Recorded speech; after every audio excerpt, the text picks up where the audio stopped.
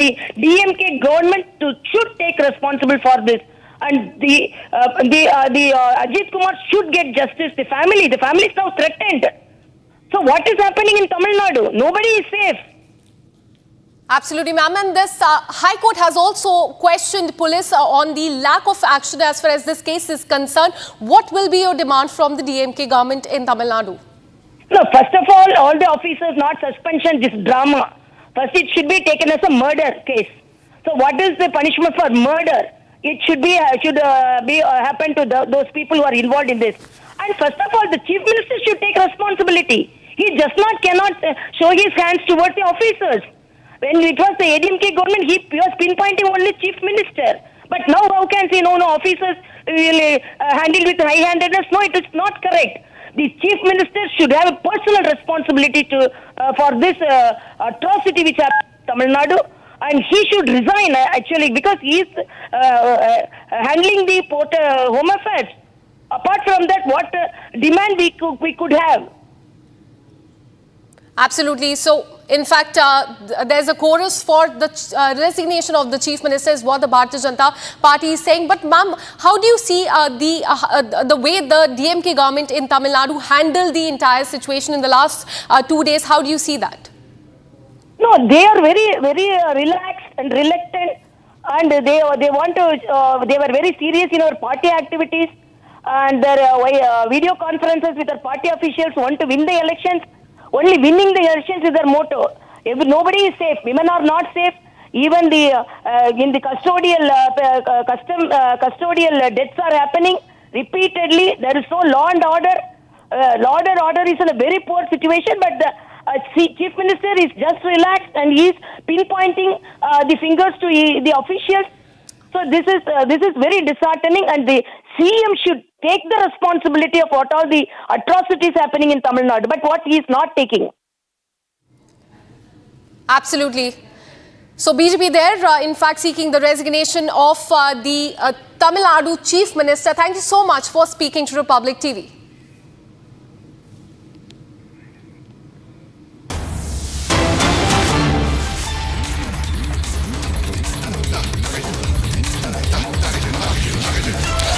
FIR against Cabinet Minister Anirudh Singh. Anirudh Singh, ladies and gentlemen, is the Minister of Rural Development and Panchayati Raj in Himachal Pradesh government. Now, Anirudh Singh has been accused of assaulting NHAI manager Achal Jindal. Now, this assault case, viewers, came up on Monday. The FIR was registered on the complaint of National Highway Authority of India manager Achal Jindal. Now, that's the case that has been registered under sections 132, 121, 1, 352, 126, 2 and 35 of the BNS.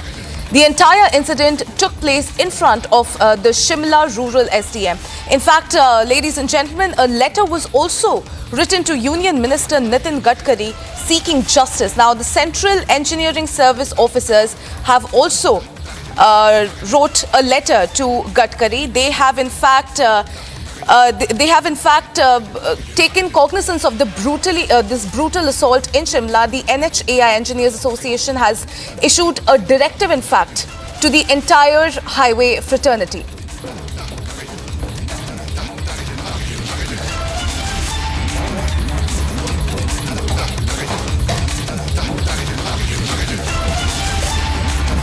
Let's cut straight across to Lalit, who joins me live on this bulletin.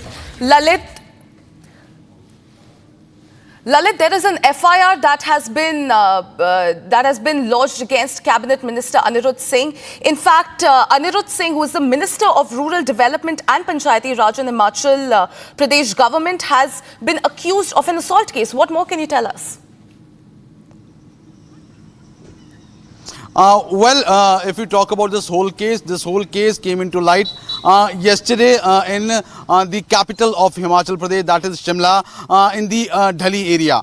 Yesterday, a 5-story building collapsed there in the morning, and when the officials of NHAI and the Cabinet Minister Anirudh Singh went there as the building collapsed there, so there were allegations on the National Highway NHAI officer. So regarding that, this whole argument started, which finally resulted into assault. So there are allegations that the NHAI officer Achal Jindal was being assaulted by the cabinet minister of Himachal Pradesh, Mr. Anirudh Singh. And now regarding that, a complaint was being filed in the Dhali police station, and now a FIR has been registered against Anirudh Singh, the cabinet minister.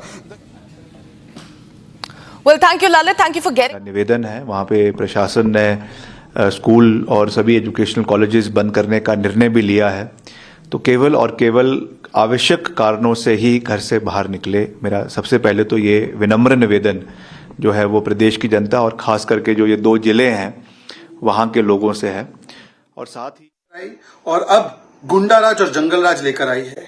Himachal Pradesh के ही मंत्री अनिरुद्ध सिंह ने जिस प्रकार से NHAI के एक officer, एक engineer पर हमला किया है, एनएचएआई इंजीनियर्स एसोसिएशन ने इस मामले को सामने लाते हुए बताया है कि कैसे अब वो ऑफिसर अस्पताल में है, उसे गंभीर चोटें आई हैं, उस पर घड़े के साथ हमला किया गया, उसके सर को फोड़ दिया गया, उसके साथ गाली गलौज और अभद्रता की गई, और ये करने वाले मंत्री जी स्वयं थे और एसडीएम और बाकी अफसरों की मौजूदगी में किया गया, किसी ने रोका नहीं।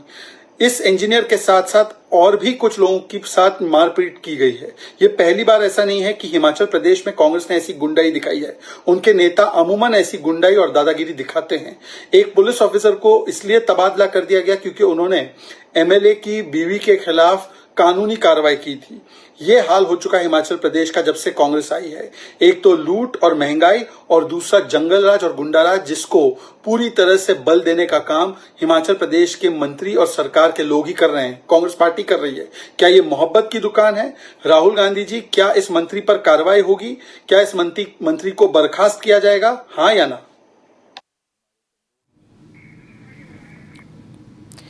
Ladies and gentlemen, we are tracking another big breaking news that is coming in.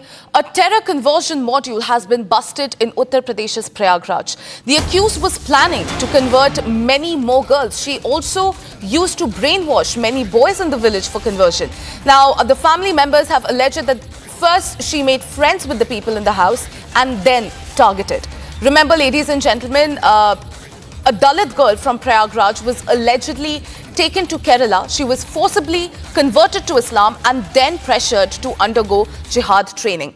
In fact, police have also arrested 2 accused and are investigating links to the Kerala-based radicalization network.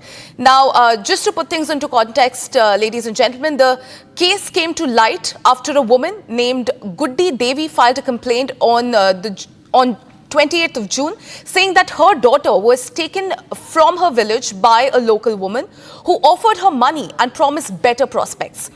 Now, ladies and gentlemen, to give you a timeline, the minor went missing on the night of May 8th after attending the wedding of a local ration dealer in her native village.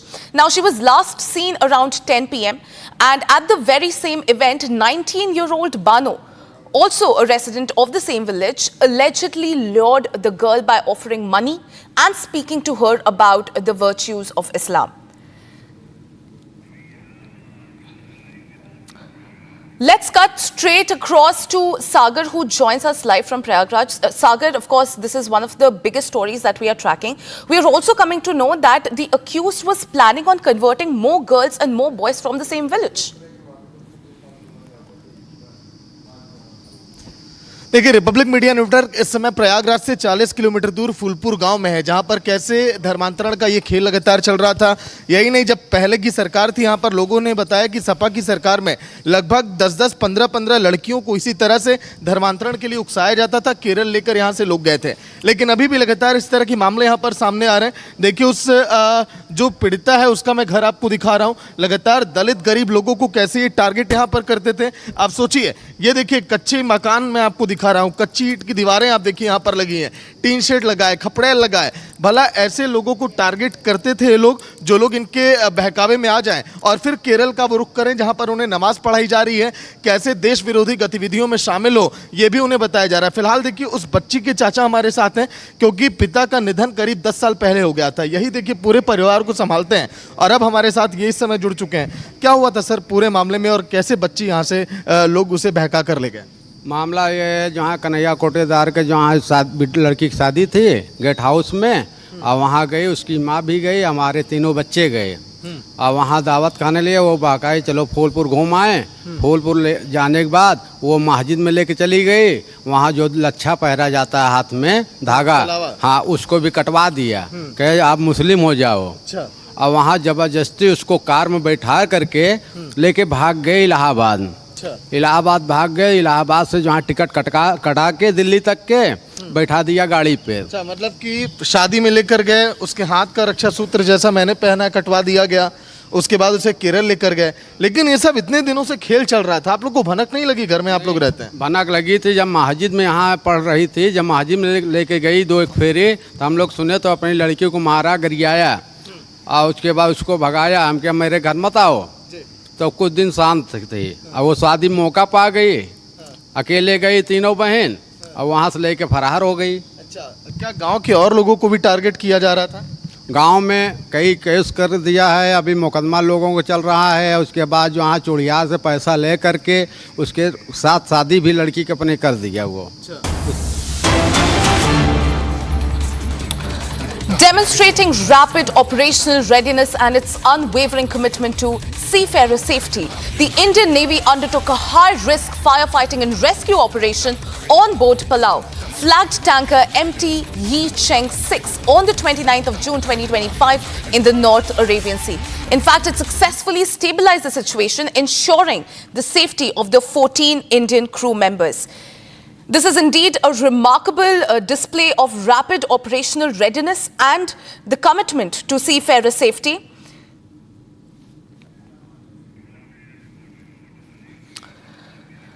Shifting focus to another story.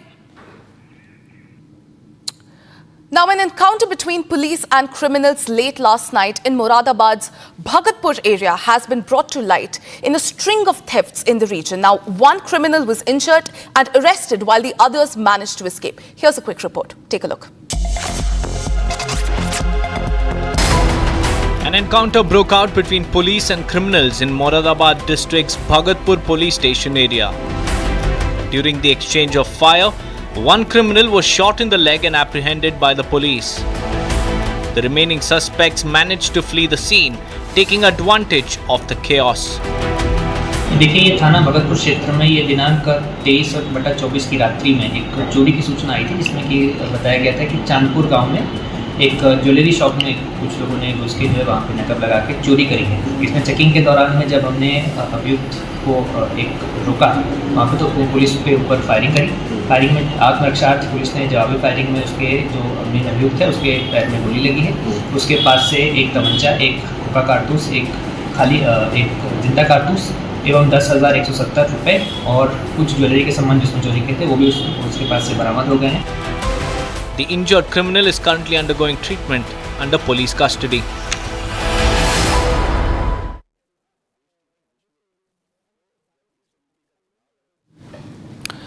Another breaking news that we are tracking in this hour, Vijay Agarwal, a lawyer representing Mehul Choksi, has moved the Special Sessions Court in Mumbai against ED's bid to tag Choksi as a fugitive offender. The hearing in Choksi's arrest in Belgium will happen next in September now in the Belgium court. Remember, viewers, the Belgian police arrested the diamond merchant Mehul Choksi, one of the 2 prime accused, in fact, in the 13,000 crore Punjab National Bank or the PNB fraud. In fact, Choksi's arrest in Belgium was a result of relentless pursuit by the Indian agencies for over 7 years and spanning 3 countries that faced multiple setbacks. So, in the breaking news that is now coming in, we are coming to know that Vijay Agarwal, who is a lawyer, will be moving to Special Sessions Court in Mumbai against ED's bid to tag Choksi as a fugitive offender. Listen in to what the lawyer had to say. They have filed one misconceived application to tag Mr. Mehul Choksi as a fugitive offender because there are 2 requirements for terming a person as a fugitive. Either the person has run away from India to avoid the criminal prosecution. That criteria is not satisfied because when my client left India, he had taken a clearance from Mumbai police and he was not wanted anywhere. Even the FIR was not registered. Second criteria is if he is abroad, then he is not returning in order to avoid criminal prosecution. Second criteria is not satisfied because of that kidnapping attempt that happened on him, and then he was ill also. So he was, by the orders of the court, he was supposed to be staying in Antigua. And now, because after that his RCN was withdrawn by the Interpol, so then he moved to Belgium. And now that he has been arrested there, so if a person has been arrested, so how is he a fugitive? So a definition does not satisfy.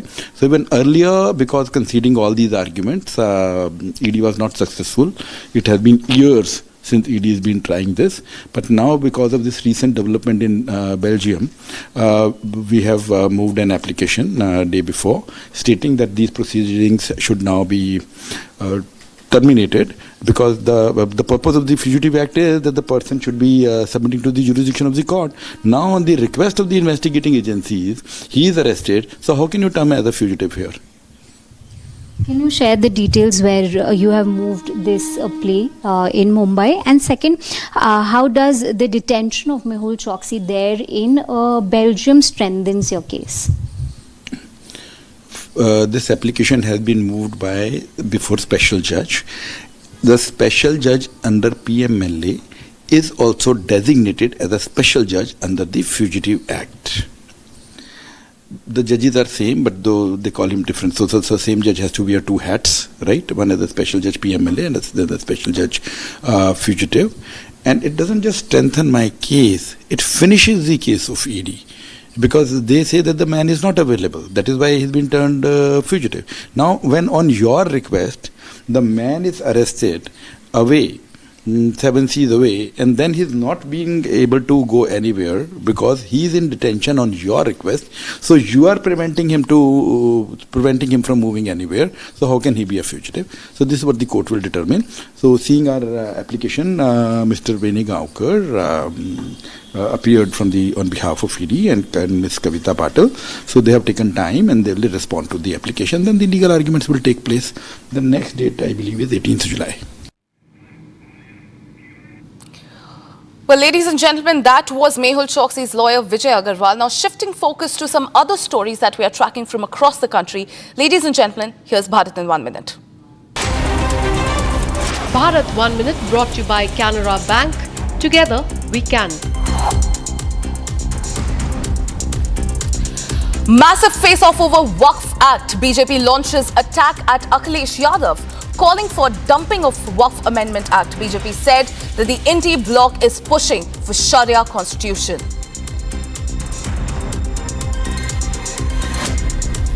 ये नमाजवादी बाबा साहब के संविधान का सम्मान भी नहीं करते हैं।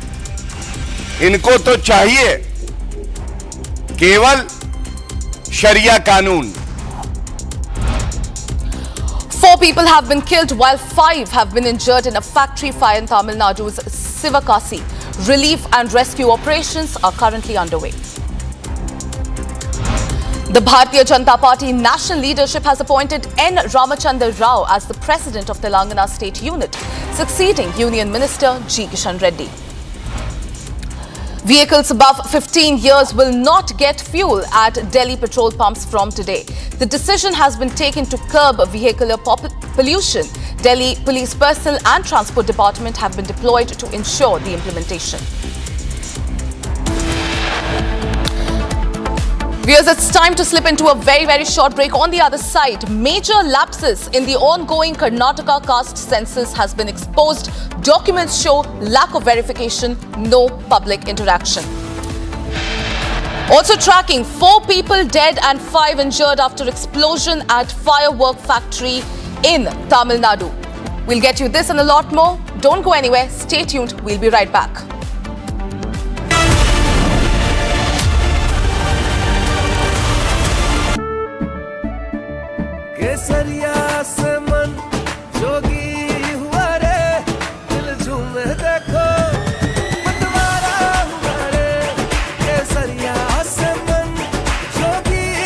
हर पल मनाओ केसरी त्योहार विमल बोलो जुबान Kesari.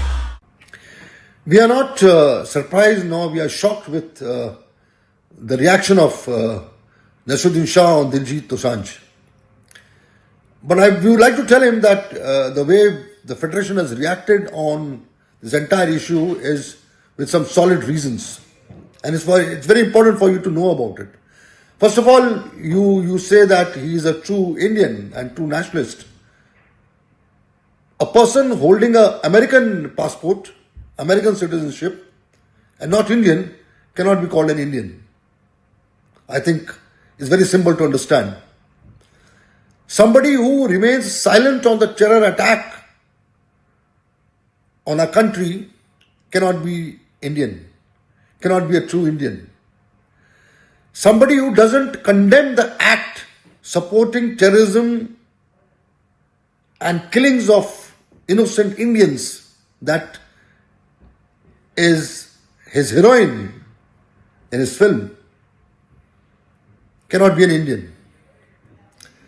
Somebody who has always remained silent on the attacks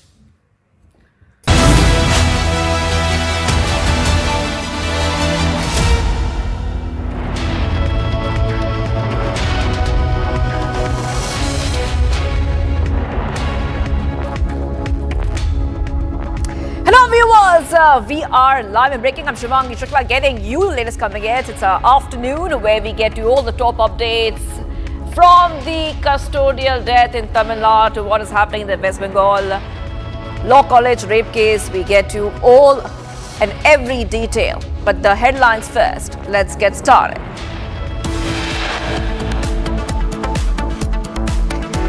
Republic accesses clincher video of custodial torture of Ajith Kumar by the Tamil Nadu police.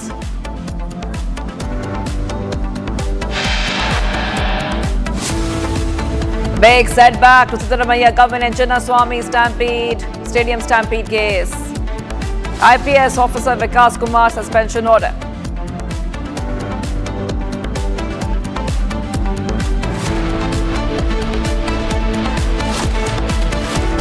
Major lapses in the ongoing Karnataka caste census exposed. Documents show a lack of verification, no public interaction.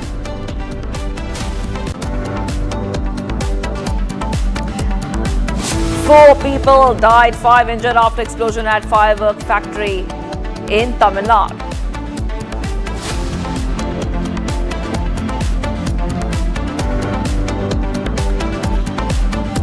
On some basic concepts, no impunity to terrorists, no treating them as proxies, and no yielding to nuclear blackmail.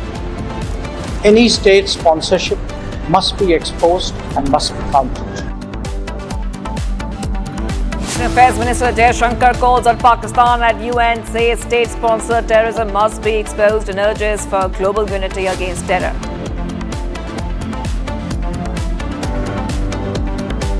A pro-violence in Kolkata rape case, police says evidence backs Kolkata rape survivor statement.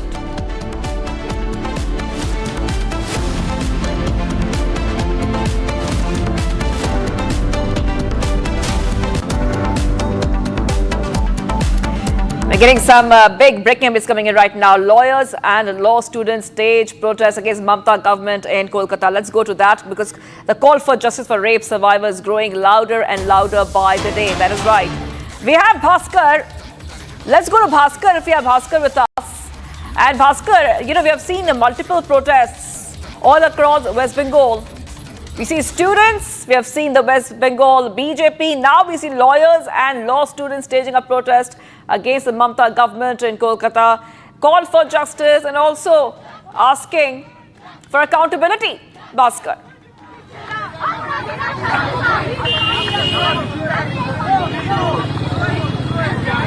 बिल्कुल बिल्कुल शिवांगी, देखिए जो law के students है आज वो खुद सड़क पे आके प्रोटेस्ट कर रही है। पहले स्लोगन सुनाते हैं।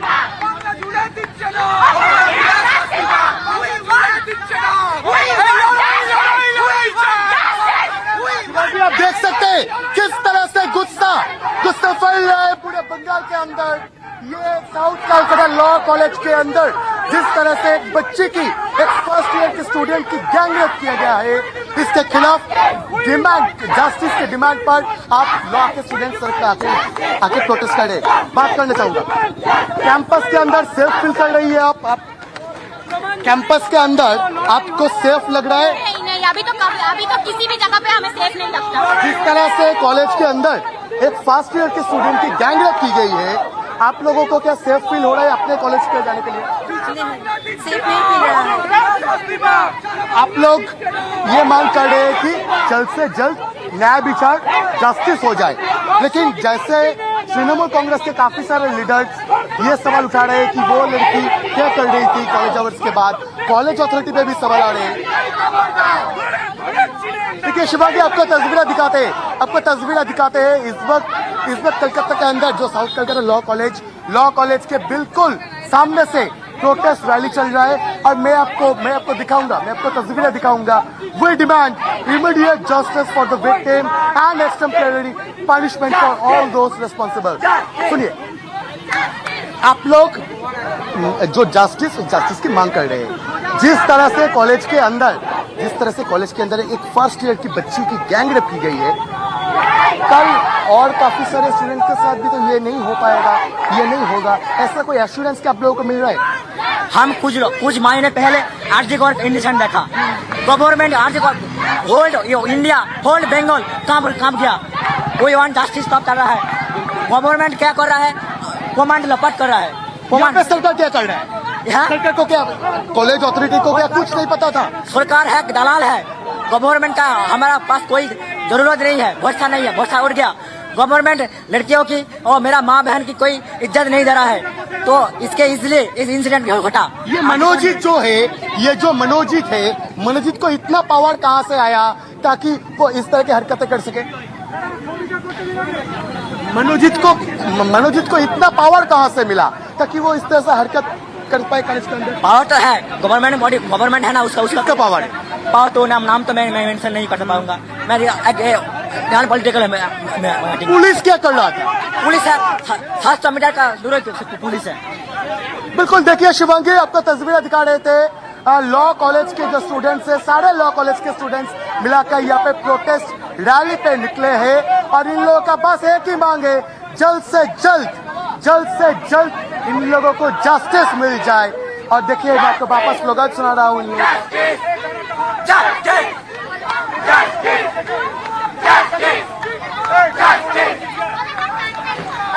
शिवांगी, देखिए, एक तरफ जो लॉ के स्टूडेंट्स है वो उन लोगों ने प्रोटेस्ट मार्च कर रहे हैं और दूसरी तरफ कॉलेज की जो गवर्निंग बॉडी है, इस गवर्निंग बॉडी पे भी सवाल आ रहे हैं।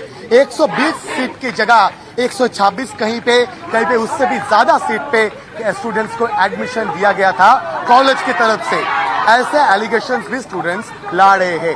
आखिर ये कॉलेज एडमिनिस्ट्रेशन जो गवर्निंग बॉडी का रोल अब सवाल से बाहर नहीं है। जिस तरह से कॉलेज के अंदर हर रोज कुछ न कुछ इरेगुलरिटी चलता रहा, इसके ऊपर कॉलेज अथॉरिटी ने एक भी कदम नहीं उठाया। और देखिए, इस वक्त जो लॉ के स्टूडेंट्स है सब मिलके प्रोटेस्ट पे आए हैं। Shubhangi, Right. Bhaskar, this is what we see right now. Anger on the streets of Kolkata. This is coming from Kolkata, West Bengal. And you were asking these students and these lawyers about Manojit Mishra. Who is Manojit Mishra? He is the prime accused in the law student gang rape case and has TMC links, Bhaskar. And, the BJP also raising this link of Manojit Mishra with the TMC.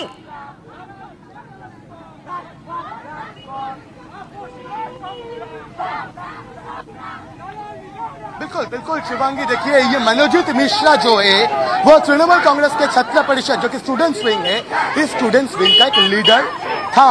और सिर्फ यही नहीं, काफी सारे senior TMC leaders के साथ उसका तस्वीर भी बाहर आ चुके हैं। और यही सवाल सब उठा रहे हैं कि आखिर ये मनोजीत मिश्रा अलायस मैंगो जो भी हरकतें किए हैं, इसके पीछे क्या रूलिंग पार्टी तृणमूल कांग्रेस का सपोर्ट था? अगर सपोर्ट नहीं था तो फिर पुलिस क्या कर रहा था? पुलिस के पास काफी सारे कंप्लेंट लॉन्च हो चुका था इस मनोजीत के खिलाफ, लेकिन मनोजीत के खिलाफ कोई एक कड़ी कदम भी नहीं उठाए कलकत्ता पुलिस ने। और देखिए, इस वक्त किस तरह से गुस्सा दिख रहे हैं जो लॉ स्टूडेंट्स के अंदर। और देखिए, मैं वापस बात करना चाहूंगा। आप देखिए, मैं आपको एक प्लेकार्ड दिखाता हूँ। No means no, it's not a debate. It's not a debate.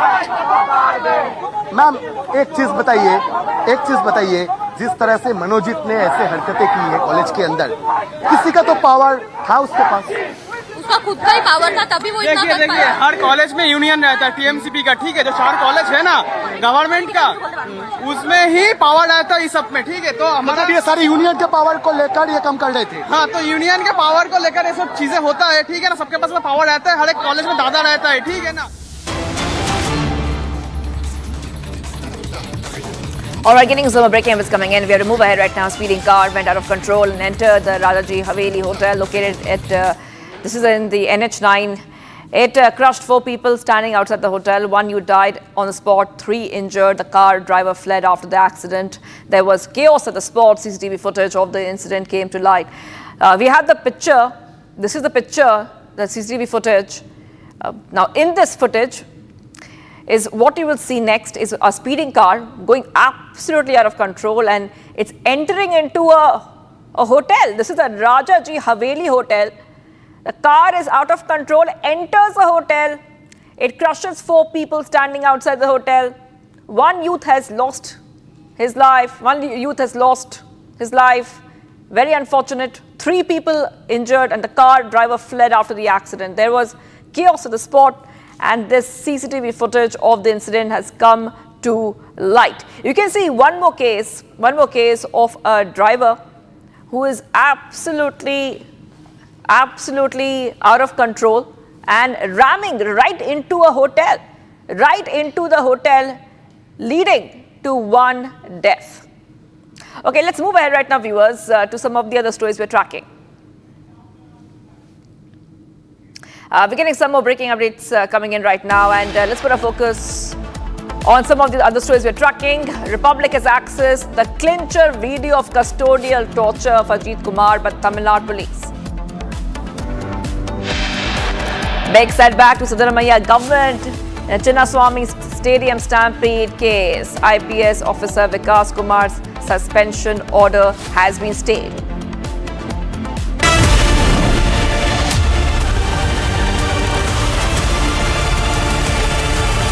Amity has been ranked India's #1 not-for-profit private university for 11th year, with top 10 ranked institutions in management, engineering, biotech, law, masscom, telecom, hospitality, fashion and more.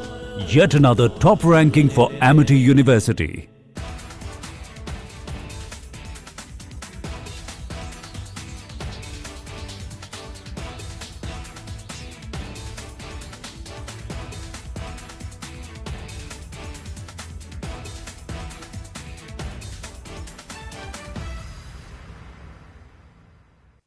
Thank you very much. Always a pleasure to be on your channel, and particularly on the digital part of your amazing network. I've served in several Islamic countries, including several years in Sudan, which had...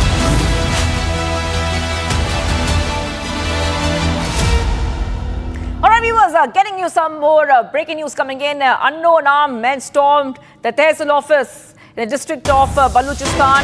The attackers set fire, I repeat, the attackers set fire to vehicles in the government compound while the sounds of firing explosions echoed in the area for a long time.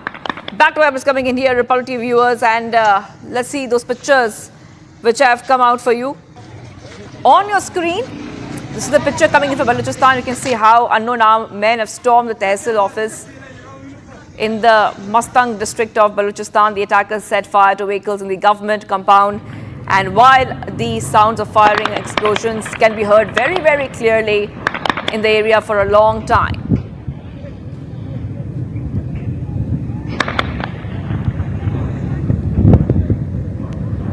All right, so we're getting these pictures coming in for you on Republic TV, where you can see that gunshots can be heard. Gunshots can be heard there. This is coming in as there's been an attack on a Tehsil office.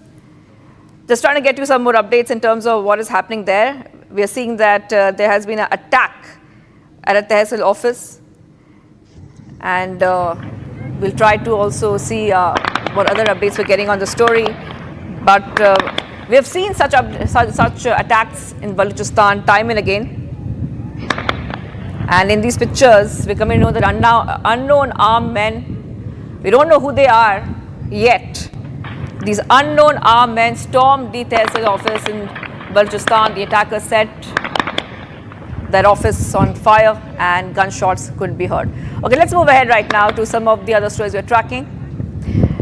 And the annual Amarnath Yatra is all set to begin, and this year the focus is not just on faith but also on security. Massive multi-layered arrangements are in place to ensure the safety of thousands of pilgrims. Let's take you through the ground reports and the situation.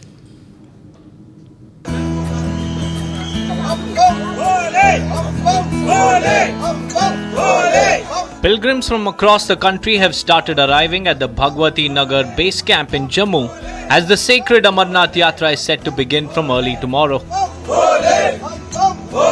बम बम बोले के जय घोष के साथ ही बाबा बर्फानी के भक्त जो हैं अमरनाथ यात्रा के बेस कैंप जम्मू में पहुंचना शुरू हो गए हैं। यात्रा कल सुबह जो है जम्मू के भगवती नगर बेस कैंप से रवाना होगी, जिसको लेकर पहले ही श्रद्धालुओं में जो जोश है वो देखने को मिल रहा है। लगातार बाबा बर्फानी के जय घोष के साथ ये श्रद्धालु हजारों सैकड़ों की संख्या में लगातार जो है इस बेस कैंप पर पहुंच रहे हैं। Excitement, devotion, and a deep sense of security mark the mood at the base camp. यात्रा को मतलब होता है पैदल ही है जी, ठीक है नहीं, जो बेचारा खच्चर है, जो घोड़ा है, उसी में भी जान है। मेरी थिंक ये कहती है, उसके ऊपर जाएंगे तो यात्रा लगेगी नहीं, मेरी थिंक है जी। दोपहर को आए हैं तो बहुत अच्छा अरेंजमेंट है इनका सबका। सिक्योरिटी के हिसाब से बहुत अच्छी अरेंजमेंट है यहाँ पे, और ऐसी अरेंजमेंट चाहिए भी, क्योंकि अब जैसे कि टेररिस्ट अटैक बहुत हो रहे हैं, उस अकॉर्डिंग अभी ऐसे अरेंजमेंट बहुत सही है ये चीज़। Layered security rings guard the entire base camp. Baggage scanners are in place, sniffer dogs comb through every corner, and each pilgrim undergoes strict frisking before entry. Help desks and on-ground assistance points are fully operational to guide yatris at every step. Baggage is being scanned. Those people who are taking the entry inside the Bhavan, there first of all the security apparatus that they see here is the baggage scanner. You have to scan your baggage before you go inside. Then you see the security arrangements, the kind of traffic police is there, the municipality is managing, the Amarnath Shrine Board is entirely managing the entire yatra. Then we are seeing the support is coming from the Jammu and Kashmir Police, Army as well as CRPF. This time the technology has added a booster shot in the arms of the joint security forces. The technology is being used like the face recognition devices. This is for those elements, those who have the bad history, their face will immediately get recognized and it will alert the security forces. A major highlight this year is the Mahila Battalion of CRPF. It has been deployed at key locations including the Yatra Bhavan.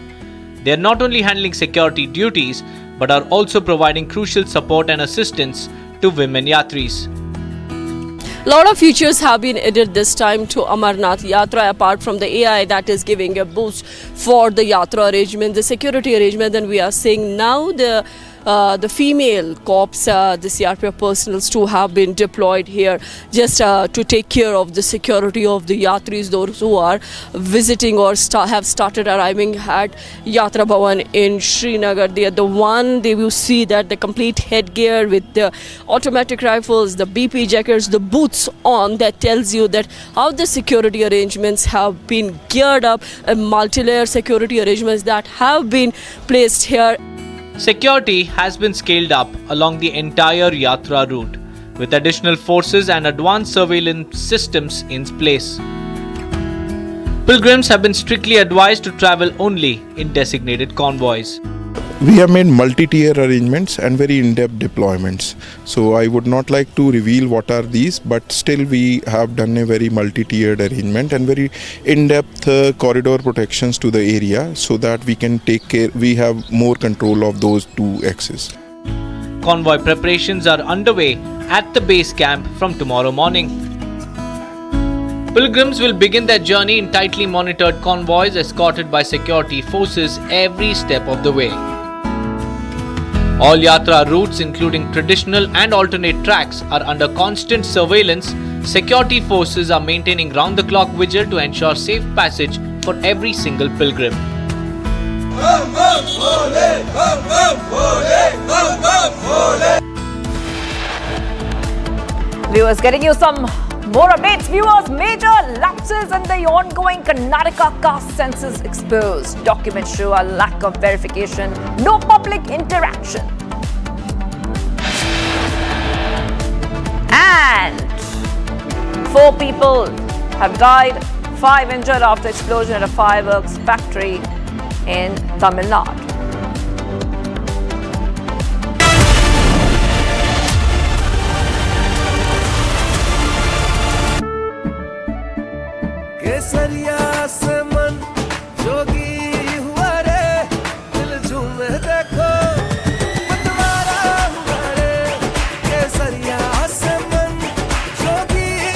हर पल मनाओ केसरी त्योहार विमल बोलो जुबान Kesari. We are not surprised nor we are shocked with the reaction of Nadu on Diljit Dosanjh. But we would like to tell him that the way the Federation has reacted on this entire issue is with some solid reasons. And it's very important for you to know about it. First of all, you say that he is a true Indian and true nationalist.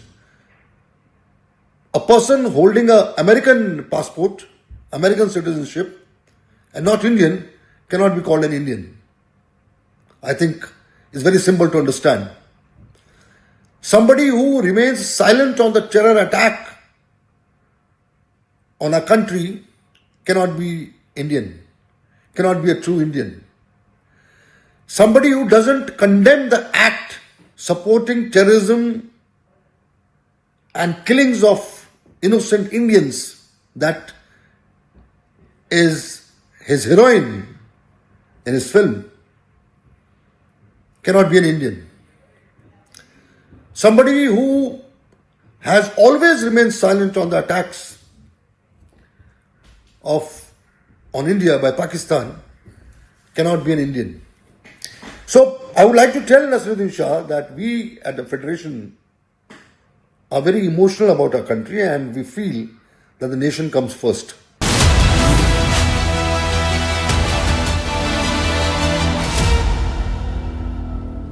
Welcome back, viewers. We're live and breaking. Getting you some more updates coming in. A major fire broke out late last night at Victoria Hospital in Bengaluru, sparking concern among patients and hospital staff. Here's more on the incident and how the situation was handled.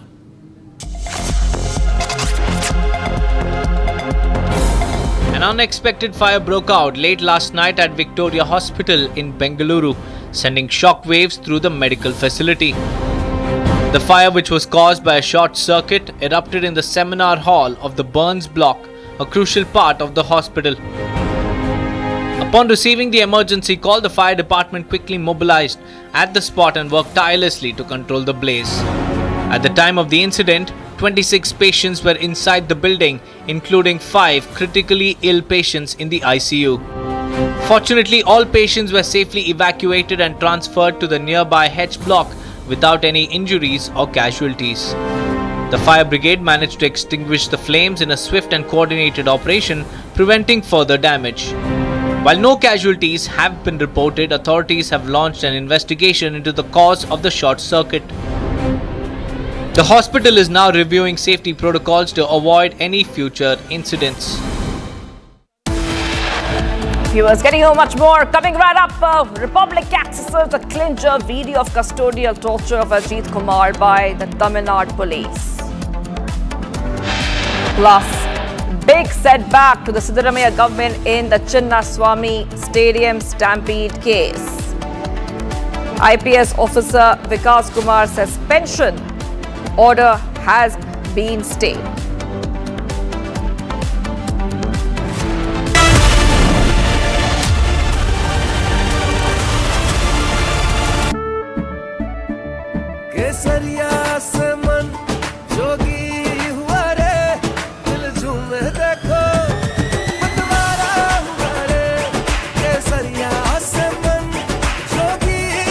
हर पल मनाओ केसरी त्योहार विमल बोलो जुबान Kesari.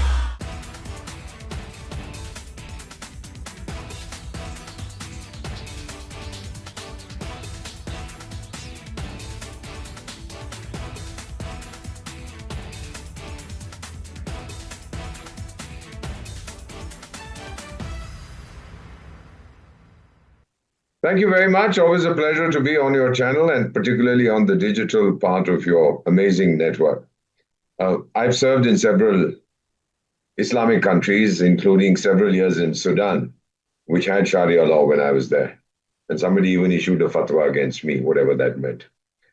Question here is, what is this Ayatollah, Grand Ayatollah, whatever titles they give each other, Supreme Ayatollah or Major Ayatollah or Captain Ayatollah?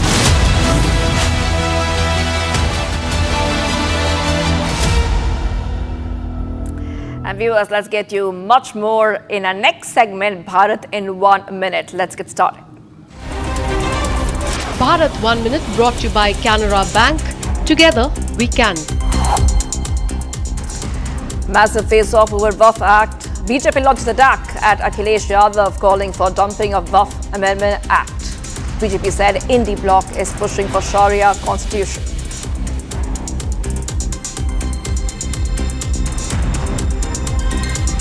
ये नमाजवादी बाबा साहब के संविधान का सम्मान भी नहीं करते हैं। इनको तो चाहिए केवल शरिया कानून। 4 people have been killed while 5 are injured in a factory fire in Tamil Nadu. Shivakashi relief and rescue operations are underway. BJP national leadership has appointed N. Ramchandra Rao as the president of the Telangana state unit, succeeding Union Minister G. Kishan Reddy.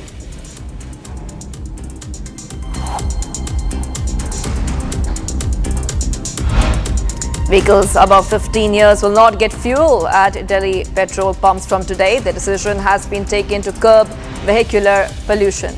Delhi police personnel and transport department have been deployed to ensure the implementation.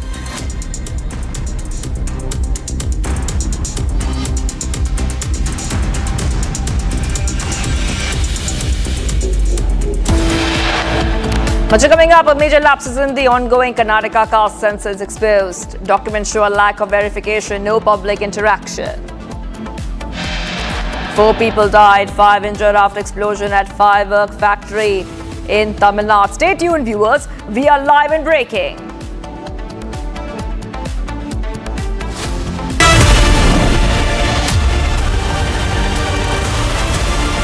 Amity has been ranked India's #1 not-for-profit private university for 11th year, with top 10 ranked institutions in management, engineering, biotech, law, mass comm, telecom, hospitality, fashion and more.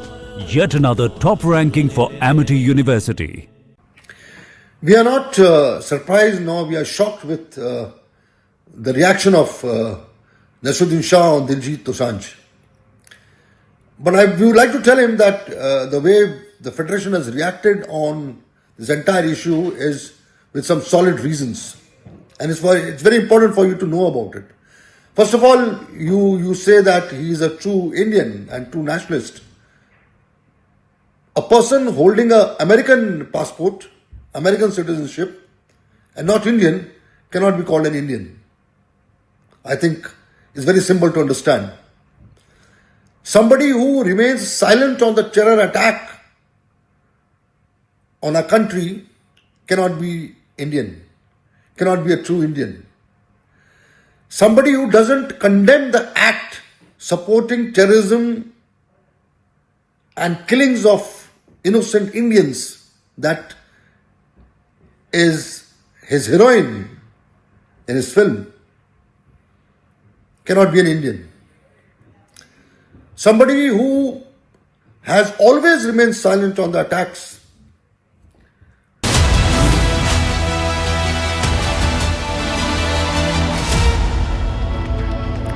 And viewers, that's all we have in this show, but do not go anywhere. My colleague Deepak will be back and we'll go live and breaking again with the day's top stories.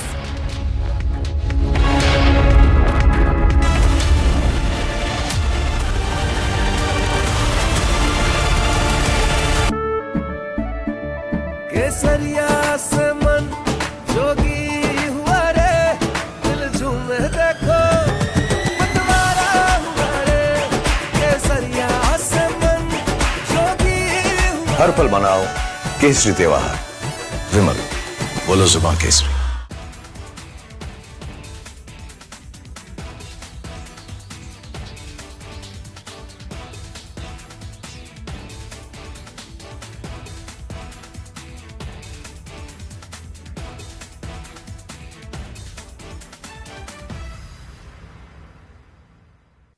Thank you very much. Always a pleasure to be on your channel and particularly on the digital part of your amazing network.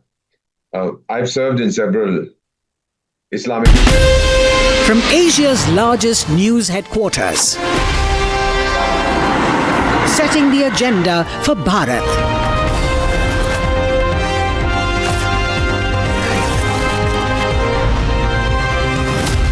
You're watching Republic.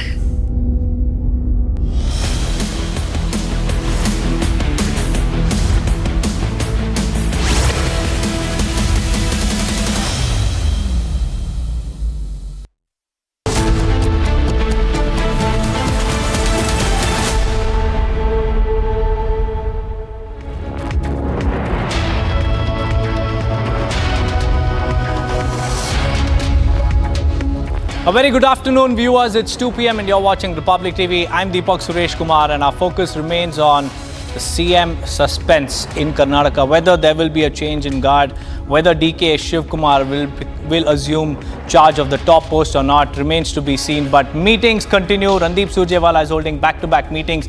Meanwhile, in Telangana, a blast has claimed the lives of 35 individuals. We'll get you all that and much more after a quick check on the headlines.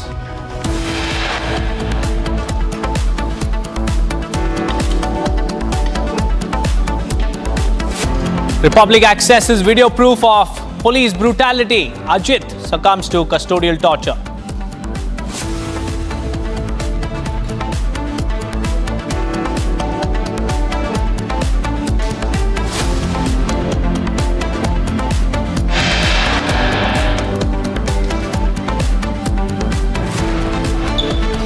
Madurai High Court wraps Tamil Nadu police after video surfaces of Ajith being tortured to death in police custody.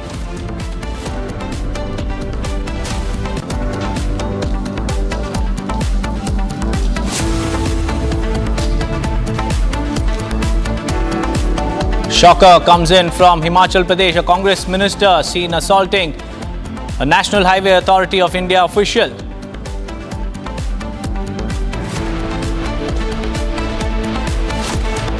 Major lapses in the ongoing Karnataka caste census exposed. Documents show lack of verification, no public interaction. But stickers have been pasted on every house.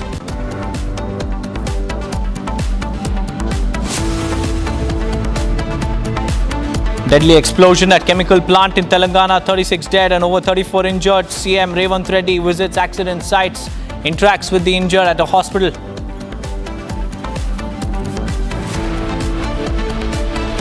Probe widens in Kolkata gang rape case. Police say evidence backs Kolkata rape survivor's statement.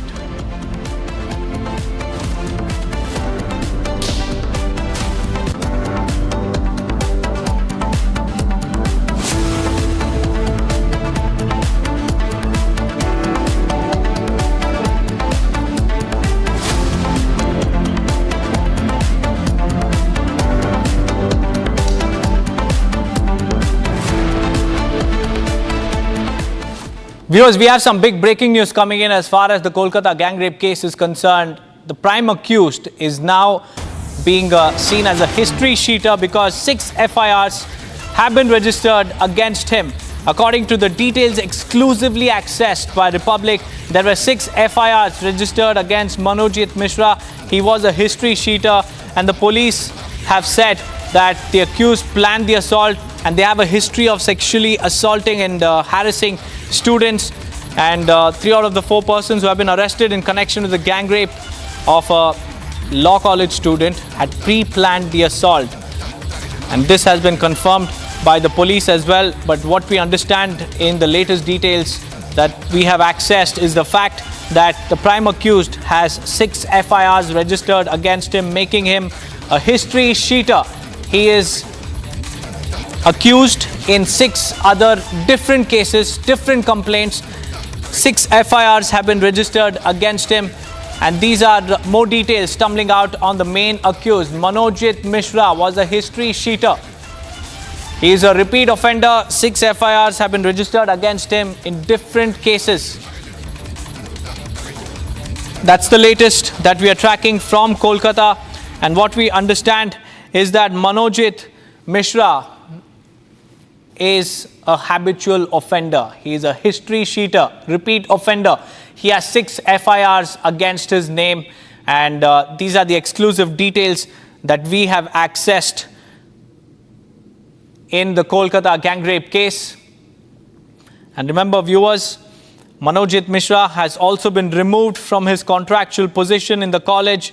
The other 2 accused have been rusticated, this after the GB meeting. And what we understand is that during the investigation, the police have found that the prime accused in the Kolkata rape case, Manojit Mishra, was a history sheeter.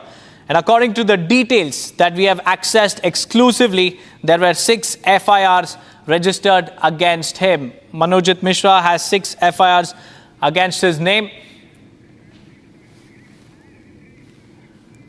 In fact, this is the details of the FIRs against him. FIR number 1 has been filed in Alipur police station in Kolkata, and the allegation is that a young man was beaten up in Alipur, and this FIR dates 2014. FIR 2 has been filed in Kasba police station in Kolkata. Allegation: student beaten up, threatened with weapon in Kasba in 2017. And FIR 3 has been filed in Anandpur police station on December 17, 2019. A student was blocked from entering college, threatened to be killed. Manojit Mishra. All these FIRs are against the prime accused, Manojit Mishra. 3 FIRs. That details we just put out on the screens, and we have more details coming in. We have Bhaskar also joining us live. Bhaskar, we have exclusive details about the accused, Manojit Mishra. He has 6 FIRs against his name. We just helped our viewers understand 3 different cases in which Manojit Mishra has been booked FIRs against him. Tell us about the other cases against the prime accused.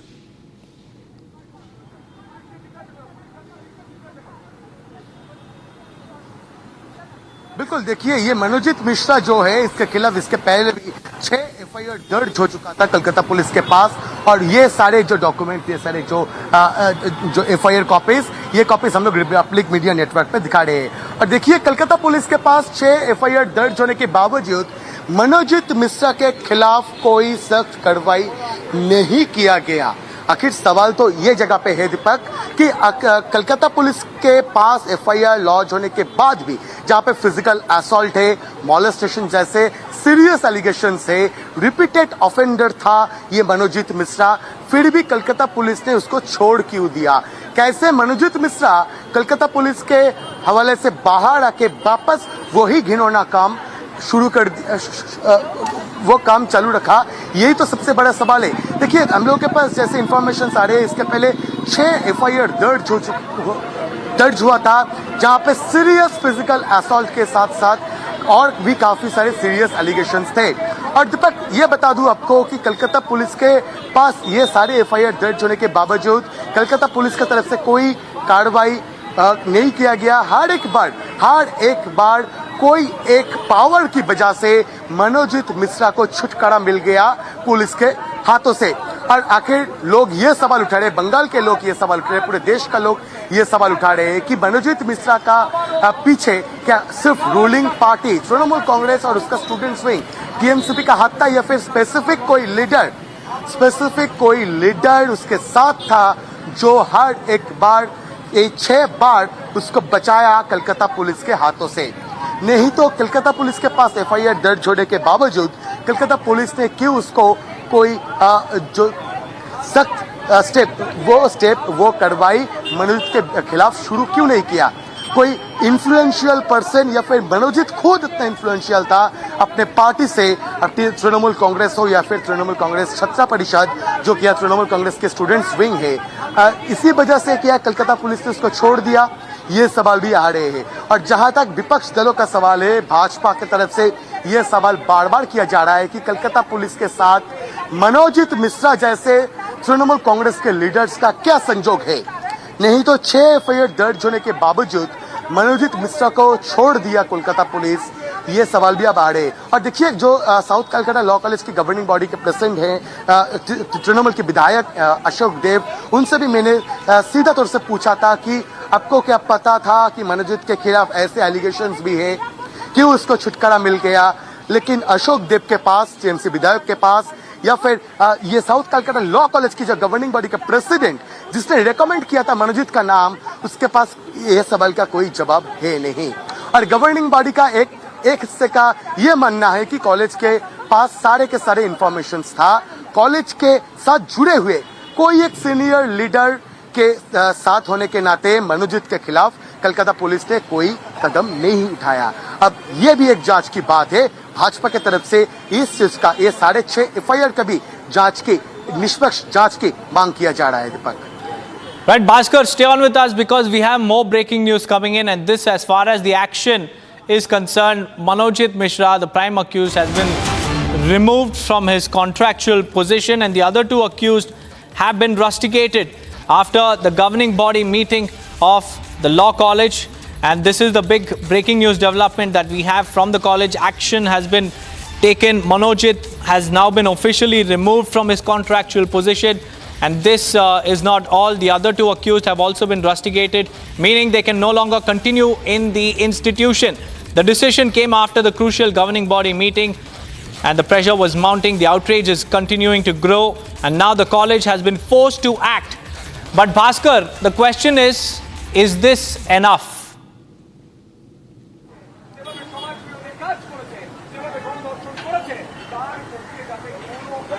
नहीं, देखिए दीपक, ये तो सवाल जरूर रहेगा कि ये क्या इनफ है।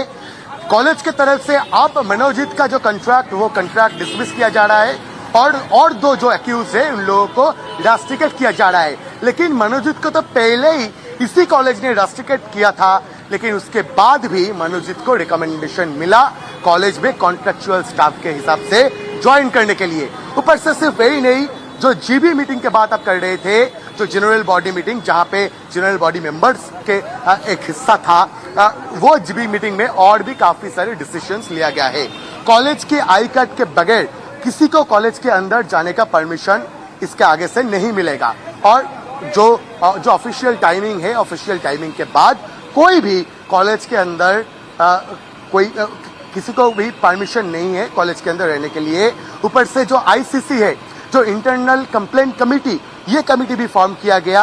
साथ ही साथ जो सिक्योरिटी एजेंसी था उसको डिसमिस कर दिया गया और नए सिक्योरिटी एजेंसीज के लिए जो टेंडर, वो टेंडर डाला जाएगा बहुत जल्दी, ऐसा कहना है कॉलेज के तरफ से। लेकिन सवाल कुछ Bhaskar, stay on with us, Bhaskar, because the lawyers at the Alipur court have now written a letter saying that no lawyer should represent Manojit Mishra. It's another blow to Manojit Mishra, the prime accused, and this time from the legal fraternity itself. Lawyers practicing at the Alipur court have now written to the Bar Council with a strong request, a very, very strong request coming in. They say that no lawyer should defend Manojit. This is an unprecedented form of boycott from within the legal circles.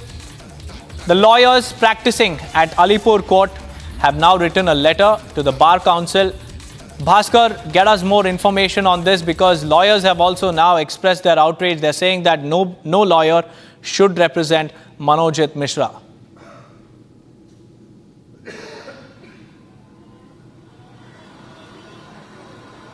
Absolutely Deepak, और Republic के पास वो जो application, वो application का copy है, मैं आपको दिखाना चाहूंगा। मेरा वीडियो जर्नलिस्ट रोहित को बताऊंगा कि रोहित एक बार जूम करो इधर, जहां पे लिखा हुआ है request to take resolution by our Alipur bar association requesting all the learned advocates of Alipur Bar Association to not participate or move on behalf of the accused persons of this case. मतलब जो accused है मनोजीत और उसके साथ और 2 जो accused है, इन लोगों के लिए कोई लॉयर आर्ग्यू करने के लिए तैयार नहीं है। कोई लॉयर आर्ग्यू ना कर पाए, इसीलिए बार एसोसिएशन के पास लॉयर्स की तरफ से एक जो डेपुटेशन, वो डेपुटेशन दिया गया है कि कोई भी लॉयर मनोजीत मिश्रा या फिर और 2 जो एक्यूज है, इन लोगों के फेवर पर कोर्ट के अंदर जो बहस, जो लीगल बहस, वो लीगल बहस नहीं करने वाले हैं।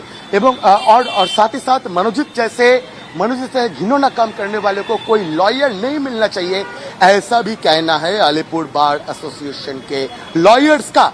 ऊपर से सिर्फ ये नहीं, हम लोगों ने पहले ब्रेक किया था जो खबर कि बार एसोसिएशन के पास भी कुछ लॉयर्स ने एक एप्लीकेशन डाला है कि बार एसोसिएशन, बार काउंसिल से मनोजित का नाम कट ऑफ कर दिया जाए, क्योंकि उन लोगों को लगता है कि मनोजित जैसे लोग, मनोजित जैसे टीएमसीपी लीडर, मनोजित जैसे घिनौना काम करने वाले जैसे एलिगेशंस आ रहे हैं, ऐसे लोग लॉयर बनने के लिए लायक नहीं है।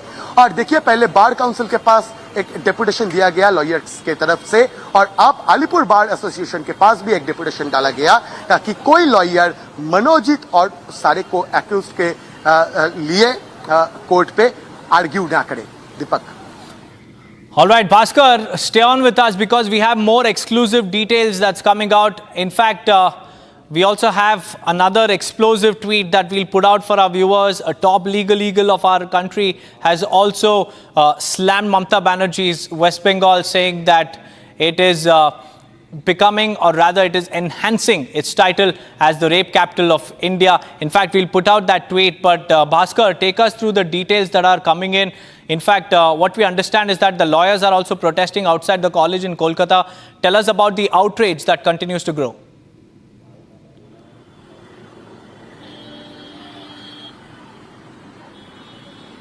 बिल्कुल, देखिए दीपक, लॉयर्स, जो लॉ के स्टूडेंट्स है, आम लोग, विपक्ष दल के सारे कार्यकर्ता, सबके अंदर जो गुस्सा, ये गुस्सा बढ़ता जा रहा है। आखिर ममता बनर्जी और ममता बनर्जी के एडमिनिस्ट्रेशन ने आरजीकर के अभया के घटना के बाद क्या कदम उठाए थे। और एक इंस्टीट्यूशन, देखिए ये है वो इंस्टीट्यूशन जिसके अंदर एक 19 साल की बच्ची को गैंग रेप करने का एलिगेशंस आ रहे हैं। अब यहाँ पे पुलिस पोस्टिंग किया गया, लेकिन कॉलेज और यूनिवर्सिटी के जैसे जो इंस्टीट्यूशंस है, इसके अंदर सेफ्टी और सिक्योरिटी, वो कैंपस लड़कियों के लिए सेफ है या नहीं है, ये देखने के लिए ममता बनर्जी और उनकी सरकार ने क्या कदम उठाए थे, ये सवाल भी अब आ रहे हैं। और जहां तक लोगों का कहना है, ममता बनर्जी और उनकी एडमिनिस्ट्रेशन पूरी तरह से फेल हो चुके हैं। कॉलेज कैंपस हो या फिर शहर कलकत्ता या फिर पूरी पश्चिम बंगाल, कहीं भी लड़कियों का सेफ्टी सिक्योरिटी इंश्योर करने के लिए। और देखिए, कुछ देर पहले यही जगह से जो प्रोटेस्ट मार्च, वो प्रोटेस्ट मार्च भी की लॉ के स्टूडेंट्स ने। दीपक। Well, Bhaskar, stay on with me because we have a massive political charge that's coming in from Mahesh Jethmalani. He has launched a blistering attack on the Mamata Banerjee-led TMC government, calling West Bengal the rape capital of India in a hard-hitting statement, Bhaskar. Jethmalani has now linked growing crimes against women to what he calls seamless partnership between TMC, the police and the criminal elements. And he has referred to the shocking gang rape inside the South Kolkata Law College as well. Jethmalani has alleged that such crimes continue because perpetrators find protection and also patronage within the ruling party, the TMC. He has also connected this incident to the brutal Abhaya rape and murder case, claiming that criminals are not just roaming free, but are being elevated to positions of power under TMC. This is a big charge that's coming in. In fact, let's now move on to more breaking news, viewers. We have accessed a clinching video footage of how Ajith was tortured to death. This is a clear-cut proof of police brutality in Tamil Nadu. There you can see how Ajay is being tortured, beaten up, and he's being thrashed behind bars. And after the brutality meted out by Tamil Nadu police, Ajith has succumbed to injuries. 18 injuries and internal trauma have been reported. In fact, Sharda is also joining us live. Sharda, we have accessed that explosive video footage. It's a clincher tape of the horror file in Tamil Nadu, where Ajith is seen being brutally thrashed by the police. Tell us about what the Madras High Court has said, and also the action and the silence of Stalin government. Well, Well, following the incident that happened back on Saturday night, Sunday the DMK government did not even respond to what was happening, and it was only the opposition, the AIDMK and BJP, together asked the Stalin government to resign from their positions, because this is the 25th custodial death that's happening in the last 4 years under MK Stalin's regime. However, the chief minister had a high official meeting last night, and following which the FIR copy was registered against the police officials, and out of the 6 suspended, 5 police officers were arrested today morning. And then the post-mortem report also clearly states how 18 external injuries on Ajith Kumar's body was charged because of the police brutality, and it was also clearly stated how black and blue he was beaten up by the police officials outside the police stations. With this new gripping video that we've got access to, shows how Ajith lost his consciousness while he was being beaten up by the police.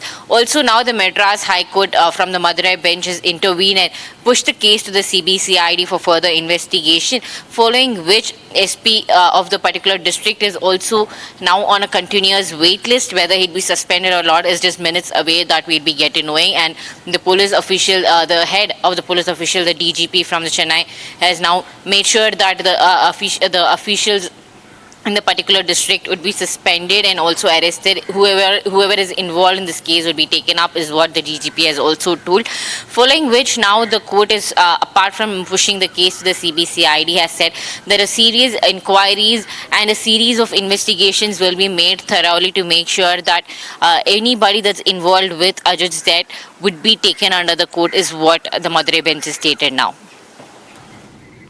Well, stay on with me, Sharda, because we have more breaking news. Like you were mentioning, the Madras High Court has come down heavily on Tamil Nadu police over the shocking custodial death of Ajith. And the court has raised serious questions on the conduct of the police and the lack of immediate accountability in the case. In its sharp observation, the Madurai High Court has directly asked why the SP has not yet been transferred or suspended. Sharda, what exactly did the Madurai High Court say in its observation today?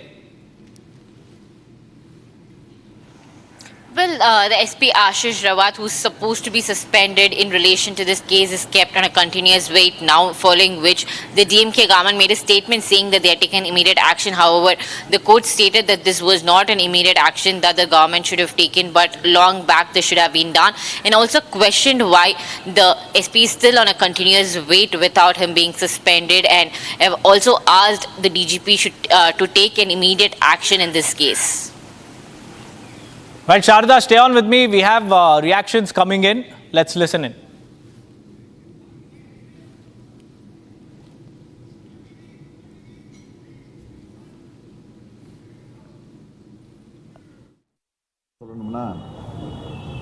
அனைத்திலும் இழந்த தமிழ்நாட்டை ஒன்றிய அரசு பல்வேறு வழிகளில் பல்வேறு நிலையில் தொடர்ந்து புறக்கணிச்சிட்டு இருக்கு.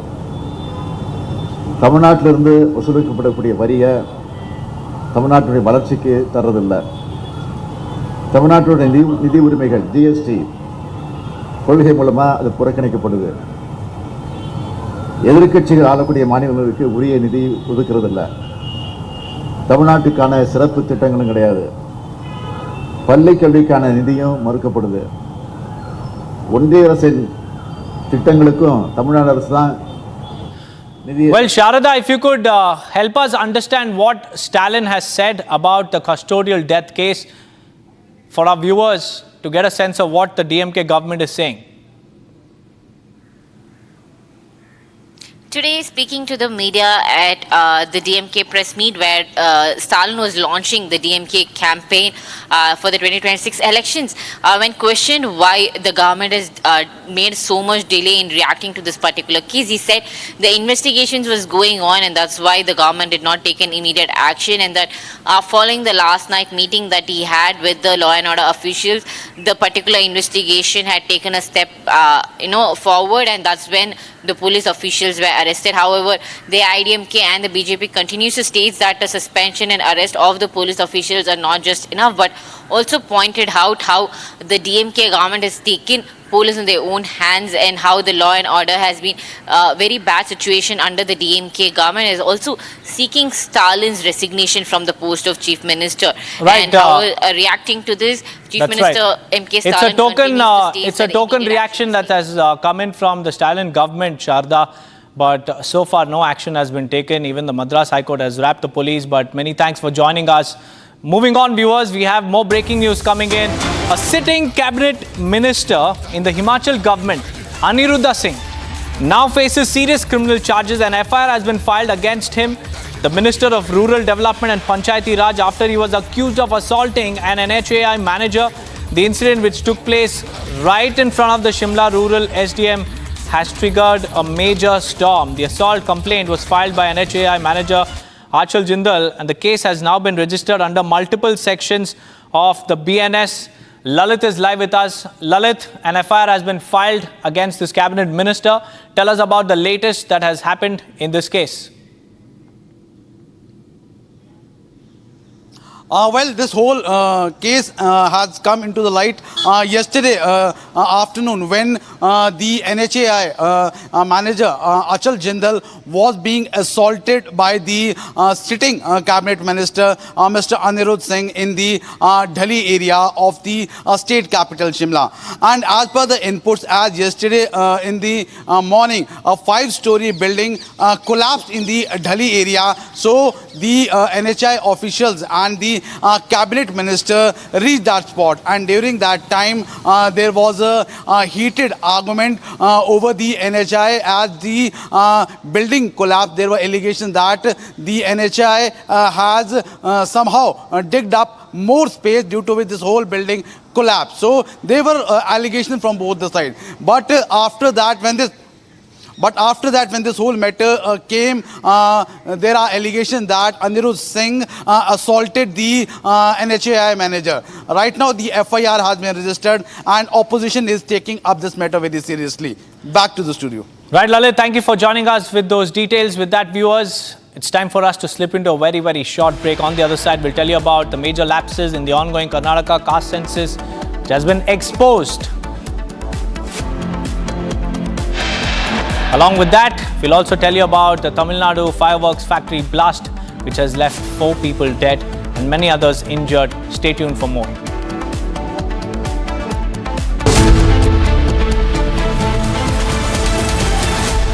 इसको घर पे लगाओगे तो शादी का तो पता नहीं, पर घर पक्का नहीं टूटेगा। रुंगटा नहीं तो घर स्ट्रॉन्ग नहीं। रुंगटा स्टील TMT बार एकदम सॉलिड। पहाड़ों में एक हाइकिंग शिप भी बन सकती है।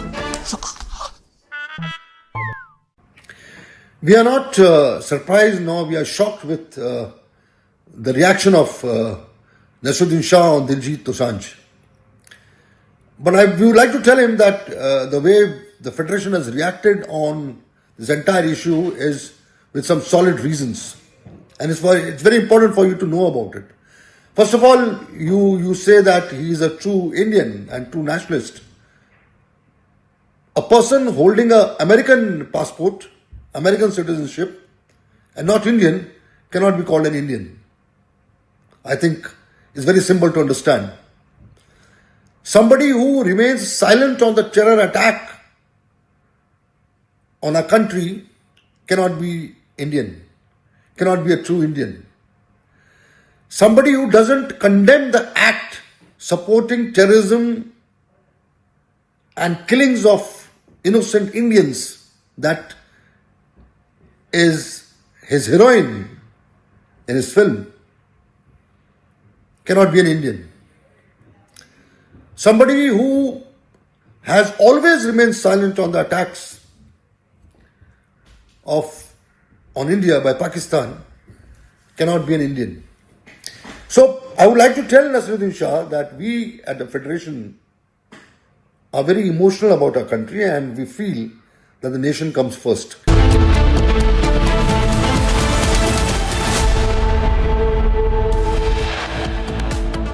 Republic accesses clincher video of custodial torture of Ajith Kumar by Tamil Nadu police. Madurai High Court wraps Tamil Nadu police over the custodial death of Ajith. High Court calls it completely illegal police death. Himachal Pradesh Cabinet Minister Aniruddha Singh allegedly assaulted NHAI official, FIR registered against him. Major lapses in the ongoing Karnataka caste census exposed. Documents show lack of verification, no public interaction. Deadly explosion at chemical plant in Telangana, 36 dead and over 34 injured. Chief Minister Revanth Reddy visits accident site. Probe widens in Kolkata rape case. Police say evidence backs Kolkata rape survivor's statement.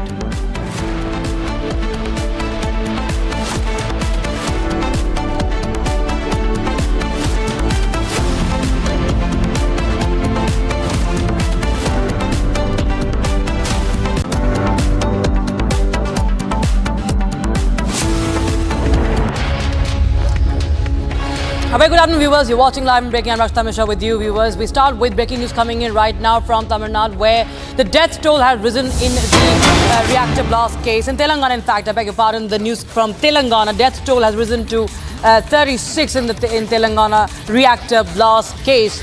So, this is the breaking news we have right now. And the Telangana Chief Minister has also visited the blast site, wherein at least 36 people have lost their lives. The Chief Minister, Revanth Reddy, has taken stock of the situation as he visited the site, the blast site. And the breaking news is that the death toll has risen to 36 now. Chief Minister Reddy said that there need to be a cause ascertained, need specific reasons behind the blast, along with a detailed report. And someone has to take the responsibility, says the Chief Minister of Telangana, Revanth Reddy.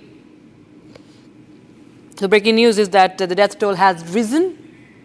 In fact, there you have the blast site. You can understand from those visuals to the left side of your screens the magnitude of the blast, the scale of destruction, leading to the death of at least 36.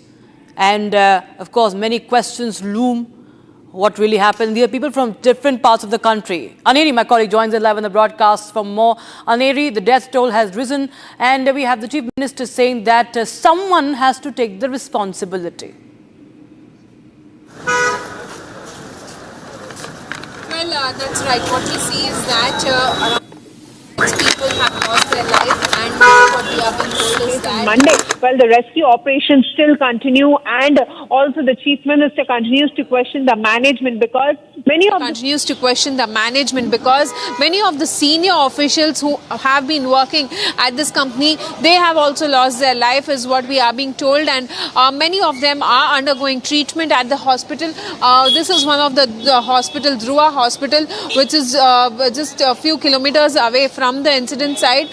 So many of them are undergoing treatment here at this very hospital. Just some time back, Telangana Chief Minister Revanth Reddy, along with his ministers, had visited the incident site and also the victims here, whereas the government, along with the government, has stated that they will be giving compensation of 1 crore to the deceased who lost their life, and also at the same time 10 lakhs to the ones who have been severely injured and 5 lakhs to the injured. And as you can see right now, we are at the Dhruva Hospital, where the victims are undergoing treatment. The injured who have been rescued since yesterday are undergoing treatment, and also at the same time we see that Telangana Chief Minister himself continue to question the management as to, it's been more than 24 hours, but then despite that, the MD of the company is still not come forward to take the accountability of what has happened, a massive explosion that led to the life that took the life of 36 people, and still the rescue operations continue. It's been over 24 hours now, but the people are still undergoing treatment and the rescue operations continue. Right, Aneri, we'll keep a close eye on the latest updates from that on that story. Meanwhile, thanks so much for joining us with those details. Viewers, focus to other breaking news coming in today. Viewers, this is a case from Balochistan. Unknown armed men stormed the Tehsil office in Mastung district of Balochistan. Visuals of the same on your screens. The attackers set fire to vehicles in the government compound while the sounds of the firing and explosions echoed in the area for a long time. And according to Baloch local media, Baloch freedom fighters captured the main city of Mastung, located on the 29 kilometers south of capital Quetta. And what we know is that the post, the MCB Bank, Lavi's post, was set on fire reportedly. Police station and government buildings are also under attack. So more and more tensions, as you can see. The Balochistanis, the Balochis, the Baloch fighters. The Pakistan occupying force has suffered a major failure in Balochistan, it says. According to Baloch media reports, the central city of Mastung is currently under the control of Baloch freedom fighters. The local Baloch population rejoiced upon seeing the freedom fighters. Pakistan's foreign occupying army says, Balochi army says that it must acknowledge its defeat and withdraw from Balochistan as the Baloch nation is steadily moving closer to victory. There you have, you can hear the shots, you can hear the blast, you can hear this noise from Mustang, Balochistan, and the attack, the plumes of smoke emanating from there. This is the MCB Bank, Davi's post, all have been targeted in this attack. Vehicles have been set fire, vehicles in the government compound. And there you have Baloch local media reporting that this happened, that the Baloch freedom fighters have captured the main city of Mastung, that is located 29 kilometers south of capital city of Quetta, the Balochi capital Quetta, and it warns that Pakistanis should withdraw from Balochistan. They say Pakistan's foreign occupying army must acknowledge its defeat and withdraw from Balochistan. 1 killed and 8 have been injured in this attack on the Tehsil office. Viewers, 1 person has been killed, 8 injured in the attack on Tehsil office in Balochistan. This is around 29 kilometers from Quetta.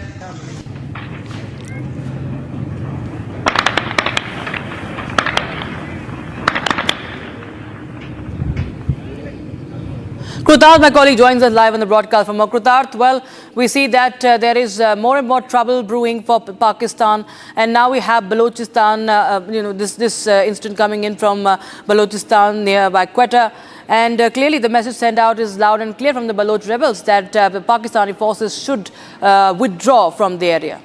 Indeed, Rakshita, and there have been reports that are claims that are being made now by the Baloch Liberation Army that the Pakistani forces are losing ground, particularly in the Matsung area, where this has been a very heated spot where multiple attacks have been taking place over the last few months. In particular, this time the MCB Bank visuals that we have seen, and along with that a Levy's post reportedly have been set on fire, and now the BLA is making a very ambitious claim, according to the Baloch media reports, that the freedom fighters of Balochistan have taken complete control of the city. Now, what is interesting here in this entire sequence of events, that this is just a few kilometers, only 29 kilometers south of Quetta. Quetta is the capital of the Balochistan province, which is one of the 4 major provinces of Pakistan. So the proximity of the Baloch Liberation Army and the Baloch Liberation Forces getting into close proximity of the capital city of Quetta and capturing a significant city just 29 kilometers away, which is virtually nothing. It is like a twin city to Quetta at this stage, shows the scope and extent of the influence that the Baloch Liberation Army has been extending. In particular, a police station and government buildings have been attacked in this entire area. We can see it's a Band-like situation there, where all of the shops have also been closed down. The local Baloch population, according to the Baloch Liberation Army, is in fact rejoicing the fact that the BLA has taken complete control over this city. Now, it remains to be seen how the Pakistani army is going to react in this situation. However, control over the Matsung city at the moment, as per Baloch media reports, rests in the hands of the Baloch Liberation Army. Back to the studio. Right. Krutarth, thank you so much for joining us with those details coming in on that story. Okay, viewers, shifting our focus to other stories. A fresh political face-off has broken out after BJP launched a no-holds-barred attack on Bihar Assembly Leader of Opposition Tejasvi Yadav over the Waqf Amendment Bill, or the Waqf Amendment Act. Take a look at this quick report.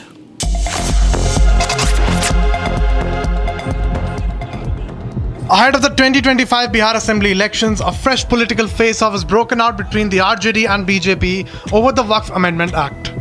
The BJP launched a scathing attack at RJD leader and Bihar Assembly's leader of opposition Tejasvi Yadav, saying those who call themselves socialists are siding with the Muslim community. Sharpening the attack, BJP leader Gaurav Bhatia said that the Indie Alliance wants to establish Sharia law in the state of Bihar.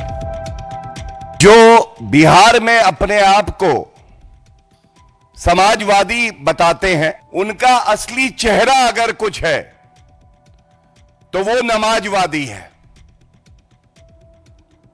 ये नमाजवादी बाबा साहब का संविधान नहीं चाहते हैं। ये नमाजवादी बाबा साहब के संविधान का सम्मान भी नहीं करते हैं। इनको तो चाहिए केवल शरिया कानून, इनको चाहिए हलाला। इनकी समझ है कि केवल एक धर्म विशेष का सशक्तिकरण होगा और जो आदरणीय प्रधानमंत्री श्री नरेंद्र मोदी जी की सोच है कि दलित, महिला, पिछड़ा समाज इसका सशक्तिकरण हो, इसका नाश करने के लिए कोई आगे आ रहा है तो ये कहना गलत नहीं होगा वो आरजेडी और तेजस्वी यादव हैं। तो मैं इस मंच से इतना जरूर कहना चाहूंगा कि आप शरिया शरिया शरिया करो और Bharatiya Janata party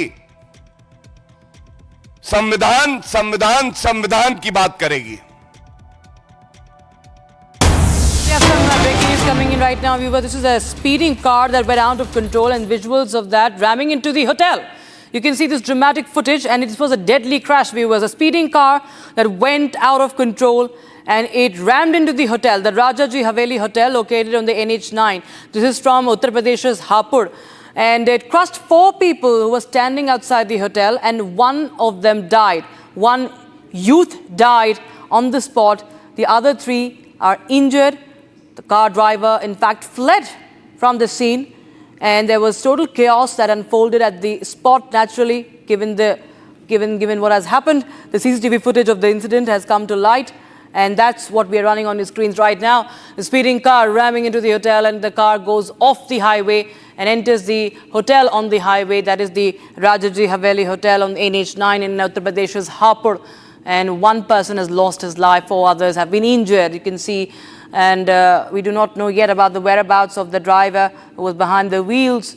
But yeah, this is the update we have right now. And this is breaking news. The driver of the car lost control clearly. And there were people standing outside the hotel. Vehicle rammed into several people. 2 people could be seen thrown in the air by the overspeeding vehicle as well. You can see how the people just toppled.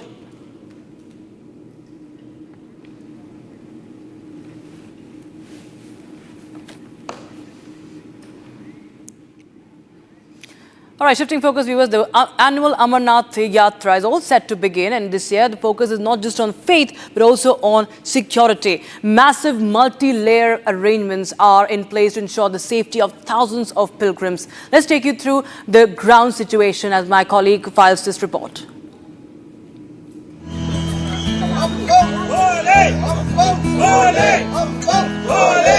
Pilgrims from across the country have started arriving at the Bhagwati Nagar base camp in Jammu as the sacred Amarnath Yatra is set to begin from early tomorrow.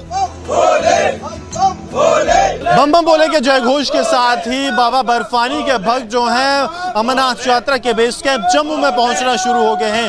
यात्रा कल सुबह जो है जम्मू के Bhagwati Nagar base camp से रवाना होगी, जिसको लेकर पहले ही श्रद्धालुओं में जो जोश है वो देखने को मिल रहा है। लगातार बाबा बर्फानी के जय घोष के साथ ये श्रद्धालु हजारों सैकड़ों की संख्या में लगातार जो है इस बेस कैंप पर पहुंच रहे हैं।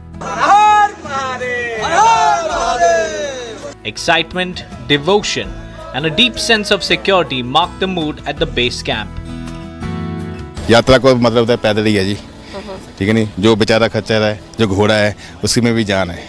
मेरी थिंक ये कहती है, उसके ऊपर जाएंगे तो यात्रा लगेगी नहीं, मेरी थिंक है जी। दोपहर को आए हैं तो बहुत अच्छा अरेंजमेंट है इनका सबका। सिक्योरिटी के हिसाब से बहुत अच्छी अरेंजमेंट है यहाँ पे, और ऐसे अरेंजमेंट चाहिए भी, क्योंकि अब जैसे कि टेररिस्ट अटैक बहुत हो रहे हैं, उस अकॉर्डिंग अभी ऐसे अरेंजमेंट बहुत सही है ये चीज़। Layered security rings guard the entire base camp.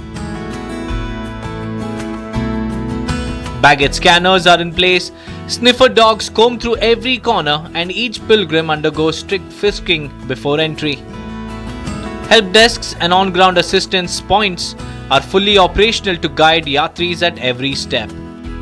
Baggage is being scanned. Those people who are taking the entry inside the Bhavan, there first of all the security apparatus that they see here is the baggage scanner. You have to scan your baggage before you go inside. Then you see the security arrangements, the kind of traffic police is there, the municipality is managing, the Amarnath Shrine board is entirely managing the entire yatra. Then we are seeing the support is coming from the Jammu and Kashmir police, army as well as CRPF. This time the technology has added a booster shot in the arms of the joint security forces. The technology is being used like the face recognition devices. This is for those elements, those who have the bad history, their face will immediately get recognized and it will alert the security forces. A major highlight this year is the Mahila Battalion of CRPF. It has been deployed at key locations including the Yatra Bhavan. They are not only handling security duties but are also providing crucial support and assistance to women yatris. A lot of features have been added this time to Amarnath Yatra apart from the AI that is giving a boost for the Yatra arrangement, the security arrangement. And we are seeing now the female cops, the CRPF personals too have been deployed here just to take care of the security of the yatris, those who are visiting or have started arriving at Yatra Bhavan in Srinagar. They are the one, they will see that the complete headgear with the automatic rifles, the BP jackets, the boots on, that tells you that how the security arrangements have been geared up, multi-layer security arrangements that have been placed here. Security has been scaled up along the entire Yatra route, with additional forces and advanced surveillance systems in place. Pilgrims have been strictly advised to travel only in designated convoys. We have made multi-tier arrangements and very in-depth deployments. So I would not like to reveal what are these, but still we have done a very multi-tiered arrangement and very in-depth corridor protections to the area so that we can take care, we have more control of those two axes. Convoy preparations are underway at the base camp from tomorrow morning. Pilgrims will begin their journey in tightly monitored convoys escorted by security forces every step of the way. All Yatra routes, including traditional and alternate tracks, are under constant surveillance. Security forces are maintaining round-the-clock vigil to ensure safe passage for every single pilgrim. Breaking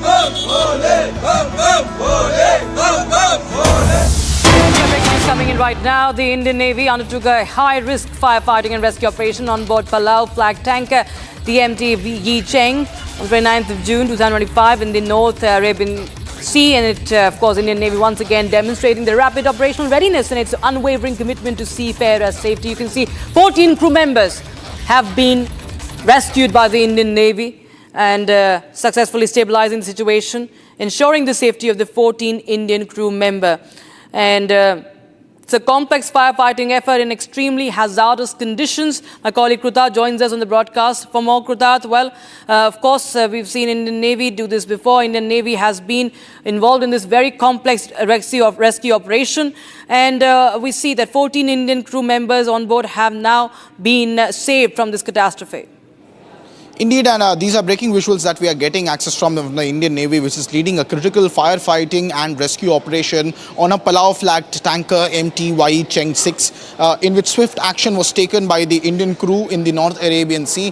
And we can see there was a firefighting mission that was underway. INS Tabar is the ship which has responded very swiftly at maximum speed. It reached there to provide assistance. The ship also reached in the vicinity of the distressed vessel and upon arrival established communications with the master of the vessel and commenced the firefighting operation. That's the update that we're getting from the Indian Navy. The initial firefighting efforts of the Indian naval personnel and the ships resulted in a considerable reduction in the intensity of the fire. There you can see the visuals of the personnel of the INS Tabar also assisting the ship's crew to fight the fire in the initial hours. According to the reports, traditional Indian Navy personnel, 5 officers and 8 sailors were also deployed in the restricted areas of the engine room where the smoke and the fire was emanating from. So there is a valiant effort that has been undertaken by the Indian Navy personnel which have ensured safety of the crew of this ship along with all the Indian crew members which are also on this Palau flagged ship.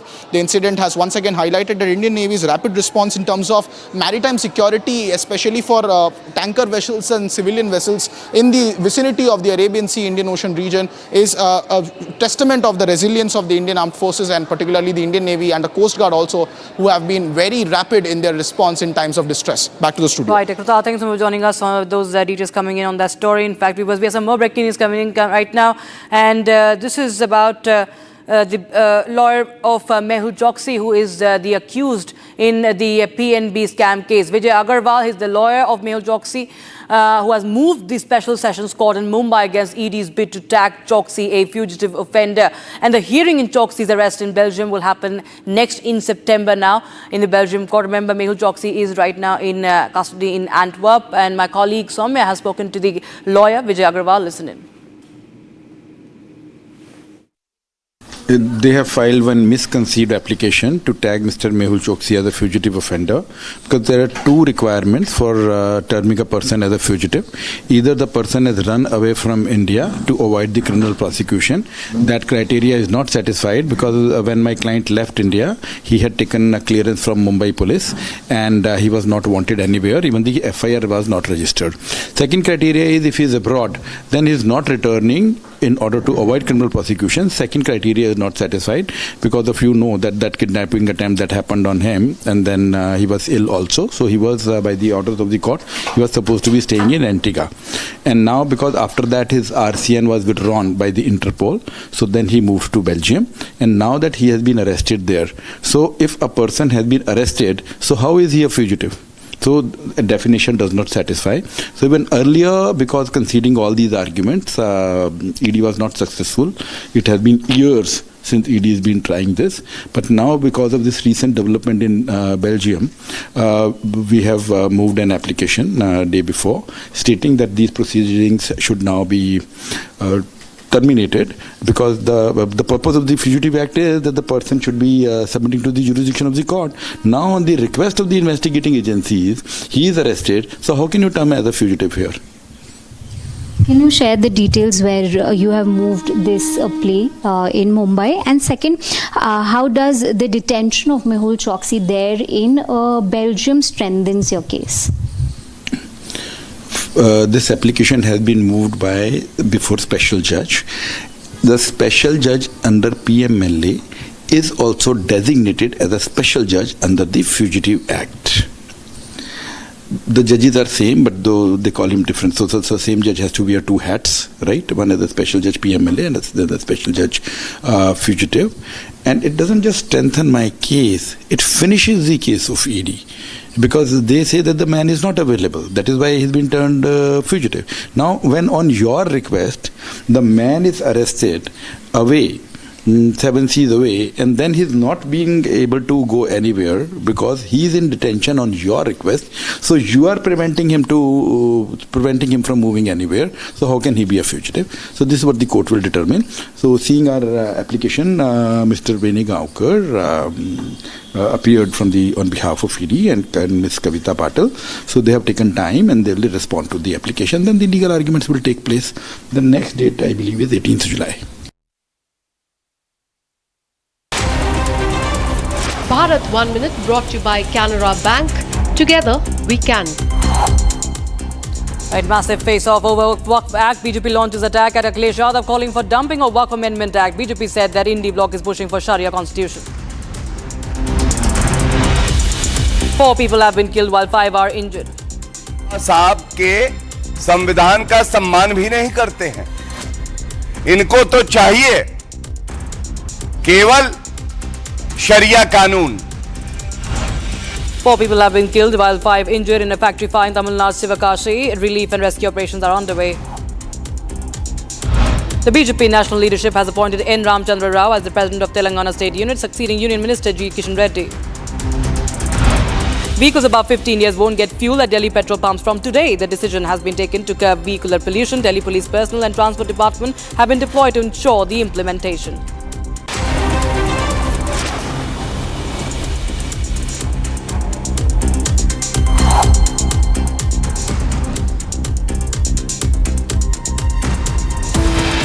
Right, time for a short break, viewers. But on the other side, we get you the video proof of custodial torture. Republic has accessed the clincher video of custodial torture of Ajith Kumar by Tamil Nadu police.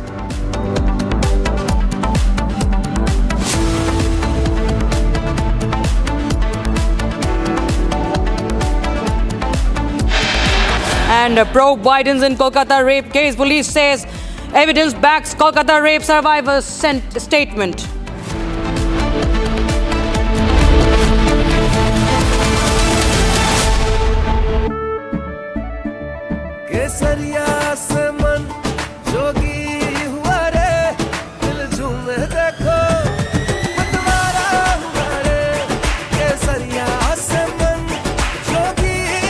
हर पल मनाओ केसरी त्योहार।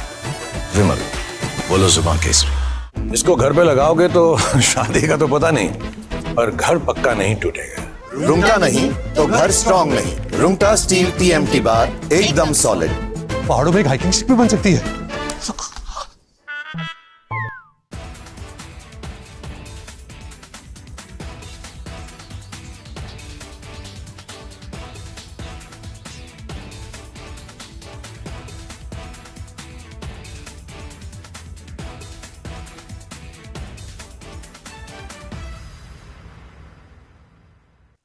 Thank you very much. Always a pleasure to be on your channel and particularly on the digital part of your amazing network. I've served in several Islamic countries, including several years in Sudan, which had Sharia law when I was there.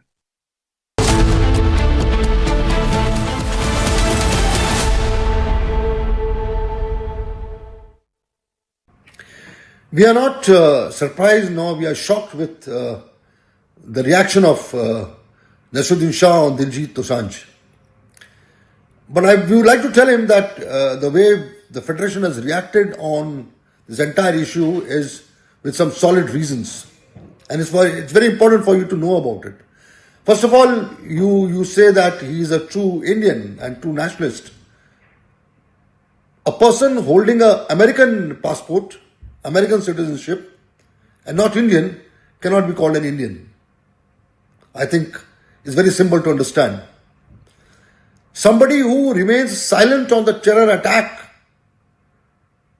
on a country cannot be Indian, cannot be a true Indian. Somebody who doesn't condemn the act supporting terrorism and killings of innocent Indians, that is his heroine in his film, cannot be an Indian. Somebody who has always remained silent on the attacks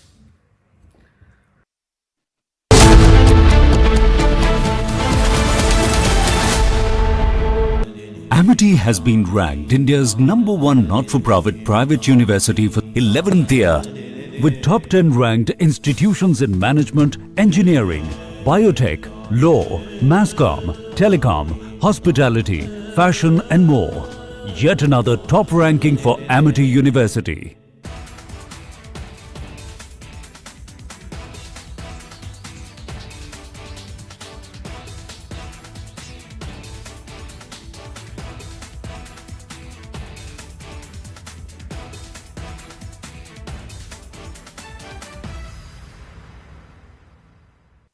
Thank you very much. Always a pleasure to be on your channel and particularly on the digital part of your amazing network. I've served in several Islamic countries, including several years in Sudan, which had Sharia law when I was there. And somebody even issued a fatwa against me, whatever that meant. Question here is, what does this Ayatollah, Grand Ayatollah, whatever titles they give each other, Supreme Ayatollah or Major Ayatollah or Captain Ayatollah or General Ayatollah,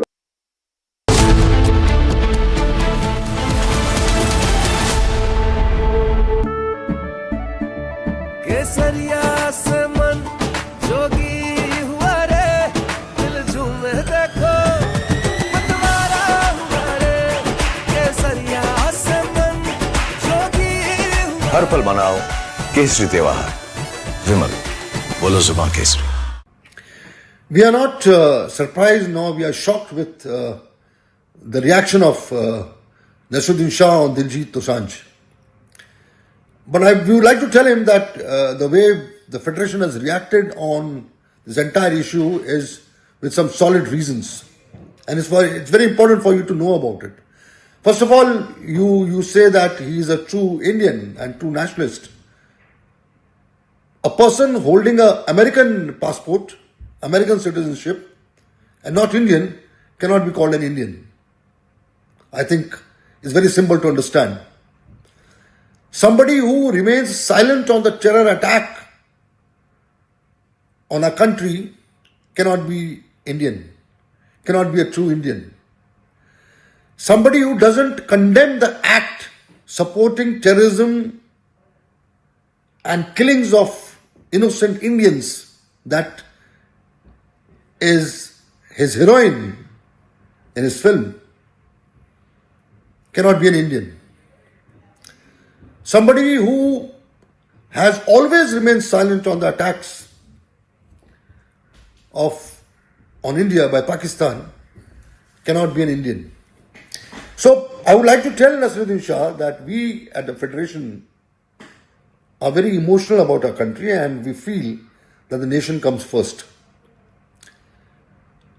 And you also must be feeling so. From Asia's largest news headquarters, setting the agenda for Bharat.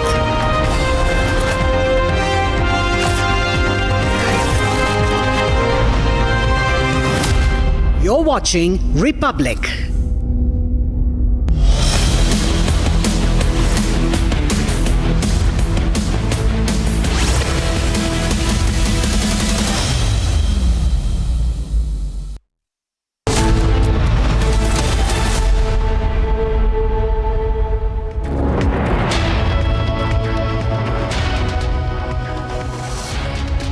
Hello and a very warm welcome. You're watching live and breaking, and I'm Rakshita with you. Let's get started with all the top stories of the day that we're tracking for you. Republic accesses the clincher video of custodial torture of Ajith Kumar by Tamil Nadu police.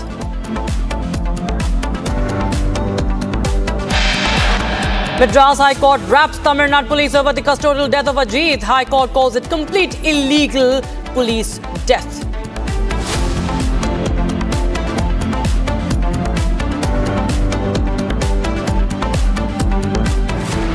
Himachal Pradesh Cabinet Minister Aniruddha Singh allegedly assaults NHAI official. FIR registered against Himachal Minister.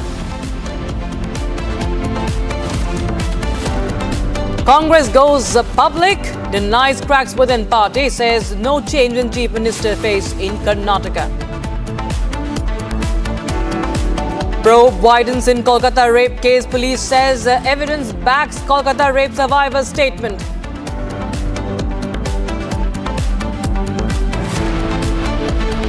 Massive setback for Pakistan in Balochistan. According to Baloch media, Baloch freedom fighters have taken control of Mastung, a key city just 29 kilometers south of Quetta.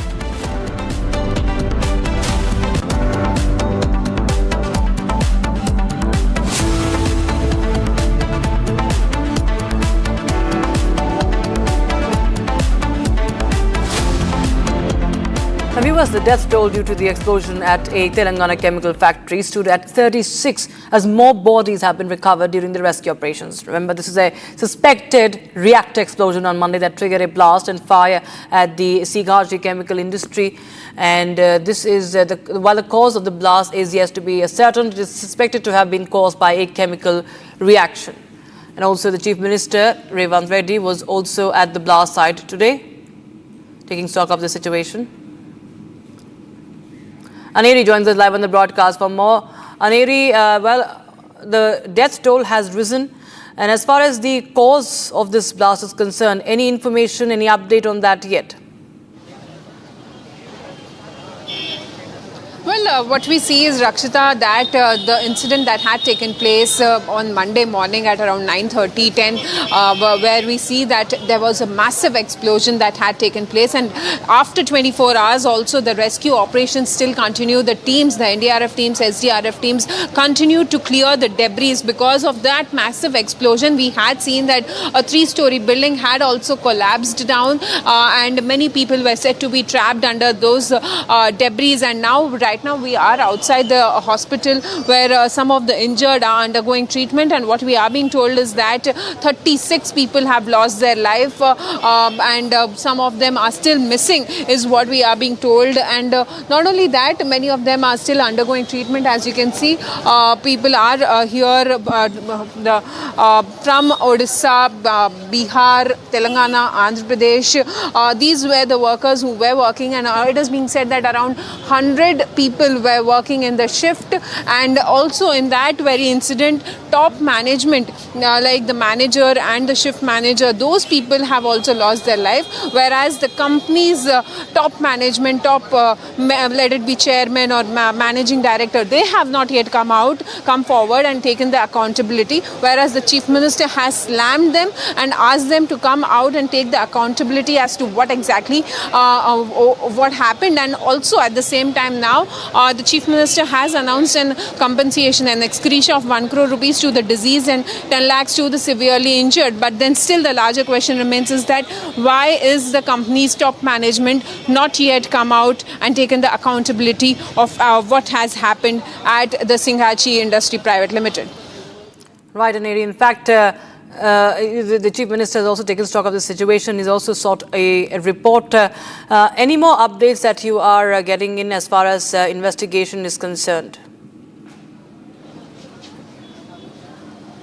Well, Rakshita, as far as the investigation is concerned, what we are being told is that the preliminary investigation is still underway, and once that is done, there will be a report that will be submitted to the government as to what exactly led to this massive explosion. Well, earlier what we were being told it was that it was a reactor blast, but following the massive explosion, we saw that it is being said that there was a dryer that had that led to this dryer blast that led to this massive explosion. And then as it was a chemical factory and hazardous chemicals coming out from that very area, that also could have caused the number of deaths, and that could be one of the reasons is what we are being told. But we'll have to wait for the preliminary investigation that is still underway, and once the report is submitted to the government, we would know exactly what was the reason behind this very incident which took 36 lives. Right. Thanks so much, Aneri, for joining us with those details coming in on that story, viewers. So the death toll has risen, and of course the cause of this blast is yet to be ascertained. We shift our focus to other stories that we are tracking for you now, viewers. This is from West Bengal, the big story.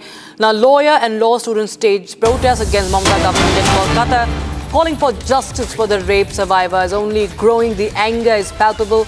The anger is on the streets. You can see that there are protests after protests. You can see the banners and slogans being raised by these law students and teachers as well, and demanding justice for the student of the South Calcutta Law College that was gang raped. In fact, the key accused is someone who holds links with the Trinamool. And protests mount against Mamata Banerjee government. Questions being raised on who was shielding the perpetrators.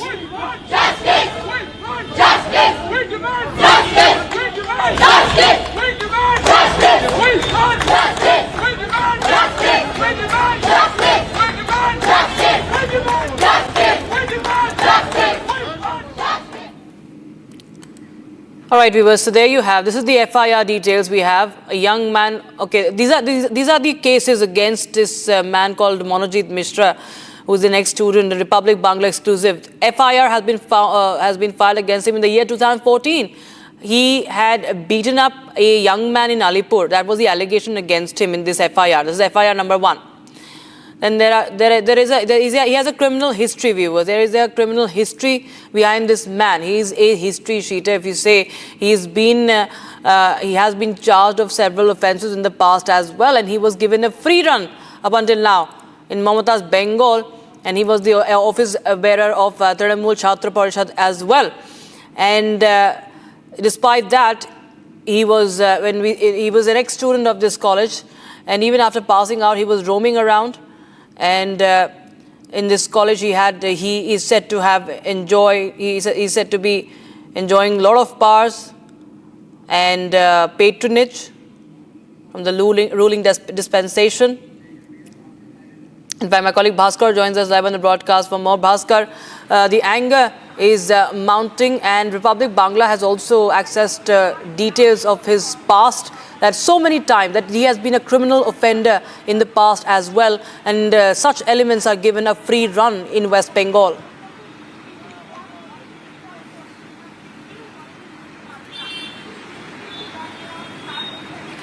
Absolutely रक्षिता, देखिए इसके पहले भी 6 बार मनोजीत मिश्रा के खिलाफ FIR दर्ज हो चुका था कलकत्ता पुलिस के पास, लेकिन हम लोगों को पता नहीं आखिर वो रीजन क्या है जिस वजह से कलकत्ता पुलिस ने कोई एक भी सख्त कदम नहीं उठाया ये मनोजीत मिश्रा के खिलाफ। ये हो सकता है कि वो रूलिंग पार्टी से था, रूलिंग पार्टी का कोई सीनियर लीडर का सपोर्ट मनोजीत मिश्रा के साथ था, इसीलिए कलकत्ता पुलिस 6 एफआईआर दर्ज होने के बावजूद मनोजीत मिश्रा को छोड़ दिया। वो सारे एफआईआर रिपब्लिक बांग्ला से एक्सेस किया हम लोगों ने, और देखिए जिस तरह से एफआईआर दर्ज हो चुका था, इसमें कहीं जगह पे फिजिकल असॉल्ट की जो कंप्लेन वो कंप्लेन भी था, और वापस कई जगह पे जो थ्रेट या मॉलेस्टेशन जैसे एलिगेशंस भी थे मनोजीत मिश्रा के खिलाफ। ये मनोजीत मिश्रा टीएमसीपी के एक लीडर है, बस रूलिंग पार्टी के स्टूडेंट्स विंग का एक लीडर है, और इस लीडर के खिलाफ कलकत्ता पुलिस जैसे पुराना पुलिस फोर्स 6 एफआईआर दर्ज होने के बावजूद कोई एक ठोस कदम नहीं उठाया। क्यों?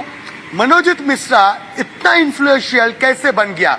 बहुत लोगों का यह मानना है कि तृणमूल कांग्रेस से ही कोई ना कोई सीनियर लीडर मनोजीत के सपोर्ट में रह चुके हैं पहले दिन से अब तक, और इसीलिए कोई एक अनजान वजह से कलकत्ता पुलिस ने कोई सॉलिड स्टेप वो इन्वेस्टिगेशन के जैसे हो या फिर जो क्राइम्स, जो रिपीटेड क्राइम्स मनोजीत मिश्रा ने किया है वो रोकने के लिए हो, कोई भी स्टेप कलकत्ता पुलिस ने नहीं उठाया है। और देखिए ये 6 एफआईआर और ऊपर से ये मनोजीत मिश्रा के खिलाफ साउथ कैलकाटा लॉ कॉलेज के अंदर ही फर्स्ट ईयर की एक लड़की, 19 साल की एक लड़की की गैंग रेप के एलिगेशंस भी है, और आप कलकत्ता पुलिस उसको अरेस्ट कर चुका है।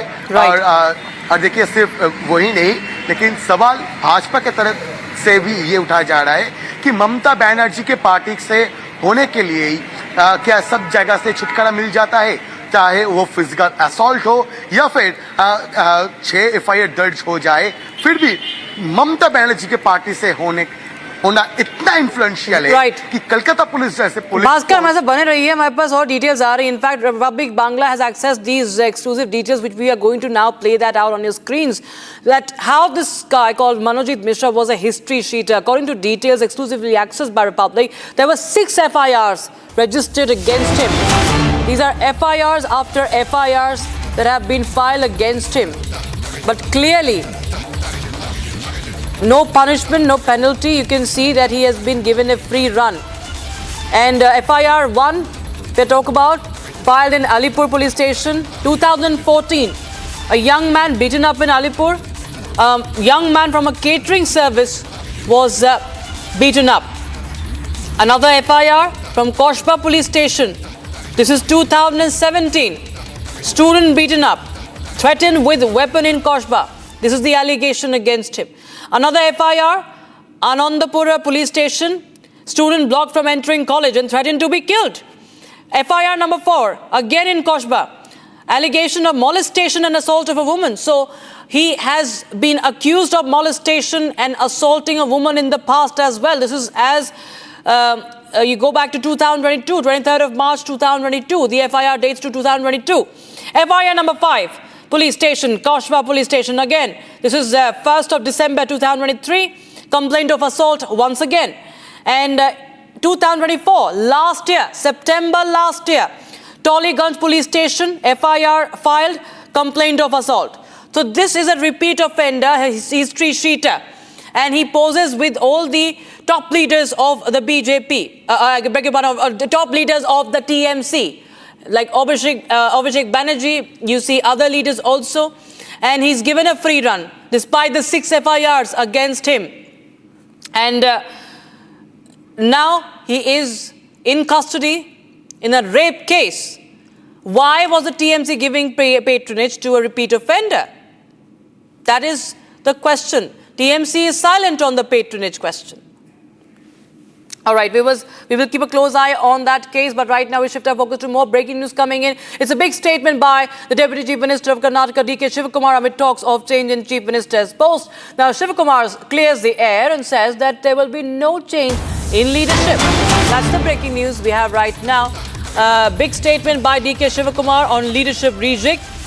And he says that there are no plans of leadership change in Karnataka. That's the breaking news we have right now. So there will be no change as far as DK Shivakumar, what his statement is. But there have been a lot of talks of the tensions brewing, and now we see that the Congress trying to put up a united face. You saw yesterday also they tried to shake hands, raise hands, holding hands, DK Shivakumar and Siddaramaiah, in a bid to display unity. Now DK Shivakumar says that there is going to be no change in leadership. This is the breaking news we have right now. Listen in to what DK Shivakumar said. No change of leadership. I don't know. There is no change. Let them support me. I don't want anyone's support. I want them to win back the assembly election. That is my priority. No change of leadership. I don't know. There is no change. Let them support me. I don't want anyone's support. I want them to win back the assembly election. That is my priority. Okay, so there have been mounting speculation over a possible leadership change in Karnataka, and now we have the Deputy Chief Minister saying that there is no such plan, at least, and we have DK Shivakumar saying, and this is coming in right days after of several reports of unease and speculation over alleged factionalism within the ruling Congress. My colleague Abhishek joins us live on the broadcast from Bengaluru. Abhishek, now we have, yesterday we saw that DK Shivakumar and Siddaramaiah tried to put up a united front, and now we have DK Shivakumar very open, in very few words saying that there's nothing like that, there's going to be no leadership change. What really is going on behind the scenes? Well, Rakshita, Iqbal Hussain, B.R. Patil and various other ministers and MLAs from the Congress party who belong to the same government had previously complained and stated that there would be a reshuffle in the cabinet in the next couple of months, starting from either August and probably might end up until December. And also, we had seen K.N. Rajana, who is the cooperation minister, who had claimed that there will be a major rejig in the Karnataka cabinet in the month of August. However, on the other hand, we had seen Satish Jarkioli stated that there might be some of the minor changes in the month of October, and there is nothing such a changes of a major position as such. And also, Priyanka Gage, on another hand, said there is no rejig at all. After hearing to all these reactions from various other MLAs and ministers, DCM DK Shivakumar has very clearly mentioned that he would strengthen the seat of the CM Siddaramaiah by supporting the entire MLA support to the CM Siddaramaiah on one hand. On the other hand, as the president of Karnataka Pradesh Congress Committee, he has assured that he will issue a notice to the MLA Iqbal Hussain, who is publicly and on the changes of related to the CM in the next couple of days. So it also claimed that at least 100 MLAs in the Congress party wanted DCM DK Shivakumar to be elevated as the Chief Minister of Karnataka, and also DCM DK Shivakumar, as the president of Karnataka Pradesh Congress Committee, has informed all the MLAs and the ministers that none of them will have to talk in front of the media, and they are ordered not to talk in front of the media, and they should obviously and only talk with Randeep Surjewala about their opinion, because this is not a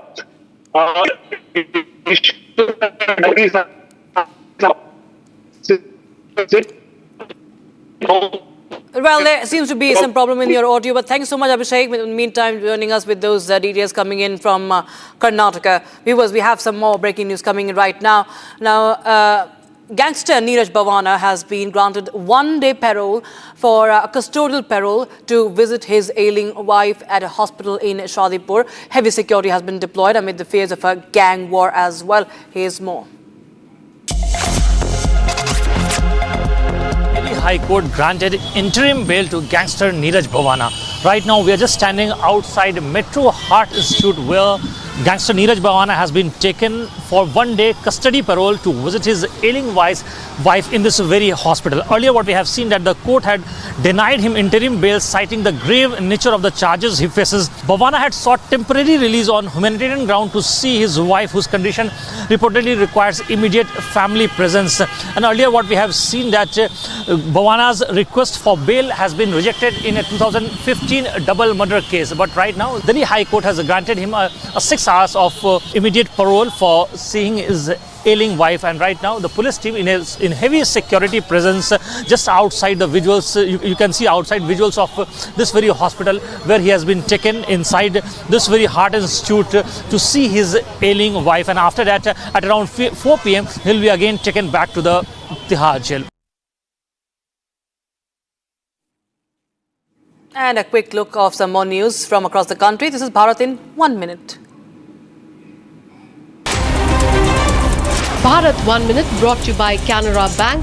Together we can. Massive face-off over Waqf Amendment Act. BJP launches attack at Akhilesh Yadav, calling for dumping by Waqf Amendment Act. BJP says that Indi bloc is pushing for Sharia constitution.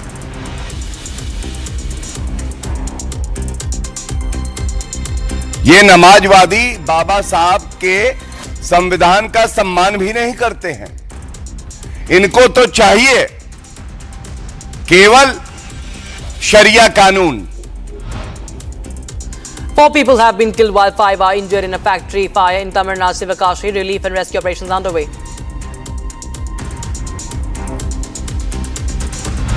The BJP national leadership has appointed N. Ramchandra Rao as the president of the Telangana state unit, succeeding Union Minister G. Kishan Reddy.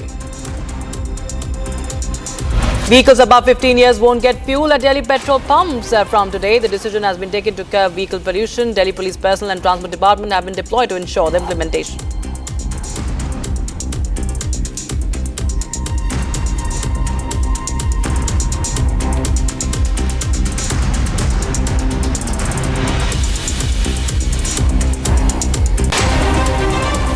Bharat 1 minute brought. Now, viewers, video proof of custodial torture of Ajith Kumar by Tamil Nadu police has been accessed by Republic TV. Now, to give you a context, viewers, 5 policemen were arrested late Monday in connection with the custodial death of a 27-year-old temple security guard, Ajith, who died last week following alleged torture during interrogation in Tamil Nadu's Shivaganga district. Now, Ajith Kumar was questioned on 27th of June over a theft complaint involving missing gold from a devotee's parked car at Madhapuram Bhadrakaliamman temple, where he was working as a guard. You have the visual there. Though initially released, he was picked up again by a special team by next day and later died in the hospital last Saturday. Now, the arrests followed mounting public pressure and Madras High Court observation that the case should be treated with utmost seriousness. Video of the torture. There you have how he has been beaten up by the policemen. Sharda joins us live on the broadcast. For more, Sharda, well, we have the CCTV footage that somewhere would only mount the pressure on the Tamil Nadu police, and it actually nails that how Ajith was being tortured. Well, just 2 days back when Ajith was brutally killed in the police custody, however, the DMK did not react then. However, following which the AIDMK and BJP put pressure on them, stating that this custodial death marks the 25th in the last 4 years.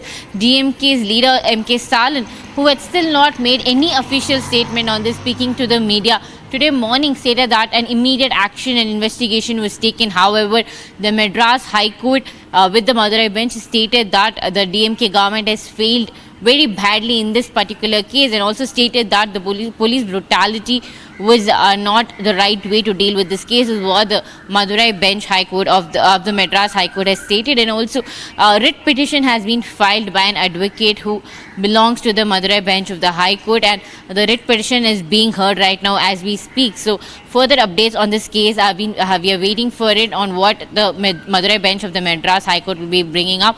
However, today morning, following the arrest of 5 police officials, the Madurai bench of the High Court had made sure that the case has been transferred to the CBCID, and now the DMK is expected to make a more reaction to this, make sure that the police officials, including the SP Ashish Rawat, who is now said to be in a continuous wait, should be suspended, and the DGP is also expected to take over the case as of the moment. Also, the latest update that we are accessing from the writ petition is that 18 injuries, external injuries, were marked on the deceased Ajith's body, and the court has now asked what exactly happened, and the police are said to be answering that at the Madurai bench of the Madras High Court right now. Shanda, thanks so much for joining us with those details coming in on that story from Chennai. All right, viewers, time for a short break, but on the other side, we get you details of the other big stories of the day that we are tracking for you. One of them is the clincher video, as we just showed you. We'll get more details as Republic accesses this video of the custodial torture at Tamil Nadu police. Also, Madras High Court has wrapped Tamil Nadu police over the custodial death of Ajith. High Court calls it completely illegal custodial death.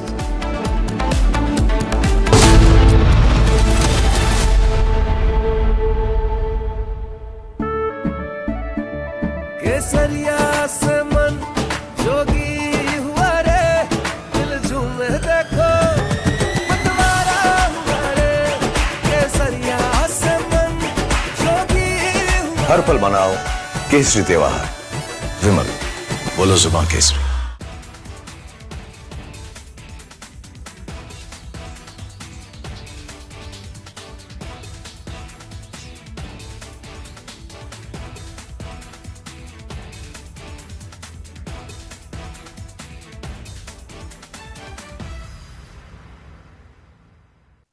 Thank you very much. Always a pleasure to be on your channel and particularly on the digital part of your amazing network. I've served in several Islamic countries, including several years in Sudan, which had Sharia law when I was there.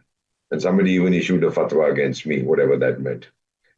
Question here is, what is this fellow, this Ayatollah, Grand Ayatollah, whatever titles they give each other, Supreme Ayatollah or Major Ayatollah or Captain Ayatollah?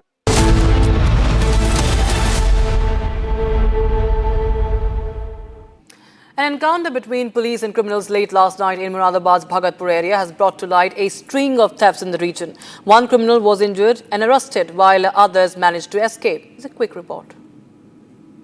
An encounter broke out between police and criminals in Moradabad district's Bhagatpur police station area. During the exchange of fire, one criminal was shot in the leg and apprehended by the police. The remaining suspects managed to flee the scene, taking advantage of the chaos. देखिए, ये थाना भगतपुर क्षेत्र में ये दिनांक 23/24 की रात्रि में एक चोरी की सूचना आई थी, जिसमें कि बताया गया था कि चांदपुर गांव में एक ज्वेलरी शॉप में कुछ लोगों ने घुस के जो है वहाँ पे नकब लगा के चोरी करी है। इसमें चेकिंग के दौरान में जब हमने अभियुक्त को एक रोका वहाँ पे, तो पुलिस के ऊपर फायरिंग करी। फायरिंग में आत्मरक्षार्थ पुलिस ने जवाबी फायरिंग में उसके जो मेन अभियुक्त है उसके पैर में गोली लगी है। उसके पास से एक तमंचा, एक खोखा कारतूस, एक खाली एक जिंदा कारतूस एवं 10,170 रुपये और कुछ ज्वेलरी के सामान जिसमें चोरी किए थे वो भी उसके पास से बरामद हो गए हैं। The injured criminal is currently undergoing treatment under police custody.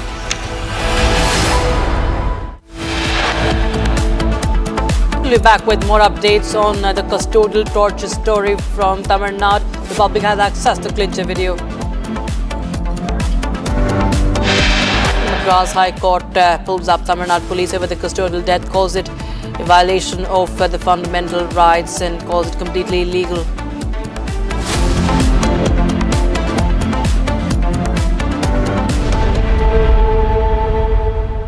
Amity has been ranked India's #1 not-for-profit private university for 11th year, with top 10 ranked institutions in management, engineering, biotech, law, masscom, telecom, hospitality, fashion and more. Yet another top ranking for Amity University. We are not surprised nor we are shocked with the reaction of Nadu on Diljit Dosanjh. But we would like to tell him that the way the Federation has reacted on this entire issue is with some solid reasons. And it's very important for you to know about it.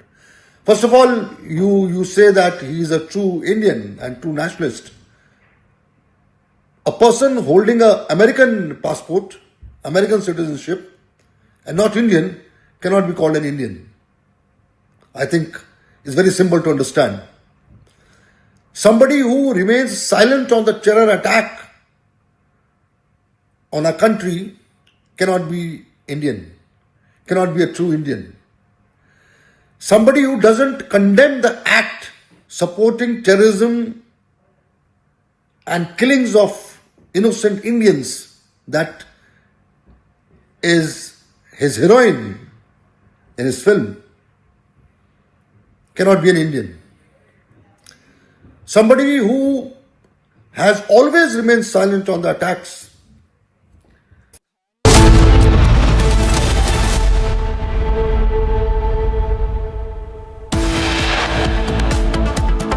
Republic accesses the clincher video of custodial torture of Ajith Kumar by Tamil Nadu police.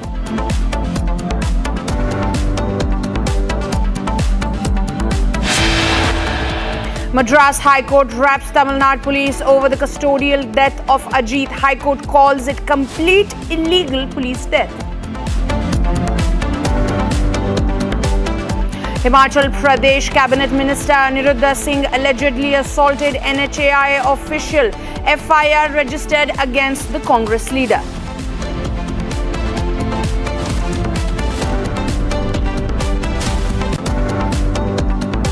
Congress goes public, denies cracks within the party, says no change in Chief Minister face in Karnataka.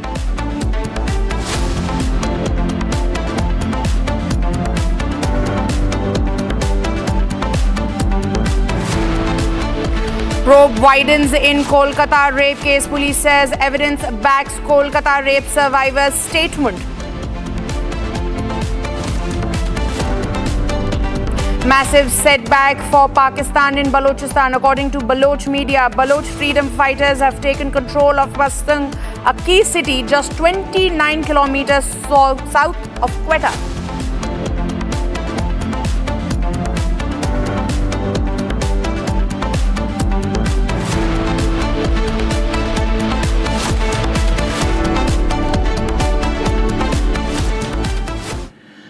But viewers, breaking news coming in. Thailand's Prime Minister has been suspended from office by the Constitutional Court due to a leaked phone call with Cambodian Senate President Hun Sen, sparking a major political crisis. The controversy began when the Prime Minister of Thailand engaged in diplomacy over a border dispute with Cambodia, which escalated into an armed confrontation on May 28, resulting in the death of Cambodian soldier. During the phone call, Pentagon referred to Hun Sen as uncle and made comments critical of that of a military commander, which were perceived as attempts to appease Cambodia and undermine Thailand's military. The leaked audio triggered widespread public outrage, protest, demands for her resignation, with thousands of conservative and nationalist-leaning protesters rallying in Bangkok.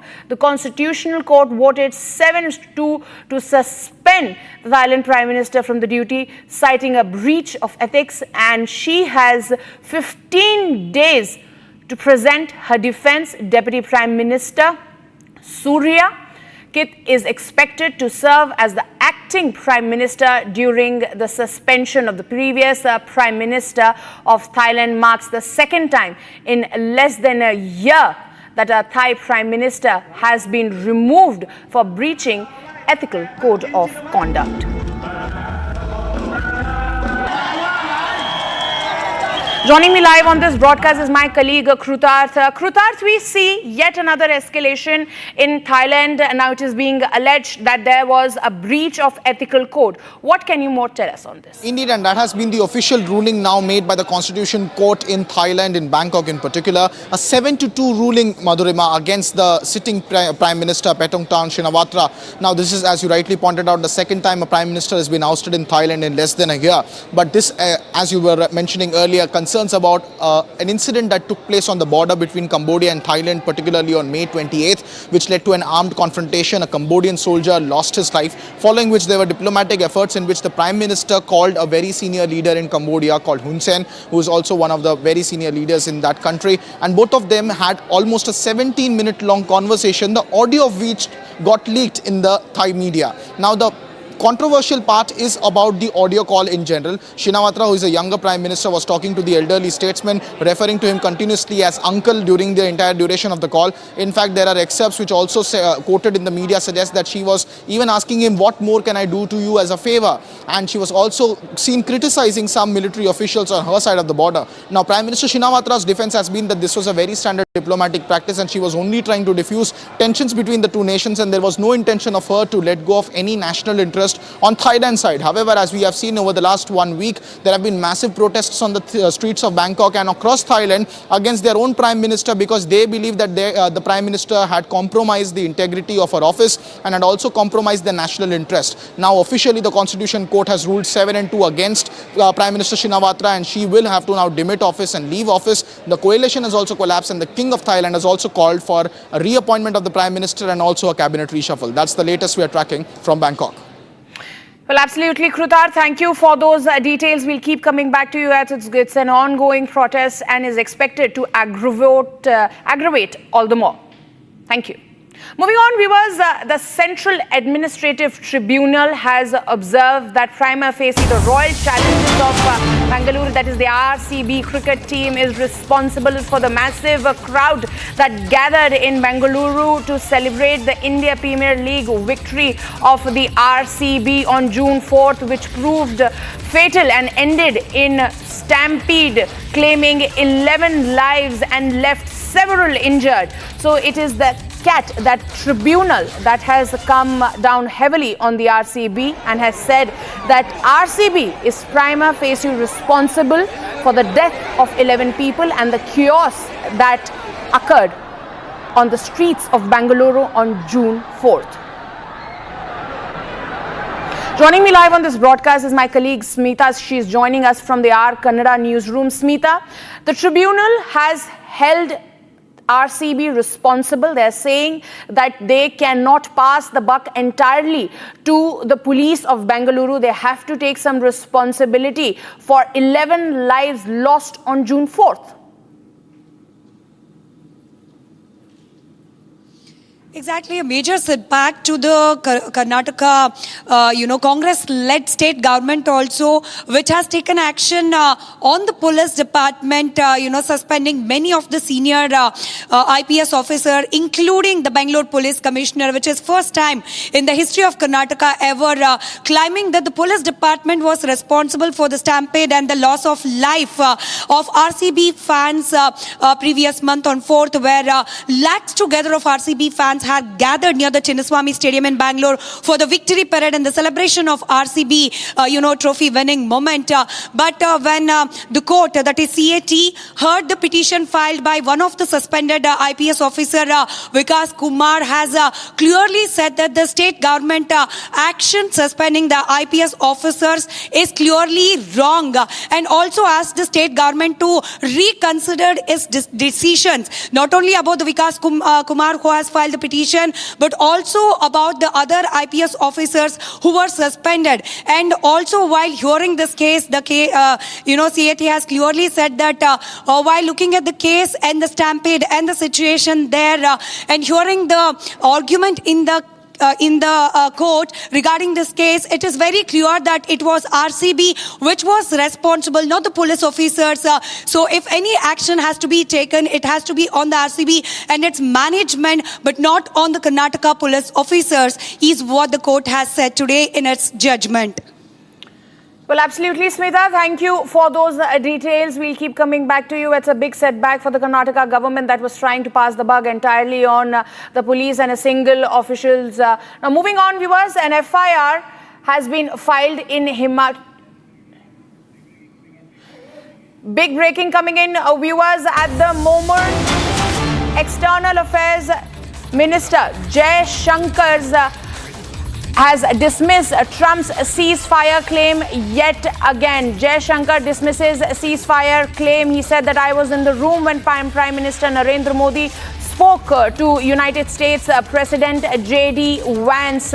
Now, the External Affairs Minister has said that no India-Pak ceasefire request was made. This is once again India reiterating itself, asserting that there was no mediation required. The ceasefire happened on the request of Pakistan, and that he specifies that he was in the room when J.D. Vance called, and US's mediation or India's participation, the way it has been propagated in front of the media, is wrong. Jaishankar putting a very strong foot over there.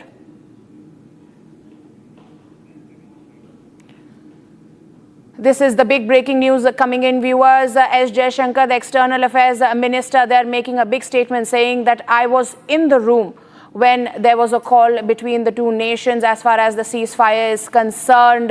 He stated that he was there at the time when Prime Minister Narendra Modi on May 9th had spoken about the ceasefire. There was no mediation request from India. It was Pakistan that requested for a ceasefire.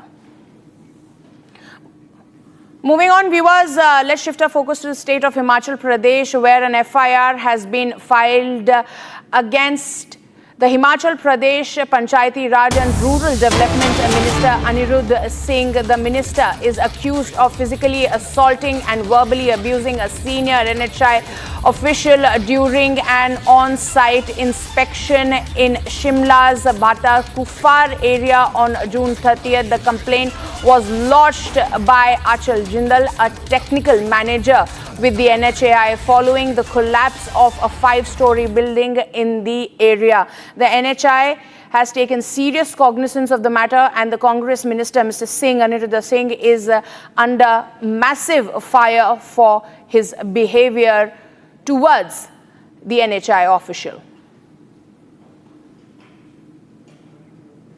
These are the visuals that we are getting in. As you can see, that the NHI official in very bad condition over there, and this has sent shock waves across Himachal Pradesh because questions are being raised on this minister, whom you can see is a close aide of Rahul Gandhi over there in the state of Himachal Pradesh. Those are the visuals, him with the top rung of the Congress party, Rahul Gandhi over there, and on the left of your screen you can see the condition of the NHI official over there.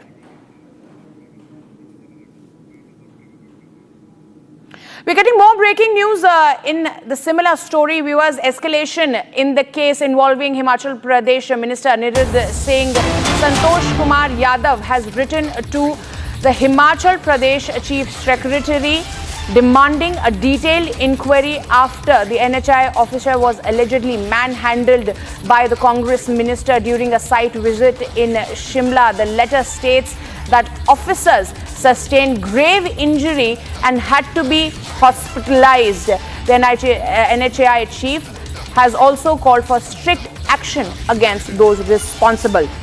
So the matter has been escalated, viewers, as we saw in those visuals that the person, the NHI official here, had to be hospitalized. He's in very bad condition at the moment, and now a serious cognizance has been taken where a request to pin the responsibility has been made. We also have former Union Minister and Himachal Pradesh MP Anurag Thakur speaking on the matter, criticizing the Congress government's attitude in the entire matter. Listen in. देखिए, देवभूमि का इससे बड़ा दुर्भाग्य क्या होगा, जहां के एक मंत्री का नाम FIR में आए, कंप्लेंट में आए, और ये कहा जाए कि national highway authority of India के अधिकारियों को कमरे में बंद करके उनके सिर फोड़ने का काम किया जाए। आखिरकार हिमाचल प्रदेश में सरकार है या नहीं है? और सरकार है तो सरकार के मंत्री किस काम पे लगे? रेलवे लाइन के लिए पैसा दिया जाता है तो वहां राज्य की सरकार अपना हिस्सा नहीं डालती। सड़कों के लिए पैसा दिया जाता है तो उस काम को करवाने वाले अधिकारियों को बंद कमरे में मंत्री और उसके सहयोगियों द्वारा पीटा जाता है। अभी विमल नेगी जी का केस हल नहीं हुआ था, वहां CBI की जांच हुई, अभी वो पूरी नहीं हुई और दूसरे अधिकारी का सिर फोड़ने का काम किया गया। हिमाचल प्रदेश के अधिकारी कर्मचारी सुरक्षित हैं या नहीं, मुख्यमंत्री जवाब दें।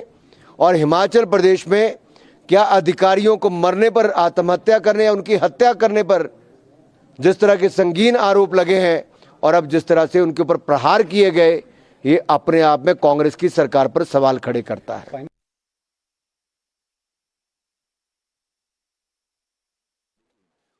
अधिकारी के सिर पर मारा और लहूलुहान होकर के वो आईजीएमसी में अंडर ट्रीटमेंट है।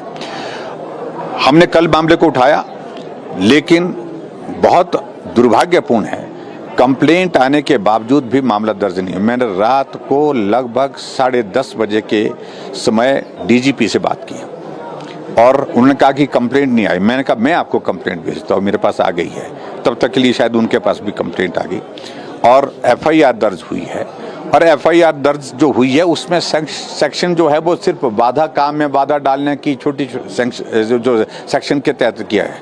मेरा ये मामला है, मेरा कहना है कि ये 307 का मामला बनता है, जानलेवा हमला, यानी कि उनको जान से मारने का प्रयत्न हुआ है। और इस सारे मामले में कार्रवाई होनी चाहिए। मंत्री को मंत्रिमंडल से बर्खास्त करना चाहिए, त्यागपत्र ले लेना चाहिए या बर्खास्त करना चाहिए, लेकिन कार्रवाई निश्चित रूप से होनी चाहिए। और दूसरी तरफ आप देखिए, भारतीय जनता पार्टी के हमारे नेता, हमारे विधायक, पार्टी के प्रदेश अध्यक्ष सिर्फ एक लोकतांत्रिक व्यवस्था के अंतर्गत सड़क में प्रदर्शन कर रहे थे, उनके ऊपर 307 लगाई है। ना उनने किसी का खून बहाया, ना किसी को चोट पहुंचाई, ना किसी का लाठी मारी, लेकिन उसके बावजूद उनके ऊपर 307 का मामला है। लेकिन मंत्री महोदय जी ने सिर फोड़ दिया, कमरे में अंदर कुंडी मार करके अपने साथियों के साथ पिटाई की, उसके बावजूद भी 307 नहीं।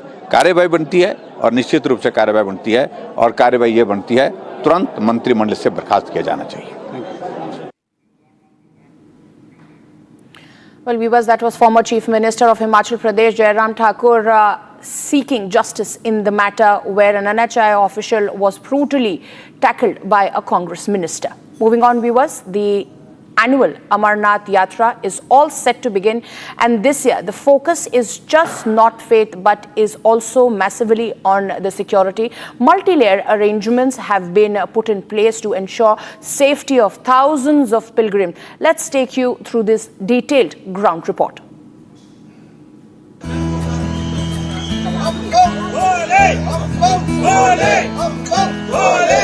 Pilgrims from across the country have started arriving at the Bhagwati Nagar base camp in Jammu as the sacred Amarnath Yatra is set to begin from early tomorrow.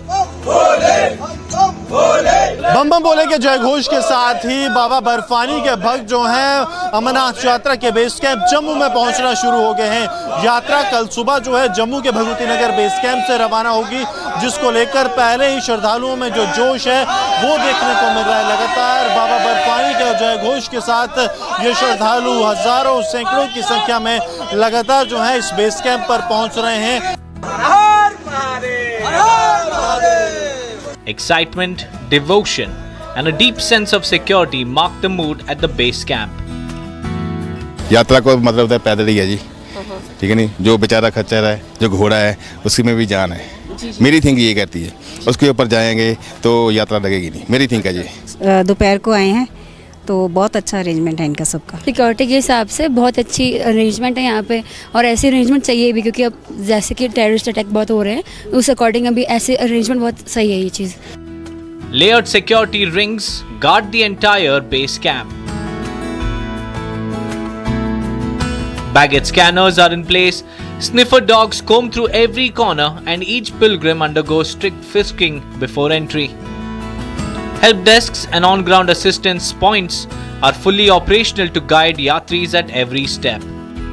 Baggage is being scanned. Those people who are taking the entry inside the Bhavan, there first of all the security apparatus that they see here is the baggage scanner. You have to scan your baggage before you go inside. Then you see the security arrangements, the kind of traffic police is there, the municipality is managing, the Amarnath Shrine Board is entirely managing the entire yatra. Then we are seeing the support is coming from the Jammu and Kashmir Police, Army as well as CRPF. This time the technology has added a booster shot in the arms comes from the joint security forces. The technology is being used, like the face recognition devices. This is for those elements, those who have the bad history. Their face will immediately get recognized, and it will alert the security forces.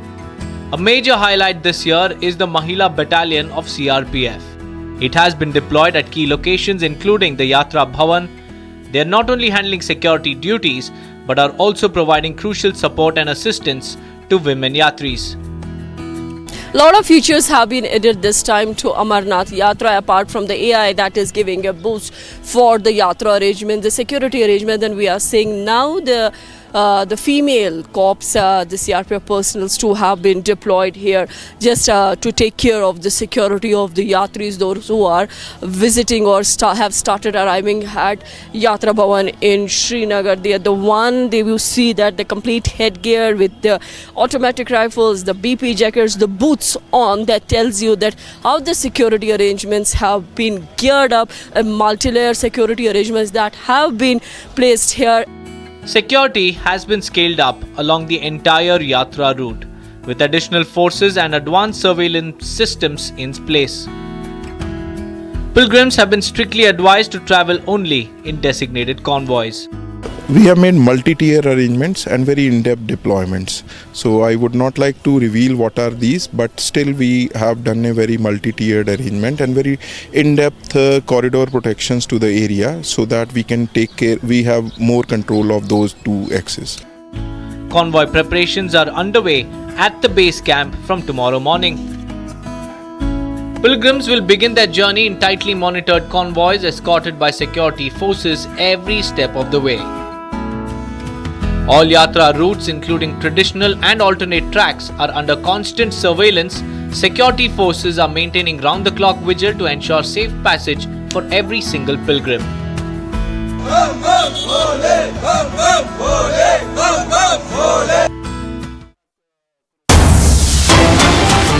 Breaking news coming in, viewers. The Union Cabinet has improved an employment-linked incentive scheme aimed at boosting formal job creation.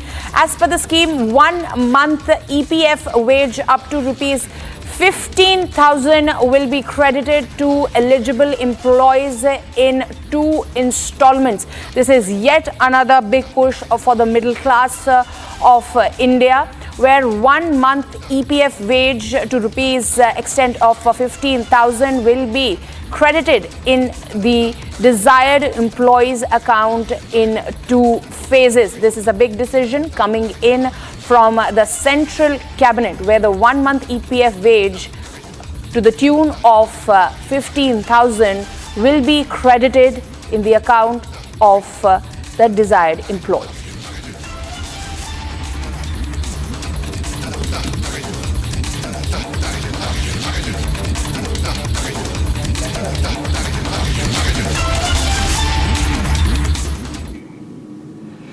Now, viewers, let's shift our focus to more news coming in from across the nation in this edition of Bharat in One.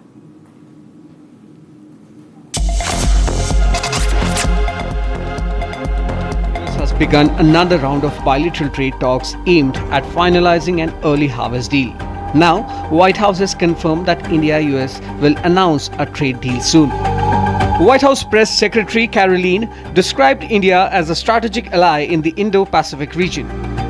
The President did announce last week that the trade deal with India is close and this could happen anytime soon. Are there any roadblocks as of now? Are there any updates on that? And how does the President see this about China's role or its influence in the Indo-Pacific region? Sure, yes. The President said that last week and it remains true. I actually just spoke to our Secretary of Commerce about it. He was in the Oval Office with the President. They are finalizing these agreements and you'll hear from the President and his team, his trade team, very soon when it comes to India. White House has hinted that much anticipated trade deal between 2 strategic allies could be finalized soon.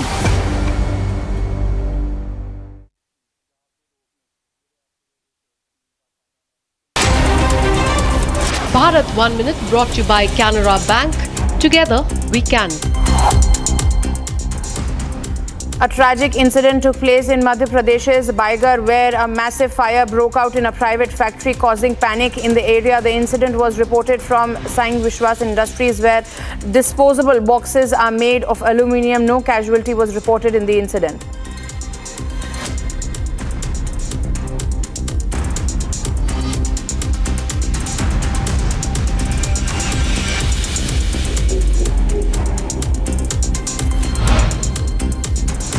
A shocking incident coming from Karnataka's Shivamogga, where an elderly woman was tied to a pole and brutally assaulted. The elderly woman was assaulted after she questioned her neighbor about dumping garbage in front of her house. A case has been registered against a woman named Prema and 3 others who allegedly tied and assaulted the elderly woman.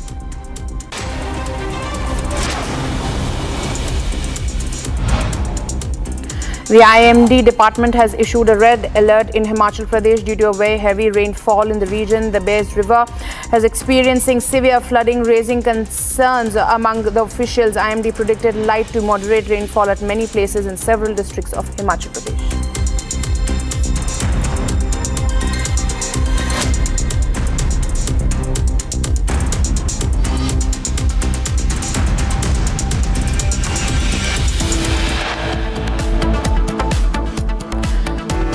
DK Shiv Kumar says there's going to be no leadership change in Karnataka at a time when MLAs say that they need a change at the top post.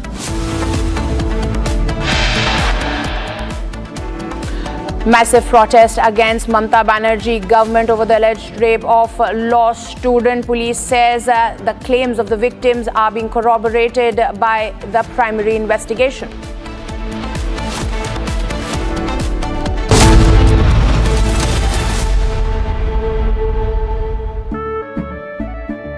केसरिया से मन जोगी हुआ रे दिल झूमे देखो मतवारा हुआ रे केसरिया से मन जोगी हुआ हर पल मनाओ केसरी त्योहार विमल बोलो जुबान Kesari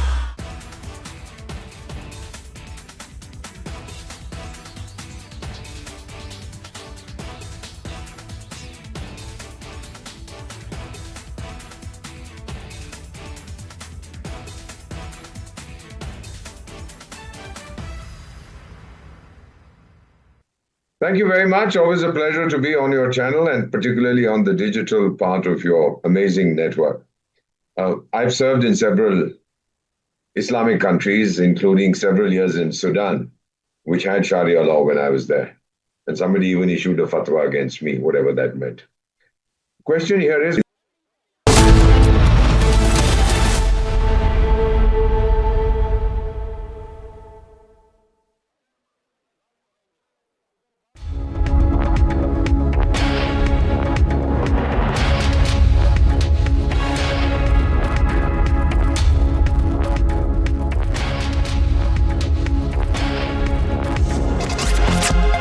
weeks ago, the United Nations Security Council issued a strong condemnation of a particularly horrific act of terrorism in Pahalgam.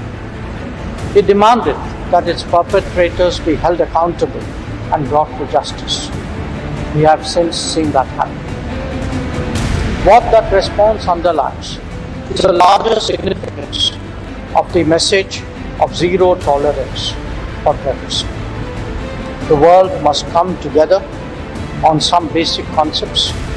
No impunity to terrorists, no treating them as proxies, and no yielding to nuclear blackmail. Any state sponsorship must be exposed and must be countered. By now, we know well that terrorism anywhere is a threat to peace everywhere.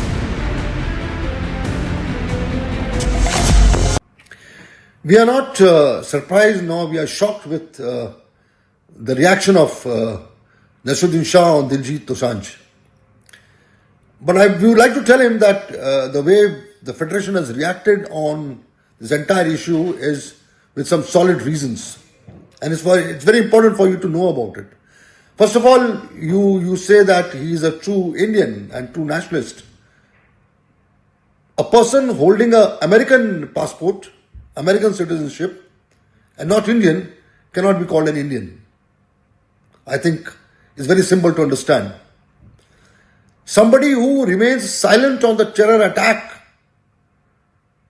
on a country cannot be Indian, cannot be a true Indian.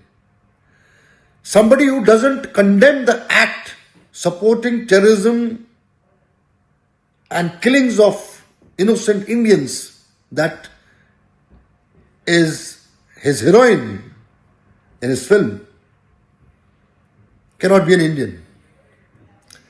Somebody who has always remained silent on the attacks on India by Pakistan cannot be an Indian. So I would like to tell Naseeruddin Shah that we at the Federation are very emotional about our country and we feel that the nation comes first. And you also must be feeling so. From Asia's largest news headquarters, setting the agenda for Bharat.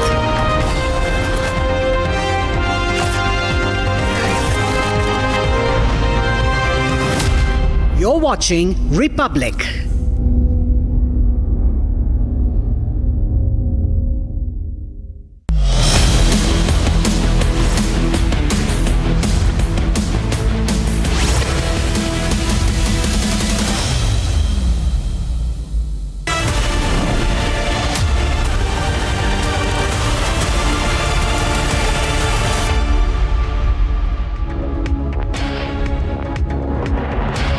Good afternoon, viewers. You're watching live and breaking, and I'm Rakhta Mishra with you, viewers. We'll get you a case from Uttar Pradesh, a shocker coming in where a Dalit girl was going to be converted to Islam and also pressurized to be trained for jihad. We'll get you each and every detail of that story from UP. First, a quick look at the headlines.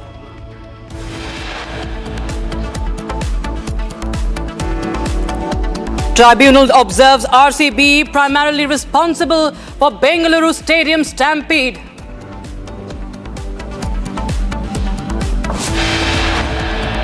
Republic accesses the clincher video of custodial torture of Ajith Kumar by Tamil Nadu police.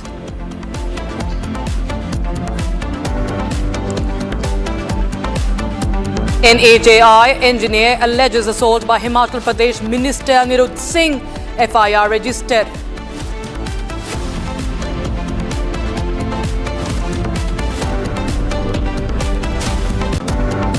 I am not for a change.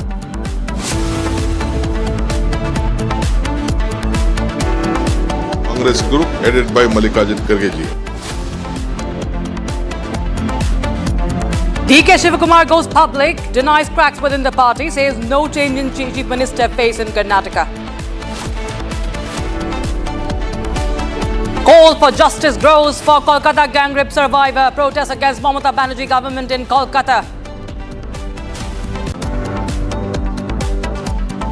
Thailand's constitutional court suspends Prime Minister over the leaked call.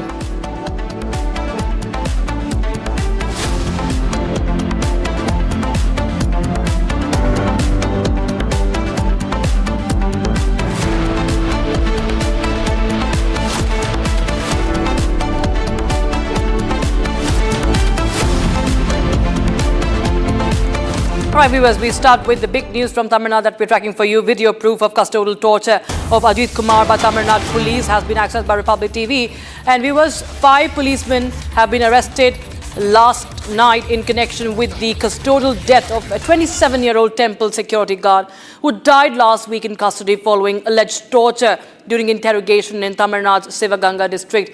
Ajith Kumar was questioned on the 27th of June over a theft complaint involving missing gold from a devotee's parked car at Madhapuram Bhadrakaliamman temple, where he worked as a guard.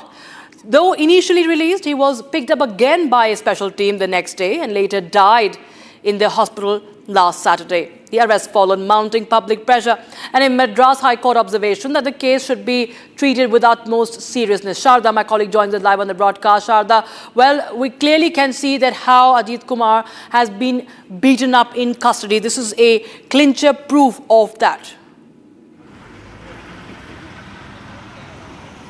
Well, following his arrest, the DMK did not react to this. However, now following the video of seeing that the police brutally attacked Ajith Kumar, that were exactly behind the temple in the cow shed, DMK is now stating that they have taken an action against it. However, AIADMK and BJP points out that it's just the suspension and arrest would not, say that it will work out for a particular, say there should be more investigation and inquiry should be done on this particular case, and that arrest and suspension alone is not enough. However, BJP also states that the State Chief Minister M.K. Stalin should be resigning from his post, because back when under the AIADMK regime, when Jairaj and Phoenix were murdered under the police brutality, it's the same the DMK asked for, and that's what AIADMK, the opposition, is now asking CM Stalin to step down from his particular post. But DMK continues to state that the necessary actions was immediately taken by the police of Madurai, and now the SP is also under a continuous wait and the suspension in question. A writ petition has been given by the lawyer of the Madurai bench, Madras High Court, and the case is now underway in hearing in the Madurai, and it's expected that the court will soon give an answer to it. Sharda, of course, the pressure is being mounted on Tamil Nadu police, and we also see that the BJP is also, taking out protests. As we see in the visuals coming in, there are dramatic protests that are happening on the streets of Chennai. I think many of the workers, leaders of the Chennai, of BJP are also being taken away by the police. Well, this protest that happened just and the visuals that you're seeing are the BJP workers along with their Vice President Narayan Tirupati being taken away by the police. And this protest is not just in a singular place but happening across the state of Tamil Nadu in retaliation to the statement made by MP A. Raja, and his demeaning statement was against the Home Minister Amit Shah for saying that the court says that Amit Shah is a fool, and that's how A. Raja called it, and the BJP had stated telling that this is not how a political leader should be speak, and also asked A. Raja to seek forgiveness for his speech. Right, Shraddha, thanks so much for joining us with those details coming in from Chennai. In fact, we have more breaking news coming in, this time from Kolkata, where protests are also happening. This is against the gang rape of the law college student, and remember, there have been several groups, political parties, and also now we have the student groups and teachers holding protests, raising slogans and banners against the Mamata Banerjee government. Remember, there has been no statement yet from the woman Chief Minister of Bengal, Mamata Banerjee, and there's massive protests against the TMC because we've seen this is a rerun of what happened back last year in the RG Kaur rape case, from Sandesh Khali to RG Kaur to now this case, viewers. There is mounting protest, there's mounting anger, outrage against the Mamata Banerjee government, and there is no statement. In fact, there have been controversial statements, shameful statements, comments that have been made by top leaders of the TMC, no action on them also. And the prime accused of this case, Manojit Mishra, is linked with the TMC. He's a history sheeter. Republic Bangla has accessed the details of his crime record. At least 6 FIRs have been accessed that begin from 2014. He's a criminal offender, he's a repeat offender, he's a history sheeter, and this man has been given a free run in West Bengal. You have his photographs with the top leaders of the TMC as well, TMC councillor Kajari Banerjee as well, TMC MP Abhishek Banerjee as well. So this is the rape accused Manojit Mishra, and he continues to enjoy the patronage. He continued to enjoy the patronage of the TMC, what we understand. And in fact, there is no answer, no clear answer from the TMC also as far as these links of the rape accused with their party leaders is concerned. And a massive protest. Day in and day out, we see protests. In fact, protesters have been stopped. We've seen BJP protesters also. BJP Bengal unit chief and Shrikanta Majumdar also was detained on Saturday. So we see there's mounting pressure by different groups. We have the BJP workers also on the streets today. We see earlier there were student groups also who are protesting on the streets. So the anger is palpable. And in fact, we will just show you the FIRs that have been accessed by Republic Bangla, one after the other. He has been, in fact, apart from beating up people, he has also been accused of molesting a woman. Not the first time. In fact, the latest FIR was, the recent FIR was from September 2024, a case of assault. And that is what is outrageous and enraging the people of Kolkata, the people of Bengal. All right, viewers, we are getting some more breaking developments from Tamil Nadu. We just shift our focus back to Tamil Nadu, where dramatic protests are unfolding. And you can see the police also deployed there. They are trying to, restrict the protests. You see the BJP flags, the BJP carrying out protests. You can see BJP workers in that bus. There's massive outrage against the murder that happened, alleged murder, or you can see the custodial death of a security guard. Even the Madras High Court has pulled up Tamil Nadu police and saying that it's a violation of the fundamental rights of an individual, and it's completely illegal what was happening in custody, what has happened in custody. And Republic has also shown you that video where you can see that Ajith Kumar was lying on the ground and he was beaten up with sticks. Sharda was joining us with more from Chennai. Sharda, well, we've also seen that the opposition parties continue to mount pressure on the state of Tamil Nadu. The Madras High Court has also, has also pulled up the Tamil Nadu police. Well, the Madras High Court has now taken up the case and have also quoted that the DMK, which is the ruling government, has not taken proper action in this particular case, and have also asked to make sure that the DGP of the police inquires into the case and also pass a suspension to all the officials involved. As of now, only 5 have been suspended, and they're also seeking if the SP was involved in this particular case and is seeking his removal. While the visuals of Ajith Kumar being beaten up by the police had come out, we have accessed the report of his postmortem that says he had 18 external injuries, and apart from that, there was also dried blood near his ear. There was more information on how he was beaten up and how he was giving chilly water, and the report also claims that Ajith had a seizure before falling unconscious and losing his life. Right, Shada, thanks so much for joining us with those details coming in on that story. We shift our focus to the UP conversion plot story. A Dalit girl from Uttar Pradesh was allegedly taken from her village in Prayagraj to Kerala, where she was forcibly converted to Islam and pressurized to train for jihad. The case comes to light after a woman called Guddi Devi filed a complaint on the 28th of June, saying her daughter was taken from her village by a local woman whose name was Kehkashan, he also referred to as Darkasha Bano. She offered her money and promised better prospects, took away the daughter to Kerala, where she was converted, and also she was being trained for jihad. So the modus operandi has been also now decoded. She was lured and introduced to a person called Kaif. Kaif took the victim and accused to Prayagraj railway station. The woman and the child was taken away by this man called Kaif. Allegedly also molested her. And accused took the minor to Thrissur via Delhi, that is in Kerala. And she was kept in a house. Many other children were there in Thrissur. And the minor was forced to, and this is revealed by the minor herself, she was forced to convert to Islam, and she was also trained. She had the sacred thread tied by Hindus on their wrist were also removed. She was asked not to believe in Hindu gods, and that's how she was brainwashed and converted. She managed to thankfully escape, and she reached a railway station for the escape.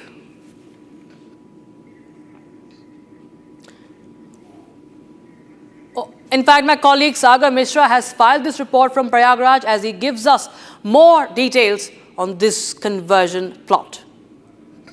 Sapa की सरकार में लगभग 10-10, 15-15 लड़कियों को इसी तरह से धर्मांतरण के लिए उकसाया जाता था। केरल लेकर यहाँ से लोग गए थे, लेकिन अभी भी लगातार इस तरह के मामले यहाँ पर सामने आ रहे हैं। देखिए उस जो पीड़िता है उसका मैं घर आपको दिखा रहा हूँ। लगातार दलित गरीब लोगों को कैसे ये टारगेट यहाँ पर करते थे, आप सोचिए। ये देखिए कच्चे मकान मैं आपको दिखा रहा हूँ, कच्ची ईंट की दीवारें आप देखिए यहाँ पर लगी हैं, टीन शेड लगाए, खपड़ेल लगाए। भला ऐसे लोगों को टारगेट करते थे ये लोग, जो लोग इनके बहकावे में आ जाएं और फिर केरल का वो रुख करें जहां पर उन्हें नमाज पढ़ाई जा रही है, कैसे देश विरोधी गतिविधियों में शामिल हो, ये भी उन्हें बताया जा रहा है। फिलहाल देखिए उस बच्ची के चाचा हमारे साथ हैं।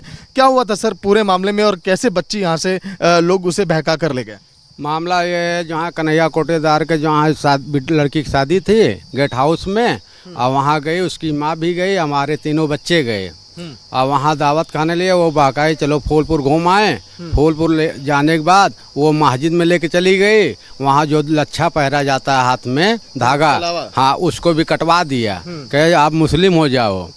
और वहाँ जबरदस्ती उसको कार में बैठा करके लेके भाग गए इलाहाबाद।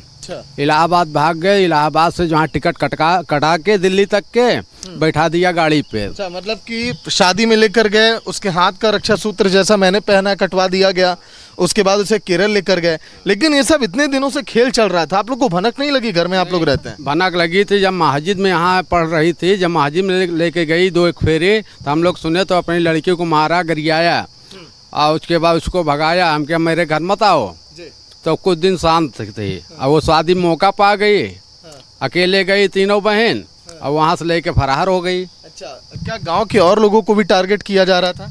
गांव में कई केस कर दिया है, अभी मुकदमा लोगों को चल रहा है। उसके बाद जो वहाँ चूड़िया से पैसा ले करके उसके साथ शादी भी लड़की के अपने कर दिया वो, उसकी माँ ने। वो उसका यही धंधा है, बेचने के धंधा है, और हिंदुओं के लड़कियन के ले जा के नमाजी बनाना चाहती है, और मस्जिद पे नमाज पढ़ाना चाहती है, और जो यहाँ कर्मा कोला उर्दू सिखाना चाहती है। बस यही उसका काम है।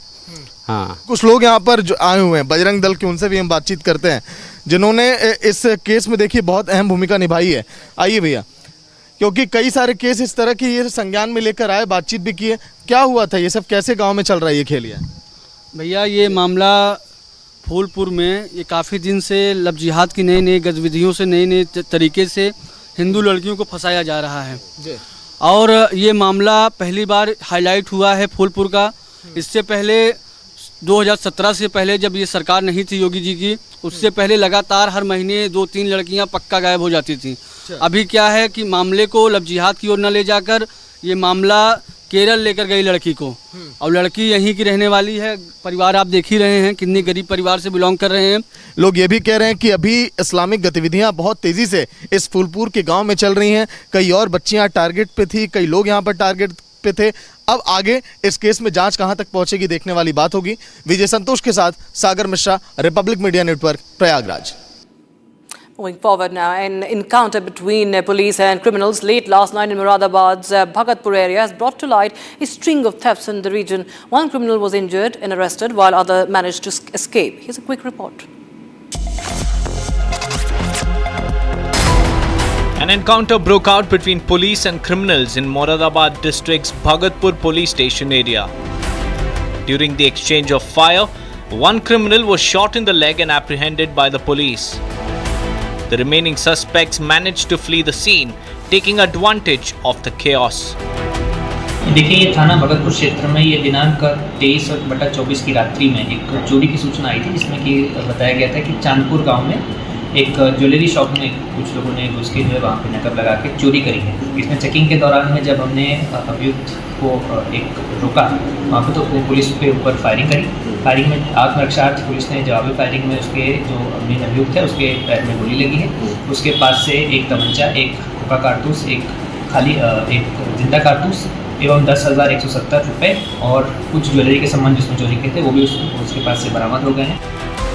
The injured criminal is currently undergoing treatment under police custody.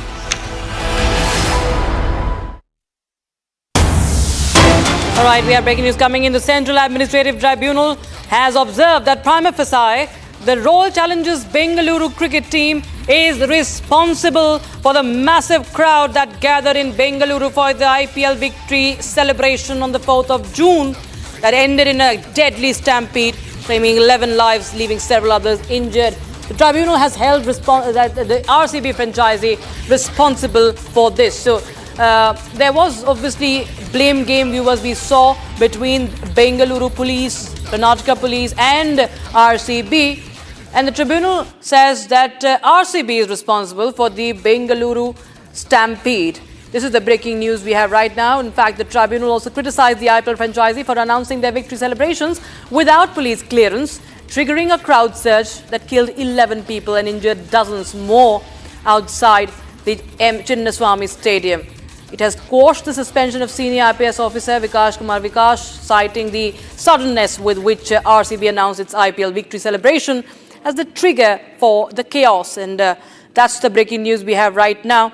And in fact, if I go on to quote the tribunal, it said that the RCB did not take the appropriate permission or consent from the police. All right, my colleague Abhishek joins us live on the broadcast from Bengaluru. Now, Abhishek, if I read out what the tribunal said, it said that the RCB did not inform in time. RCB did not take the appropriate permission or consent from the police, and they posted on social media platforms, and as a result, what happened was everybody saw was a tragedy. What more details can you share with us on this? Well, Rashita, is very clear from the statement which we have already seen, and it very clearly mentions that the RCB's management should be the whole and sole responsible people for the stampede and the death of 11 lives. And also, while speaking about the incident, the Central Administrative Tribunal has clearly mentioned the Karnataka State Government that no issue with respect to the Bengaluru City Police or the Karnataka State Police has been found. So they are supposed, the Karnataka State Government has been directed to revoke the suspension of Vikash Kumar on one hand. On the other hand, the Karnataka High Court is taking care of the suo motu case, which has already been taken into consideration by them. And on the other hand, we have seen tribunal also mentioning RCB's whole and sole responsibility in organizing the championship celebration. Also, without taking permission from the Karnataka State Police or the Karnataka State Government, RCB had given a call on Facebook, on various other social media, stating that they will be organizing a celebratory march or a victory parade event in Bengaluru on June 4th. And also, not to forget, RCB had also... Right, Abhishek, thanks so much for joining us with those details coming in on that story. So the tribunal has held RCB franchisee responsible. But do remember, viewers, there was the Chief Minister and the Deputy Chief Minister also was part of this sudden event that was announced by the RCB. Who holds the government responsible? That's also a question. But now we shift our focus to the other breaking news. In fact, other stories that we have filed for you. The annual Amarnath Yatra, all set to begin in this year. The focus remains not just on the organization of the Yatra, but also very importantly on the security, as thousands of pilgrims have thronged to the important shrine and take the darshan of Baba Amarnath. Viewers, my colleague Simran Singh has filed this report from Ground Zero.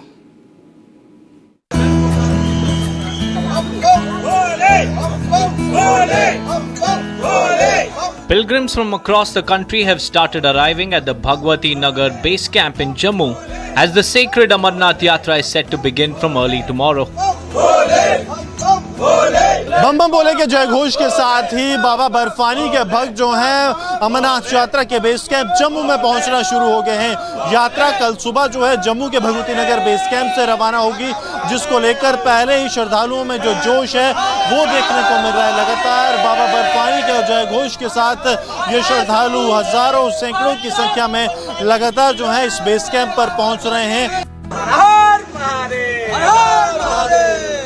Excitement, devotion, and a deep sense of security mark the mood at the base camp. यात्रा को मतलब होता है पैदल ही है जी, ठीक है नहीं, जो बेचारा खच्चर है, जो घोड़ा है, उसकी में भी जान है। मेरी थिंक ये कहती है, उसके ऊपर जाएंगे तो यात्रा लगेगी नहीं, मेरी थिंक है जी। दोपहर को आए हैं तो बहुत अच्छा अरेंजमेंट है इनका सबका। सिक्योरिटी के हिसाब से बहुत अच्छी अरेंजमेंट है यहाँ पे, और ऐसे अरेंजमेंट चाहिए भी, क्योंकि अब जैसे कि टेररिस्ट अटैक बहुत हो रहे हैं, उस अकॉर्डिंग अभी ऐसे अरेंजमेंट बहुत सही है ये चीज़। Layered security rings guard the entire base camp. Baggage scanners are in place, sniffer dogs comb through every corner, and each pilgrim undergoes strict frisking before entry. Help desks and on-ground assistance points are fully operational to guide yatris at every step. Baggage is being scanned. Those people who are taking the entry inside the Bhavan, there first of all the security apparatus that they see here is the baggage scanner. You have to scan your baggage before you go inside. Then you see the security arrangements, the kind of traffic police is there, the municipality is managing, the Amarnath Shrine Board is entirely managing the entire yatra. Then we are seeing the support is coming from the Jammu and Kashmir Police, Army as well as CRPF. This time the technology has added a booster shot in the arms of the joint security forces. The technology is being used like the face recognition devices. This is for those elements, those who have the bad history, their face will immediately get recognized and it will alert the security forces. A major highlight this year is the Mahila Battalion of CRPF. It has been deployed at key locations including the Yatra Bhavan. They are not only handling security duties but are also providing crucial support and assistance to women Yatris. A lot of features have been added this time to Amarnath Yatra, apart from the AI that is giving a boost for the Yatra arrangement, the security arrangement, and we are seeing now the female cops, the CRPF personals too have been deployed here just to take care of the security of the Yatris, those who are visiting or have started arriving at Yatra Bhavan in Srinagar. They are the one, they will see that the complete headgear with the automatic rifles, the BP jackets, the boots on, that tells you that how the security arrangements have been geared up, multi-layer security arrangements that have been placed here.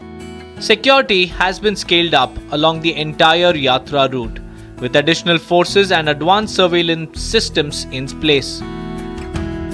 Pilgrims have been strictly advised to travel only in designated convoys.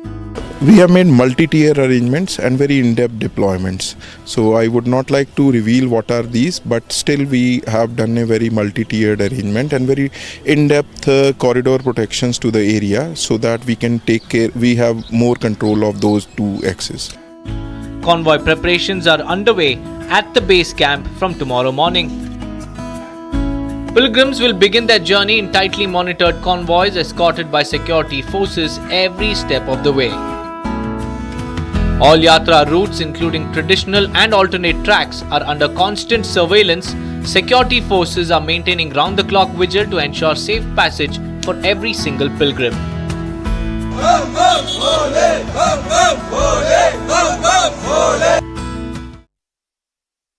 With that, it's time to take a quick look at more stories from across the country. This is Bharat in just 1 minute. Bharat 1 Minute brought to you by Canara Bank. Together we can. Massive face-off over Waqf Amendment Act. BJP launches attack at Akhilesh Yadav, calling for dumping of the act. BJP says that Indi bloc is pushing for Sharia constitution.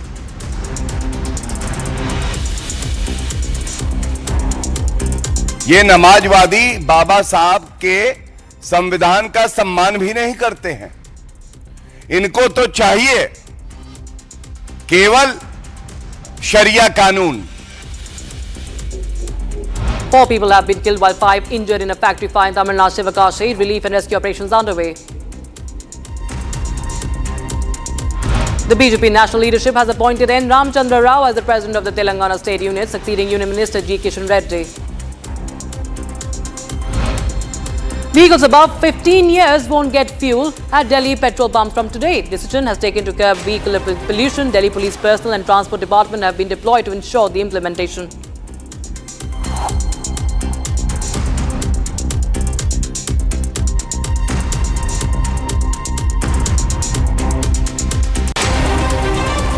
Bharat 1 Minute brought to you by Canara Bank. Together we can. For a short break, but on the other side, we get you the latest update from Himachal Pradesh, where NHAI engineer alleged assault by Himachal Pradesh Minister Anuruddh Singh, FIR registered in the case. And DKS goes public, denies cracks within the party, says no change in Chief Minister's face.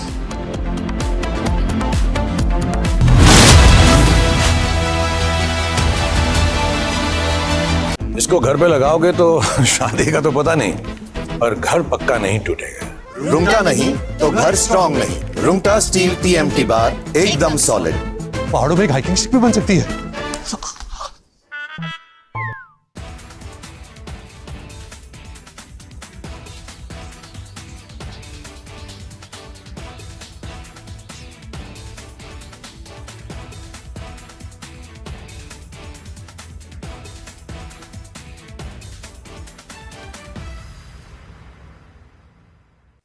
Thank you very much. Always a pleasure to be on your channel and particularly on the digital part of your amazing network.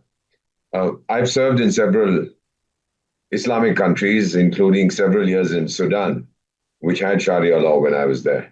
And somebody even issued a fatwa against me, whatever that meant.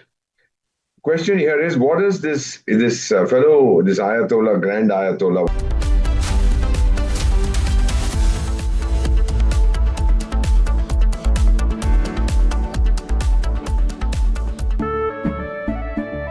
केसरिया से मन जोगी हुआ रे, दिल झूमे देखो मतवारा हुआ रे, केसरिया से मन जोगी हुआ। हर पल मनाओ केसरी त्योहार। विमल, बोलो जुबान Kesari. We are not surprised nor we are shocked with the reaction of Nasuddin Shah on Diljit Dosanjh. But we would like to tell him that the way the Federation has reacted on this entire issue is with some solid reasons. And it's very important for you to know about it. First of all, you say that he is a true Indian and true nationalist. A person holding an American passport, American citizenship, and not Indian cannot be called an Indian. I think it's very simple to understand. Somebody who remains silent on the terror attack on a country cannot be Indian, cannot be a true Indian. Somebody who doesn't condemn the act supporting terrorism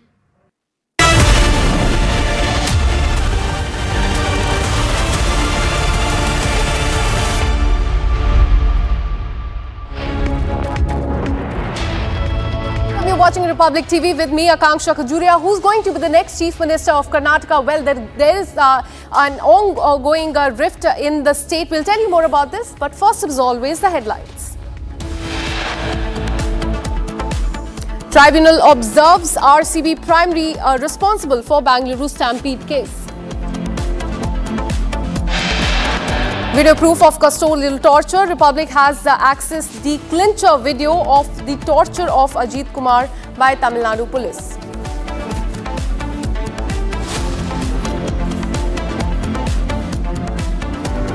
NHAI engineer alleges assault by Himachal Pradesh Minister Anirudh Singh. FIR has been registered.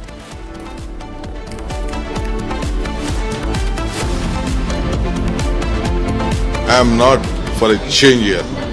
I am telling you, there is no groups in the Congress, there is only one group, it is the Congress group headed by Mallikarjun Kharge ji.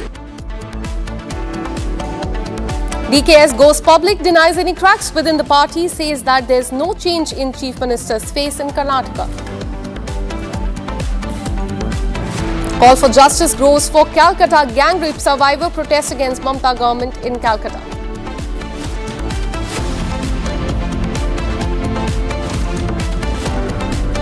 The Union Cabinet has approved an employment-linked incentive scheme aimed at boosting the formal job creation.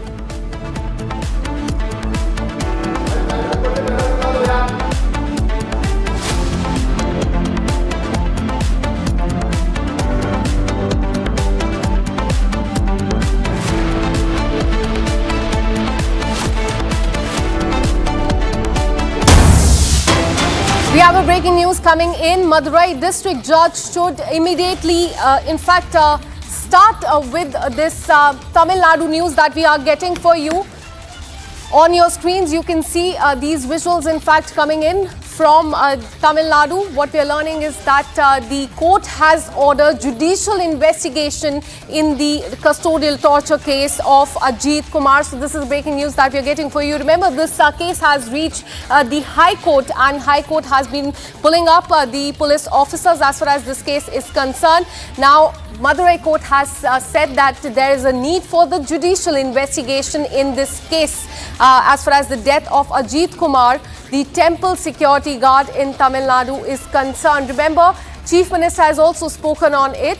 He has said that action has been taken. 5 police officers have been arrested. Several have been suspended. 1 SP has been transferred. But Bharatiya Janata Party is saying that this is not enough. They have sought for the resignation of the Chief Minister. You can see the visuals of that custodial torture there on the screen that we are showing you. The police officer there beating the man there with sticks and also dragging him is the visuals that we have accessed for you on Republic TV.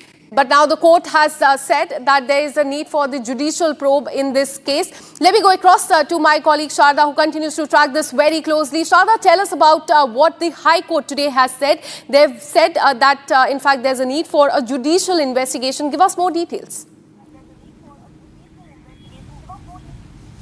Following a writ petition given at the Madurai bench of the Madras High Court, the advocate and activist is now taken up this issue very seriously because they found that there were 18 external injuries on Ajith Kumar's body, and also during the High Court intervention, the Madras Madurai bench High Court intervention of the Madras High Court stated that there were 44 other injuries on Ajith's body as well, where the court is now taking it up and saying that this is police brutality in at its worst case, because this is the 25th custodial death under the DMK regime, which I have been mentioning.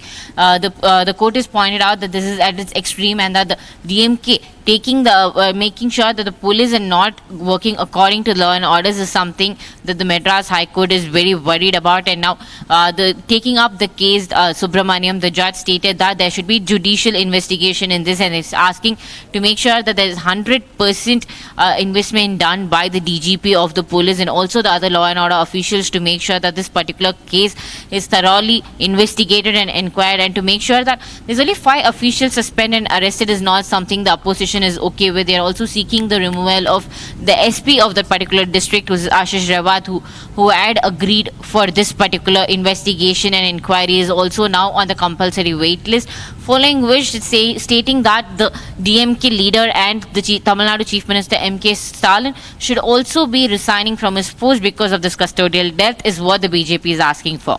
Absolutely, Shraddha, and we are seeing that war of words have also started over the entire matter. DMK saying that action has been taken by them, but BJP and AIDMK on the other hand is saying that there needs to be an accountability. Suspension or arrest is not enough as far as this custodial torture is concerned. Take us through the war of words.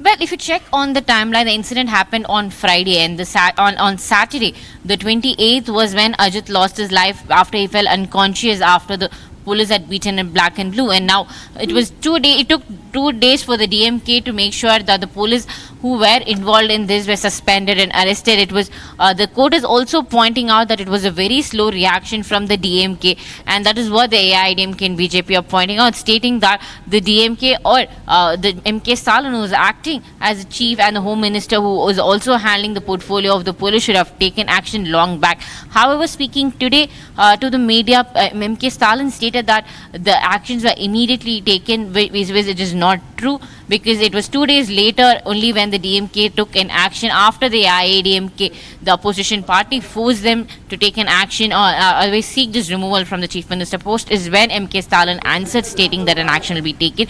And apart from this arrest and suspension, there's no other major action taken, and that is what the AIDMK and BJP are now pointing out.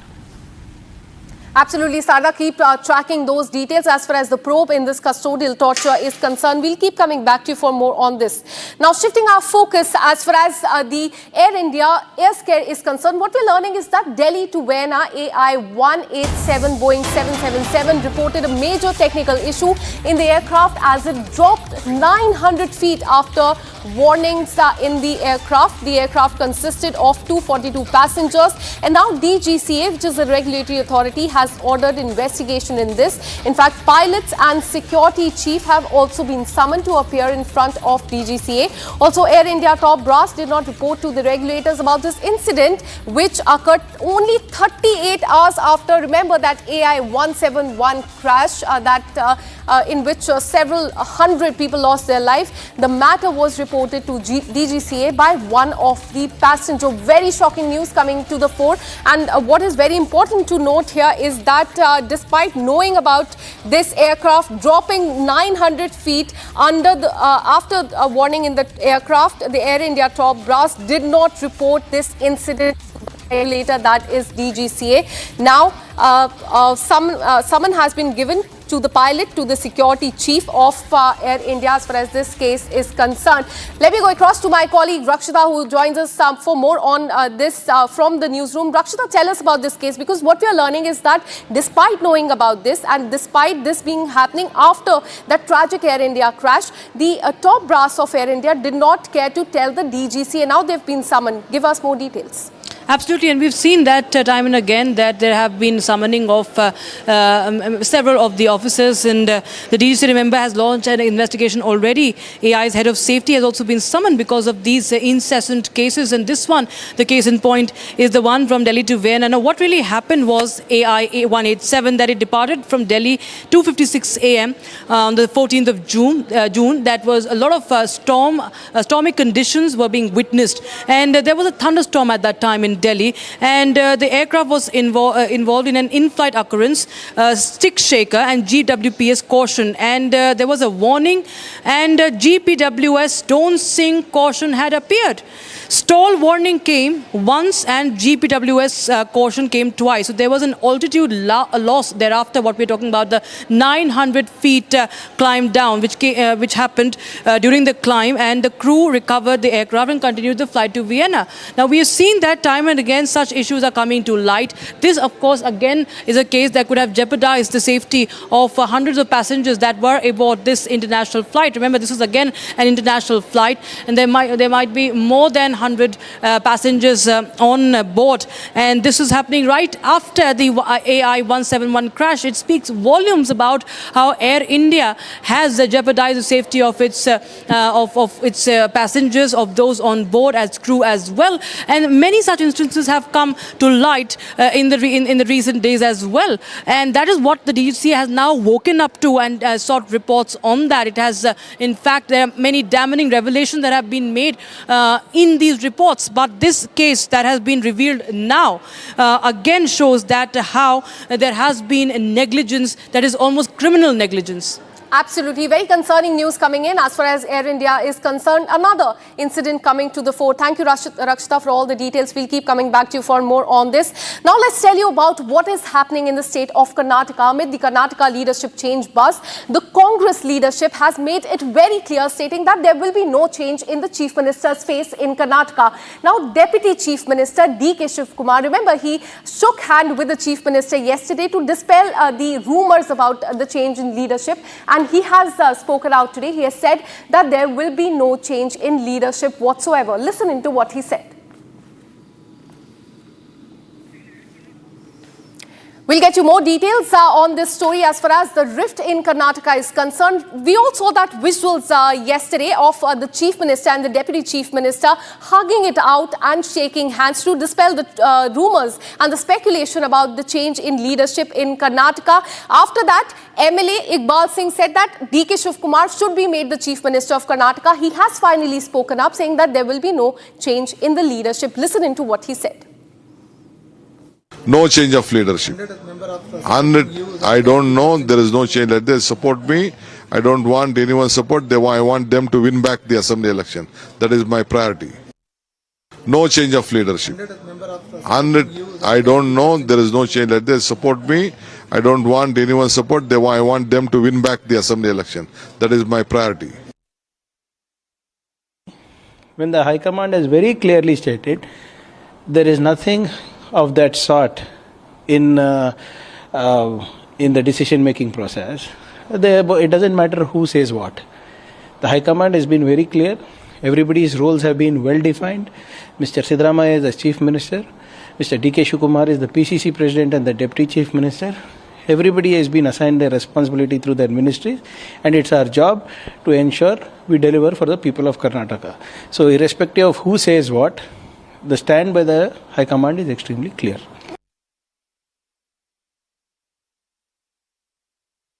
कौन मुख्यमंत्री बनेगा वो जनता का मुद्दा नहीं है. जनता का मुद्दा है प्राइस राइज. जनता का मुद्दा है वीक एडमिनिस्ट्रेशन. जनता का मुद्दा है करप्शन. करप्शन के वजह से जनता परेशान है. प्राइस राइज के वजह से जनता परेशान है. वीक एडमिनिस्ट्रेशन के वजह से जनता परेशान है. मुद्दा जनता का है वो करप्शन, प्राइस राइज. कौन बनेगा सीएम हमको मालूम नहीं. कौन देगा पैसा हमको भी मालूम नहीं. मुझे लगता है कौन ज़्यादा पैसा देगा उनको सीएम पद मिलेगा, ऐसा कुछ विधायक कॉरिडोर में बात करता है. ये वो हमारा पार्टी का मुद्दा नहीं. हमारा इंटरेस्ट है जनता के बारे में।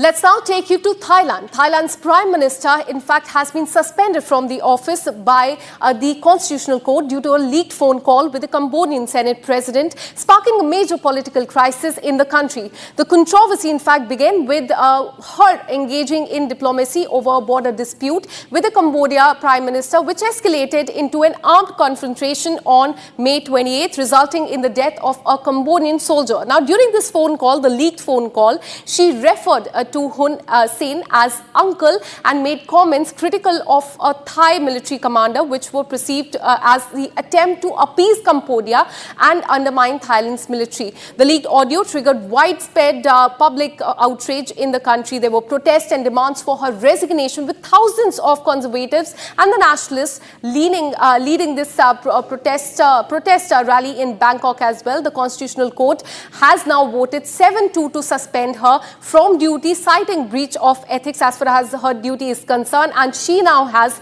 15 days to present her defense in this case. In fact, the Deputy Prime Minister of Thailand is expected to serve as the acting Prime Minister during her suspension, and this marks the second time in less than 1 year that a Thai Prime Minister has been removed for breaching the ethical code. So there seems to be, in fact, trouble as far as Thailand is concerned. What we're learning is that their Prime Minister has been suspended. She has 15 days to give her stand on this.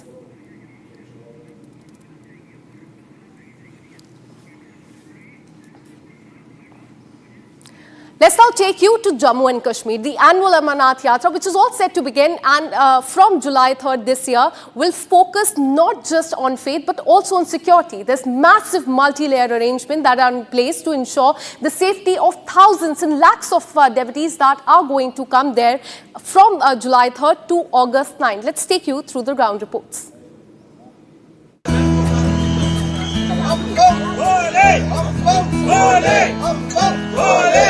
Pilgrims from across the country have started arriving at the Bhagwati Nagar base camp in Jammu as the sacred Amarnath Yatra is set to begin from early tomorrow. बम बम बोले के जय घोष के साथ ही बाबा बर्फानी के भक्त जो हैं अमरनाथ यात्रा के बेस कैंप जम्मू में पहुंचना शुरू हो गए हैं। यात्रा कल सुबह जो है जम्मू के भगवती नगर बेस कैंप से रवाना होगी, जिसको लेकर पहले ही श्रद्धालुओं में जो जोश है वो देखने को मिल रहा है। लगातार बाबा बर्फानी के जय घोष के साथ ये श्रद्धालु हजारों सैकड़ों की संख्या में लगातार जो है इस बेस कैंप पर पहुंच रहे हैं। Excitement, devotion, and a deep sense of security mark the mood at the base camp. यात्रा को मतलब होता है पैदल ही है जी, ठीक है नहीं, जो बेचारा खच्चर है, जो घोड़ा है, उसी में भी जान है। मेरी थिंक ये कहती है, उसके ऊपर जाएंगे तो यात्रा लगेगी नहीं। मेरी थिंक है जी। दोपहर को आए हैं तो बहुत अच्छा अरेंजमेंट है इनका सबका। सिक्योरिटी के हिसाब से बहुत अच्छी अरेंजमेंट है यहाँ पे, और ऐसे अरेंजमेंट चाहिए भी, क्योंकि अब जैसे कि टेररिस्ट अटैक बहुत हो रहे हैं, उस अकॉर्डिंग अभी ऐसे अरेंजमेंट बहुत सही है ये चीज़। Layered security rings guard the entire base camp. Baggage scanners are in place, sniffer dogs comb through every corner, and each pilgrim undergoes strict frisking before entry. Help desks and on-ground assistance points are fully operational to guide yatris at every step. Baggage is being scanned. Those people who are taking the entry inside the Bhavan, there first of all the security apparatus that they see here is the baggage scanner. You have to scan your baggage before you go inside. Then you see the security arrangements, the kind of traffic police is there, the municipality is managing, the Amarnath Shrine Board is entirely managing the entire yatra. Then we are seeing the support is coming from the Jammu and Kashmir Police, Army as well as CRPF. This time the technology has added a booster shot in the arms of the joint security forces. The technology is being used like the face recognition devices. This is for those elements, those who have the bad history, their face will immediately get recognized and it will alert the security forces. A major highlight this year is the Mahila Battalion of CRPF. It has been deployed at key locations including the Yatra Bhavan. They are not only handling security duties but are also providing crucial support and assistance to women yatris. A lot of features have been added this time to Amarnath Yatra, apart from the AI that is giving a boost for the Yatra arrangement, the security arrangement. And we are seeing now the the female cops, the CRPF personals too have been deployed here just to take care of the security of the yatris, those who are visiting or have started arriving at Yatra Bhavan in Srinagar. They are the one, they will see that the complete headgear with the automatic rifles, the BP jackets, the boots on, that tells you that how the security arrangements have been geared up, multi-layer security arrangements that have been placed here. Security has been scaled up along the entire Yatra route, with additional forces and advanced surveillance systems in place. Pilgrims have been strictly advised to travel only in designated convoys. We have made multi-tier arrangements and very in-depth deployments. So I would not like to reveal what are these, but still we have done a very multi-tiered arrangement and very in-depth corridor protections to the area so that we can take care, we have more control of those two axes. Convoy preparations are underway at the base camp from tomorrow morning. Pilgrims will begin their journey in tightly monitored convoys escorted by security forces every step of the way. All Yatra routes, including traditional and alternate tracks, are under constant surveillance. Security forces are maintaining round-the-clock vigil to ensure safe passage for every single pilgrim.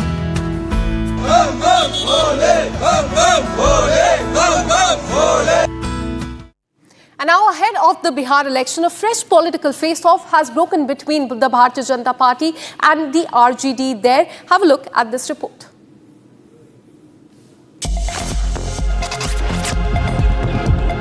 Ahead of the 2025 Bihar Assembly elections, a fresh political face-off is broken out between the RJD and BJP over the Waqf Amendment Act.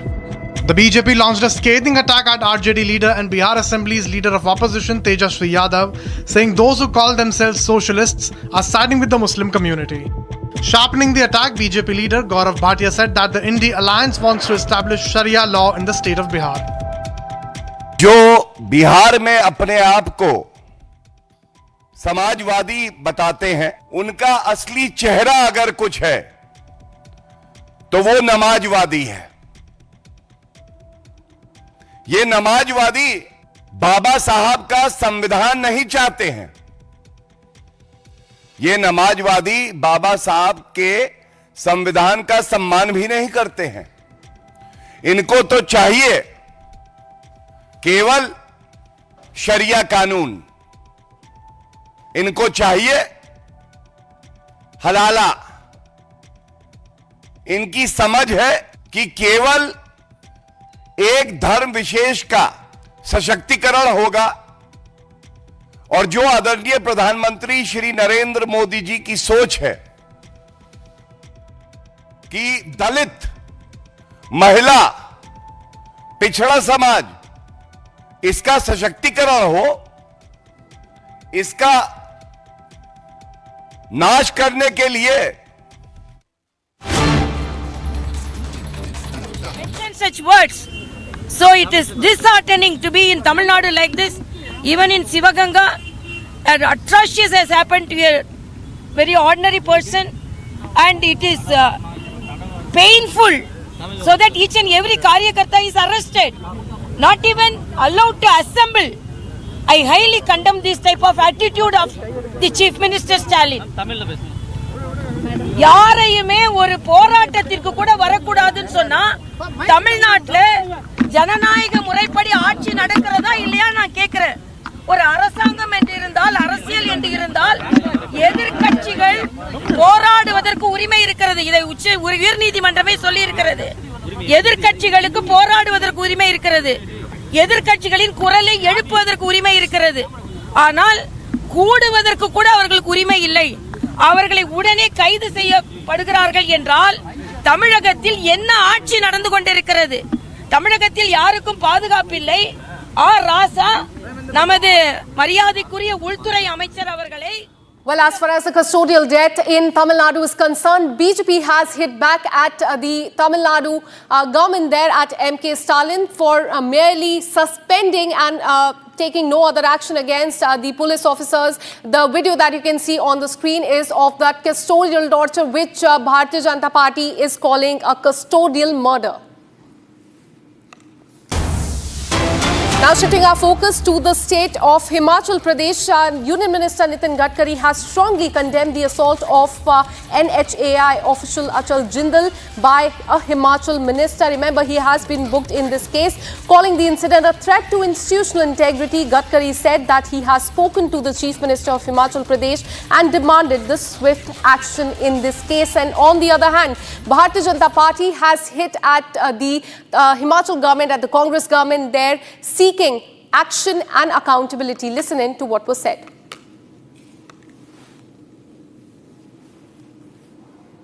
देखिए, देवभूमि का इससे बड़ा दुर्भाग्य क्या होगा जहां के एक मंत्री का नाम एफआईआर में आए, कंप्लेंट में आए और ये कहा जाए कि national highway authority of India के अधिकारियों को कमरे में बंद करके उनके सिर फोड़ने का काम किया जाए। आखिरकार हिमाचल प्रदेश में सरकार है या नहीं है? और सरकार है तो सरकार के मंत्री किस काम पे लगे? रेलवे लाइन के लिए पैसा दिया जाता है तो वहां राज्य की सरकार अपना हिस्सा नहीं डालती। सड़कों के लिए पैसा दिया जाता है तो उस काम को करवाने वाले अधिकारियों को बंद कमरे में मंत्री और उसके सहयोगियों द्वारा पीटा जाता है। अभी विमल नेगी जी का केस हल नहीं हुआ था, वहां सीबीआई की जांच हुई, अभी वो पूरी नहीं हुई और दूसरे अधिकारी का सिर फोड़ने का काम किया गया। हिमाचल प्रदेश के अधिकारी कर्मचारी सुरक्षित हैं या नहीं, मुख्यमंत्री जवाब दें। और हिमाचल प्रदेश में क्या अधिकारियों को मरने पर, आत्महत्या करने या उनकी हत्या करने पर जिस तरह के संगीन आरोप लगे हैं और अब जिस तरह से उनके ऊपर प्रहार किए गए, ये अपने आप में कांग्रेस की सरकार पर सवाल खड़े करता है। एनएचआई के एक अधिकारी को मंत्री और मंत्री के साथ में उनके साथी मिल करके पिटाई कर देते हैं। अधिकारी घायल होता है और घायल होकर के वो उपचाराधीन है, लेकिन उसके बावजूद भी अभी तक हमको मालूम पड़ा है कि कोई कार्रवाई उनके खिलाफ अभी तक नहीं की गई है, ना एफआईआर दर्ज की गई है। मेरा इस बात को लेकर के मुख्यमंत्री जी से आग्रह है, जो मंत्री उस ससगारी घटना में शामिल था जहां मारपिटाई की गई, मंत्री ने स्वयं अपने हाथों से की है, ऐसा भी लोग बता रहे हैं और बताया जा रहा है कि मीडिया के लोगों ने बचाने की कोशिश की, मीडिया वालों को कैमरे रोक दिए गए और अगर ऐसा है तो मंत्री के खिलाफ तुरंत एफआईआर दर्ज होनी चाहिए, मंत्री के खिलाफ। And with this, we're taking a very short break. Coming up on the other side, we'll tell you about the Calcutta gang rape case and the call for justice is only growing louder. We'll also tell you about the decision that has been taken by the Union Cabinet. They have approved an employment-linked incentive scheme aimed at boosting formal job creation. This and much more on the other side.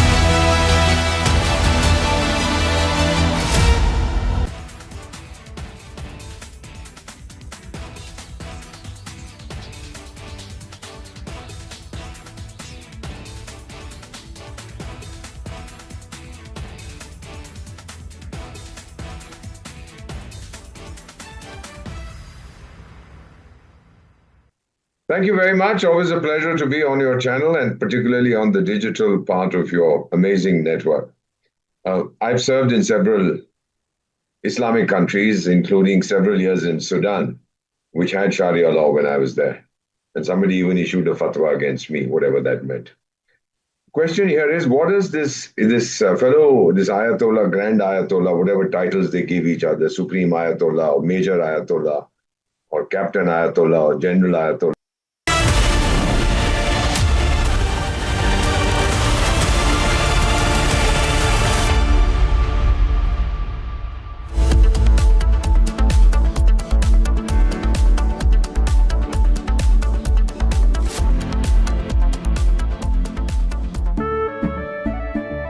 केसरिया से मन जोगी हुआ रे, दिल झूमे देखो मतवारा हुआ रे, केसरिया से मन जोगी हुआ। हर पल मनाओ केसरी त्योहार।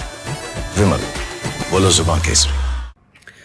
We are not surprised, nor we are shocked with the reaction of Nadu on Diljit Dosanjh. But we would like to tell him that the way the Federation has reacted on this entire issue is with some solid reasons. And it's very important for you to know about it. First of all, you say that he is a true Indian and true nationalist. A person holding an American passport, American citizenship, and not Indian cannot be called an Indian. I think it's very simple to understand. Somebody who remains silent on the terror attack on a country cannot be Indian, cannot be a true Indian. Somebody who doesn't condemn the act supporting terrorism and killings of innocent Indians, that is his heroine in his film, cannot be an Indian. Somebody who has always remained silent on the attacks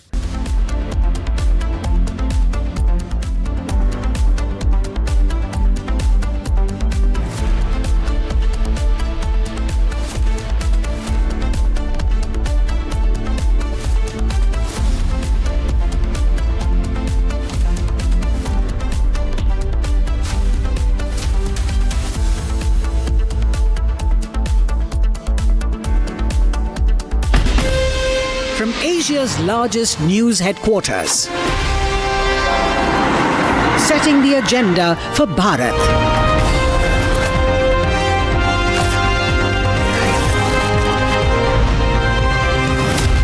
You're watching Republic.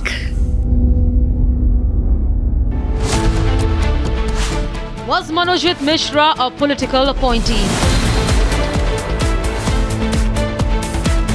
Republic investigation uncovers alleged TMC link. Was the South Calcutta Law College gang rape avoidable? Debating tonight at 8 p.m.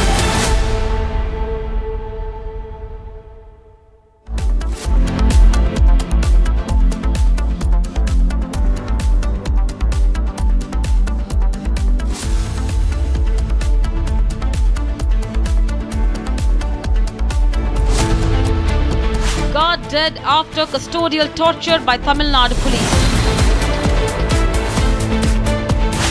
AIADMK questions talent model of governance. Is it time to take action on excesses of police? Debating tonight at 9 p.m.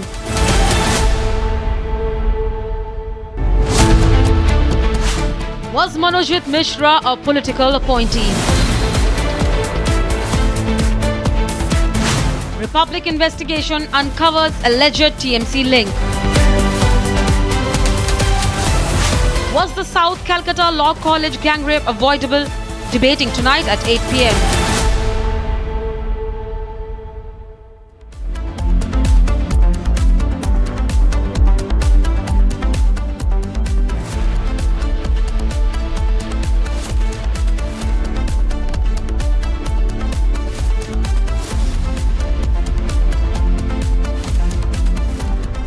Hi, this is Chef Ranveer Brar. Guarantee you brilliance on behalf of IIHM.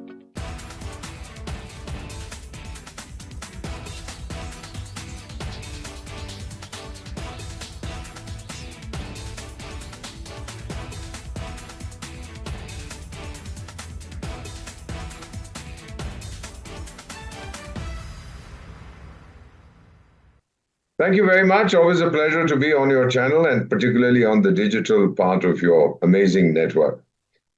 I've served in several Islamic countries, including several years in Sudan, which had Sharia law when I was there.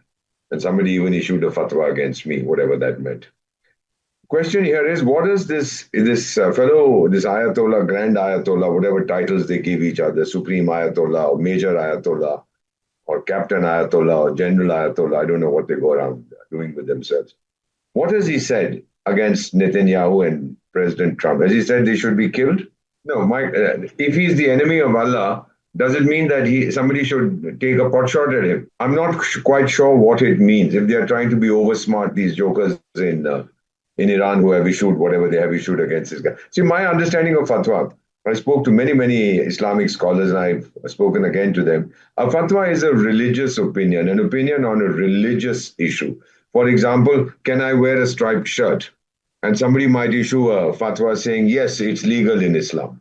So it's a very complicated issue. But in recent times, we've been finding people issuing fatwas asking for the physical elimination of the people against whom the fatwa has been issued. This hadn't been done. In fact, funnily enough, it might be.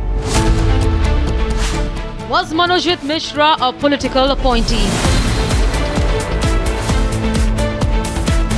Republic investigation uncovers alleged TMC link. Was the South Calcutta Law College gang rape avoidable? Debating tonight at 8 p.m.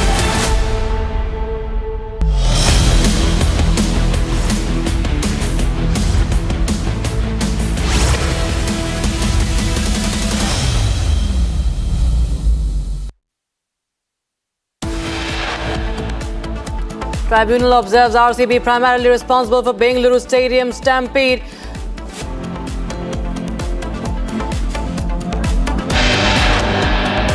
After video proof of custodial torture of Ajith Kumar, Madurai bench orders judicial probe. NHAI engineer alleges assault by Himachal Pradesh Minister Nadu Singh, FIR registered. I am not for a change here. I am telling you, there is no groups in the Congress. There is only one group. It is the Congress group headed by Mallikarjun Kharge ji. DKS goes public denying the cracks within the party, says no change in Chief Minister in Karnataka. Calls for justice grows for Kolkata rape survivor. Protests against Mamata government in Kolkata. Union Cabinet has approved an employment-linked incentive scheme aimed at boosting formal job creation.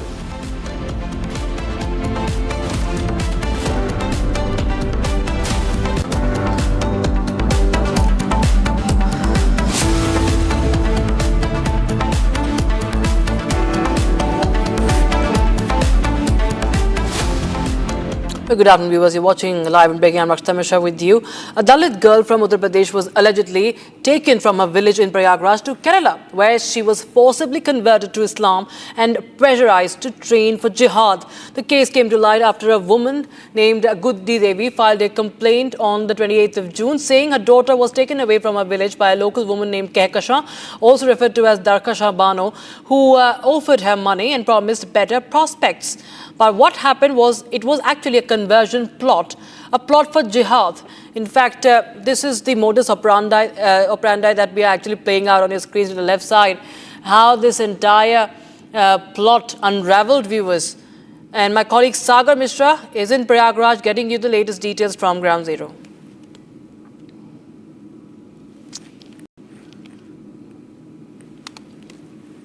Sapa की सरकार में लगभग 10-10, 15-15 लड़कियों को इसी तरह से धर्मांतरण के लिए उकसाया जाता था। केरल लेकर यहाँ से लोग गए थे, लेकिन अभी भी लगातार इस तरह के मामले यहाँ पर सामने आ रहे हैं। देखिए, उस जो पीड़िता है उसका मैं घर आपको दिखा रहा हूँ। लगातार दलित गरीब लोगों को कैसे ये टारगेट यहाँ पर करते थे, आप सोचिए। ये देखिए, कच्चे मकान मैं आपको दिखा रहा हूँ, कच्ची ईंट की दीवारें आप देखिए यहाँ पर लगी हैं, टीन शेड लगाए, खपड़ेल लगाए। भला ऐसे लोगों को टारगेट करते थे ये लोग, जो लोग इनके बहकावे में आ जाएं और फिर केरल का वो रुख करें जहां पर उन्हें नमाज पढ़ाई जा रही है, कैसे देश विरोधी गतिविधियों में शामिल हो, ये भी उन्हें बताया जा रहा है। फिलहाल देखिए, उस बच्ची के चाचा हमारे साथ हैं।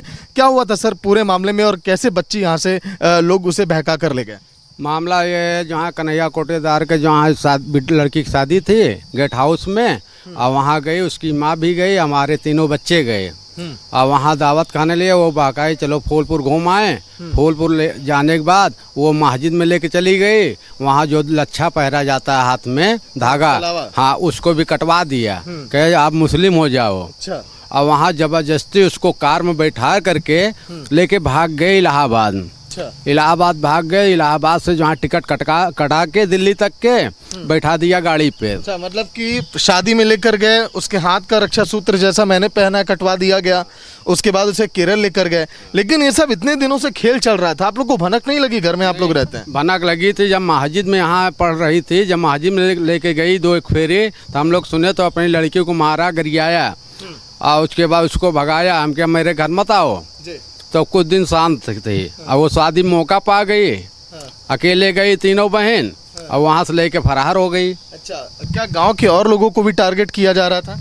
गांव में कई केस कर दिया है, अभी मुकदमा लोगों को चल रहा है। उसके बाद जो हाँ चुड़िया से पैसा ले करके उसके साथ शादी भी लड़की के अपने कर दिया वो। अच्छा। उसकी माँ ने वो उसका यही धंधा है, बेचने के धंधा है। और हिंदुओं के लड़कियन के ले जा के नमाजी बनाना चाहती है और मस्जिद पे नमाज पढ़ाना चाहती है और जो हाँ कर्मा कोला उर्दू सिखाना चाहती है। बस यही उसका काम है। हाँ, कुछ लोग यहाँ पर जो आए हुए हैं बजरंग दल के, उनसे भी हम बातचीत करते हैं जिन्होंने इस केस में देखिए बहुत अहम भूमिका निभाई है। आइए भैया, क्योंकि कई सारे केस इस तरह की ये संज्ञान में लेकर आए, बातचीत भी की है। क्या हुआ था, ये सब कैसे गांव में चल रहा है ये खेल? भैया ये मामला फूलपुर में ये काफ़ी दिन से लब जिहाद की नई नई गतिविधियों से नए नए तरीके से हिंदू लड़कियों को फंसाया जा रहा है और ये मामला पहली बार हाईलाइट हुआ है फूलपुर का। इससे पहले 2017 से पहले जब ये सरकार नहीं थी योगी जी की, उससे पहले लगातार हर महीने 2-3 लड़कियां पक्का गायब हो जाती थी। अभी क्या है कि मामले को लब जिहाद की ओर न ले जाकर ये मामला केरल लेकर गई लड़की को, और लड़की यहीं की रहने वाली है। परिवार आप देख ही रहे हैं कितनी गरीब परिवार से बिलोंग कर रहे हैं। लोग ये भी कह रहे हैं कि अभी इस्लामिक गतिविधियां बहुत तेजी से इस फूलपुर के गांव में चल रही हैं। कई और बच्चियां टारगेट पे थी, कई लोग यहां पर टारगेट पे थे। अब आगे इस केस में जांच कहां तक पहुंचेगी देखने वाली बात होगी। विजय संतोष के साथ Sagar Mishra, Republic media network, Prayagraj. Prayagraj के फूलपुर में एक बड़ा धर्मांतरण गैंग, एक बड़े आतंकी मॉड्यूल का पर्दाफाश हुआ। जैसा कि यहाँ के लोगों ने बताया, कई सारी लड़कियों को प्रयागराज के फूलपुर से अगवा किया गया, केरल लेकर गए, इस्लामिक धर्म उन्हें अपनाया गया। अभी भी लगातार ये सब यहाँ पर चल रहा था, लेकिन अब एक लड़की यहाँ पर सामने आई। कैसे आपकी बच्ची इनके बहकावे में आई, क्या कुछ हुआ? हमारे बच्ची पढ़ने जा रही थी, उसका भी लड़की पढ़ने जा रही थी कॉलेज में, वहीं से संगत था। उसके बाद जो वहीं से जो है वो ले जाने लगी मस्जिद में, वहाँ नमाज सिखाने लगी और उर्दू की भाषा सिखाने लगी। तो उसको जहाँ मना किया, हम लोग सुने तो उसको मारे गरियाए, लड़की के अपने हमारी लड़की घर रहने लगी। और जो भगवान के लिए अच्छा पहरा जाता है उसको भी कटवा दिया। कहते हैं जहाँ ये भगवान मत मानो, हमारे जो है उर्दू धर्म में और मुस्लिम धर्म में आ जाओ। तो हमारी लड़की जहाँ है बताई, तो उसके बाद लड़की के हम लोग डांट लगाए, सब कुछ करे। तो लड़की हमारे घर राय लाग।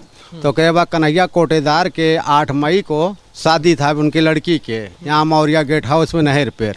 वहाँ दावत खाने के लिए तीनों बहनें गए उनकी। और उसके बाद वो अनवरी अपने बेटी के लिए वहाँ के गए डेरसा को, वहाँ लिया गए। तो वहाँ कहीं खाना भी बड़ी देर है, चलो फूलपुर घूम ही आए, अभी 10 मिनट में वापस आते हैं। अच्छा, मतलब कि ये इस पूरे खेल में मुस्लिम गैंग के लोग ही हैं? हाँ, ये पूरा मुस्लिम गैंग के लोग हैं। उनके जहाँ है नमाजी आस्था से बनाना चाहते हैं उनको। अच्छा, जब लड़की की आई यहाँ पर अपनी बातें बताई, केरल में क्या होता था, देश विरोधी गतिविधियाँ कैसे होती थी, क्या इन लोगों से करवाया जाता था? वहाँ जो है गए तो यहाँ से दिल्ली से पहुँच गए केरल, उसके बेटिकट पहुँच गए। तो वहाँ देखते हैं जहाँ जिस कमरे में लड़की लिया जा रही थी वहाँ मुस्लिम थे। उसके बाद बड़ी बड़ी दाढ़ी रख के वहाँ थे और 2 लड़कियाँ परजट टाइम में रखे हुए थे। और ये इसको जहाँ वहाँ नमाजी के रूप में ले जा रहे थे वहाँ। तो उसके बाद हमारी लड़की जब मुस्लिम ने दरवाज़ा का हमारी लड़की पहुँची तो मुस्लिम दपोचना चाहा, तो हमारी लड़की जो है वहाँ से धर्म उसको जो है बदलना चाहे। Breaking news coming in right now. Valmiki Corporation scam update coming in. High Court has allowed CBI probe into the case, and the High Court has accepted the petition requesting a CBI investigation into the Valmiki scam.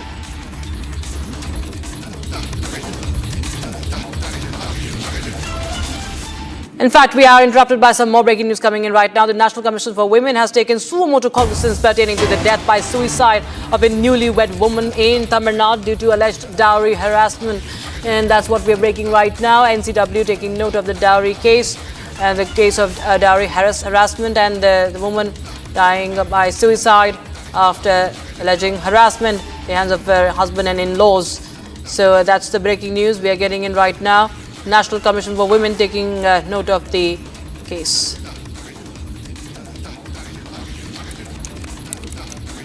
Sharda joins us live on the broadcast. For more, Sharda, the NCW has taken cognizance, but what is happening on the investigation front? Well, yesterday the police had arrested Kevin Hendis' parents who had initially troubled the girl over the dowry harassment case, stating that out of the 500 sovereign gold, they had only given 300 and the 200 needs to be given back. Was the fight all about? The last message from the girl points out how she was emotionally, physically and sexually assaulted by her in-laws and her husband, following which an thorough investigation was made and the police, with the evidences available, arrested both Kevin Hendis' mother and his father as well, and now stating that the NCW has entered in to make sure that a suo motu contingence, and has also asked a proper case to be filed by the Tamil Nadu police, and also to make sure that the court takes up the case seriously and gives a proper judgment in relation to this. And also it had also the NCW had also stated that a proper prevention on the dowry harassment case should also be brought in the state of Tamil Nadu. Right. Thank you so much, Shahada, for joining us with those details coming in on that shocking case of the death of a newly married woman from Tamil Nadu. All right, viewers, we shift our focus to other stories. This is from Karnataka. Amid Karnataka leadership change buzz, the Congress leadership has made it clear, saying that no change in Chief Minister in Karnataka is happening. Deputy Chief Minister D.K. Shivkumar has cleared the air himself, saying that there is going to be no change in leadership. Listen in.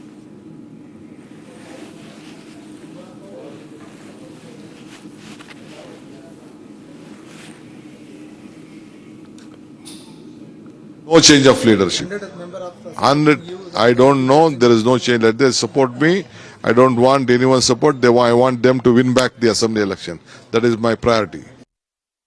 No change of leadership. I don't know. There is no change. Let them support me. I don't want anyone's support. I want them to win back the assembly election. That is my priority. When the High Command has very clearly stated, there is nothing of that sort in the decision-making process. It doesn't matter who says what. The High Command has been very clear. Everybody's roles have been well defined. Mr. Siddaramaiah is the Chief Minister. Mr. D.K. Shivkumar is the PCC President and the Deputy Chief Minister. Everybody has been assigned their responsibility through their ministries, and it's our job to ensure we deliver for the people of Karnataka. So irrespective of who says what, the stand by the High Command is extremely clear. And meanwhile, the BJP has slammed Congress government, saying that people are upset due to the corruption, price rise and weak administration, and do not know who will become the Chief Minister. कौन मुख्यमंत्री बनेगा वो जनता का मुद्दा नहीं है. जनता का मुद्दा है price rise.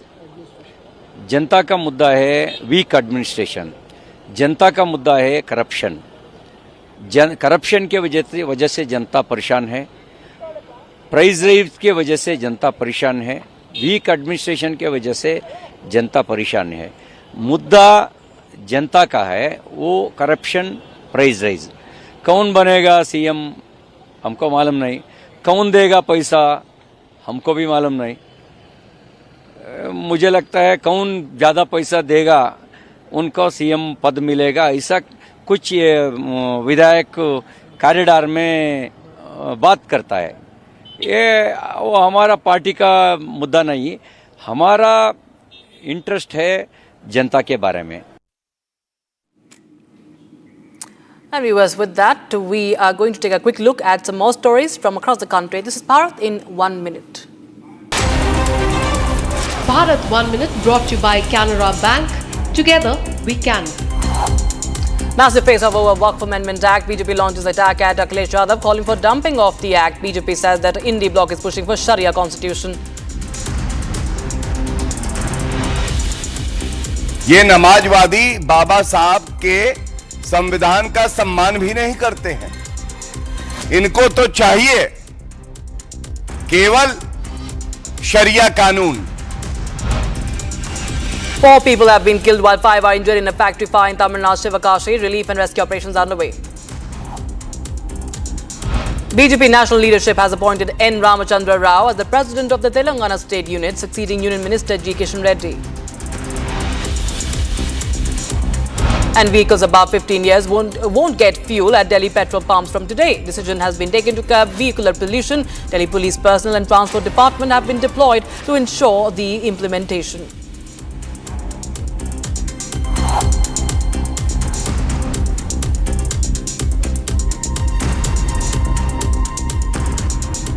The Indian Navy has pulled off a daring firefighting and rescue operation, saving 14 Indian crew members from a major fire aboard a Palau flag tanker in North Arabian Sea. Quick thinking, rapid deployment and courageous action from INS Tabar have once again reinforced India's position as the first responder in the Indian Ocean region. Here's a report.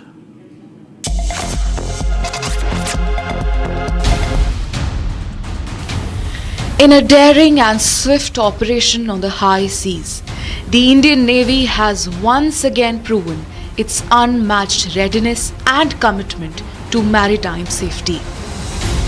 On 29th June, the Navy responded to a critical distress call from Palau-flagged tanker Mount E. Cheng 6, battling a major fire in the North Arabian Sea. The incident unfolded approximately 80 nautical miles east of Fujairah in the early hours when the tanker's engine room caught fire, putting the vessel and its 14 Indian crew members in grave danger.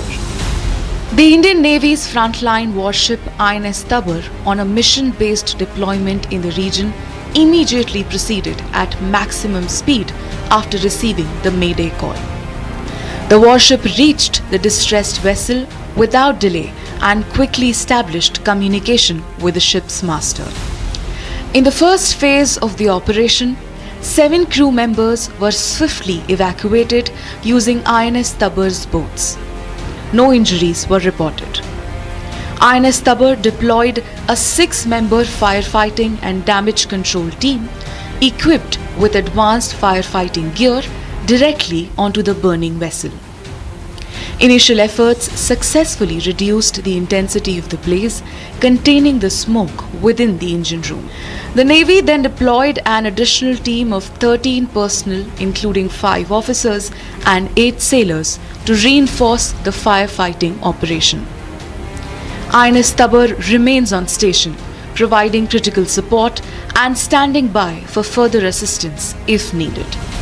The Indian Navy continues to prove that when danger strikes at sea, India is always the first responder.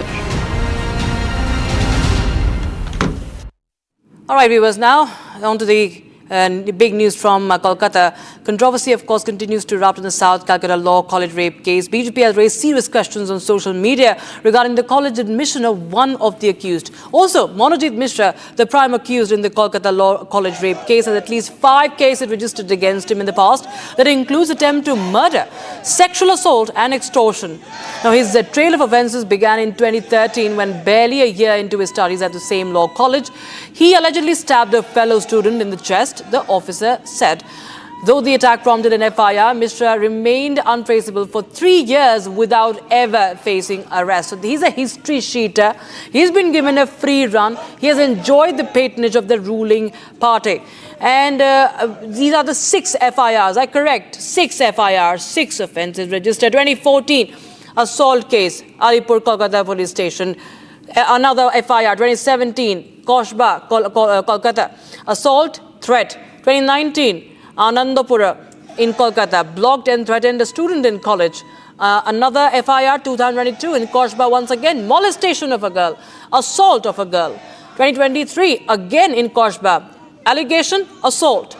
And the next FIR, as recent as September 2024, Toliganj, South Kolkata, assault case. Once again, against this Manojit Mishra, who has links with the TMC. And now he is in custody in a rape case, in a gang rape case, viewers. So the links of the political links to Trinamool Congress are under scanner. And BJP is raising questions. Pinky joins us live on the broadcast from Kolkata. Pinky, हमें बताएं कि क्या कुछ सामने आ रहा है. एक चीज़ तो साफ है कि this man is a history sheeter. He has at least 6 FIRs against him. And he has been enjoying this free run. He is allowed freely in campuses. And he has links with the TMC. That is very clear now.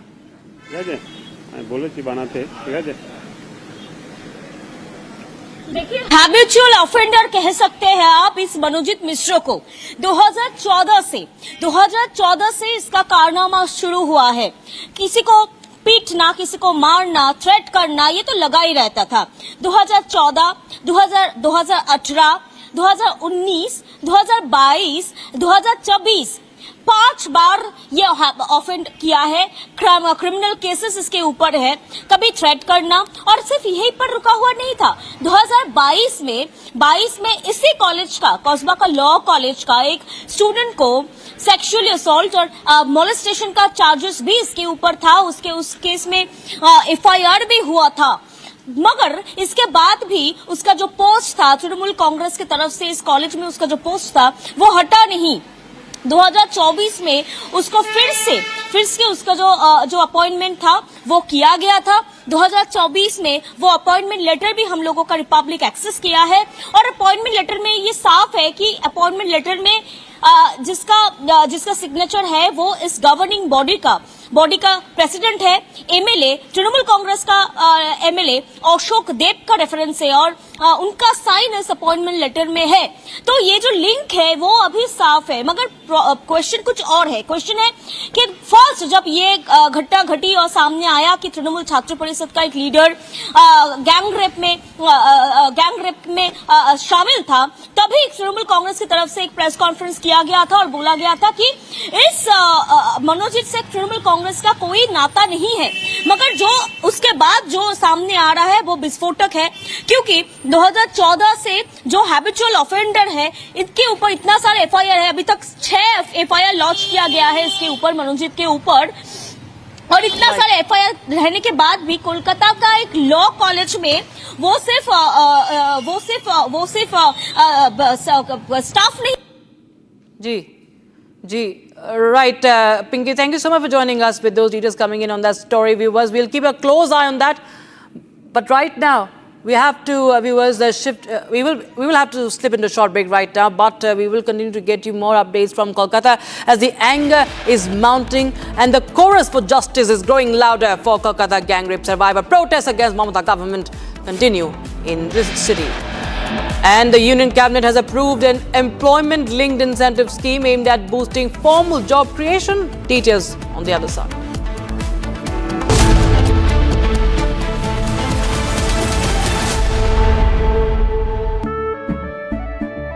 केसरिया से मन जोगी हुआ रे, दिल झूमे देखो मतवारा हुआ रे। केसरिया से मन जोगी हुआ। हर पल मनाओ केसरी त्योहार। विमल, बोलो जुबान Kesari.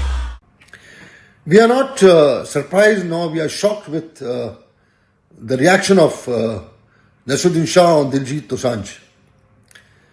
But we would like to tell him that the way the Federation has reacted on this entire issue is with some solid reasons. And it's very important for you to know about it. First of all, you say that he is a true Indian and true nationalist. A person holding an American passport, American citizenship, and not Indian cannot be called an Indian. I think it's very simple to understand. Somebody who remains silent on the terror attack on a country cannot be Indian, cannot be a true Indian. Somebody who doesn't condemn the act supporting terrorism and killings of innocent Indians, that is his heroine in his film, cannot be an Indian. Somebody who has always remained silent on the attacks on India by Pakistan cannot be an Indian. So I would like to tell Nasiruddin Shah that we at the Federation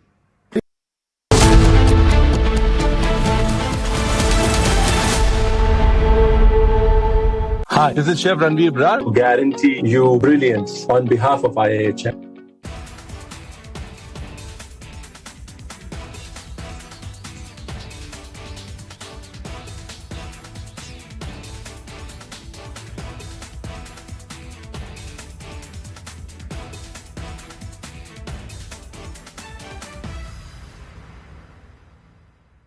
Thank you very much. Always a pleasure to be on your channel and particularly on the digital part of your amazing network.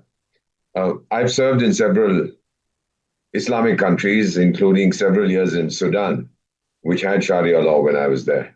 And somebody even issued a fatwa against me, whatever that meant.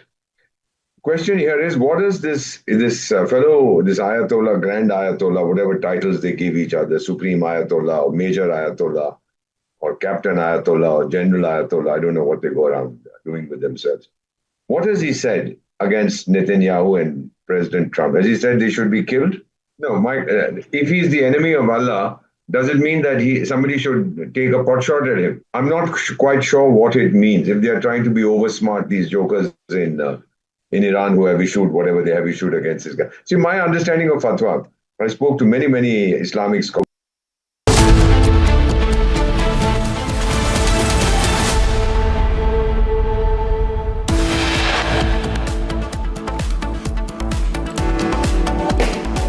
Tribunal observes RCB primarily responsible for Bengaluru Stadium stampede.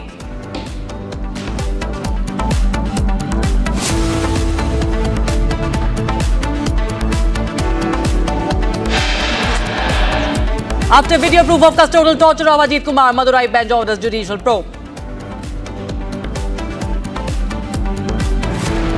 NHAI engineer alleges assault by Himachal Pradesh Minister Nadu Singh, FIR registered.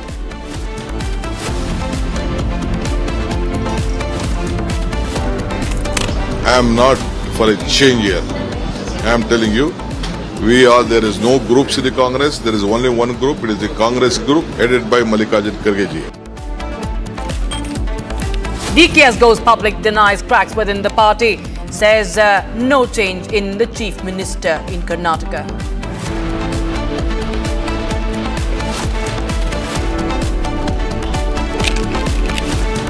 The call for justice grows for Kolkata gang rape survivor. Protest against Mamata government in Kolkata.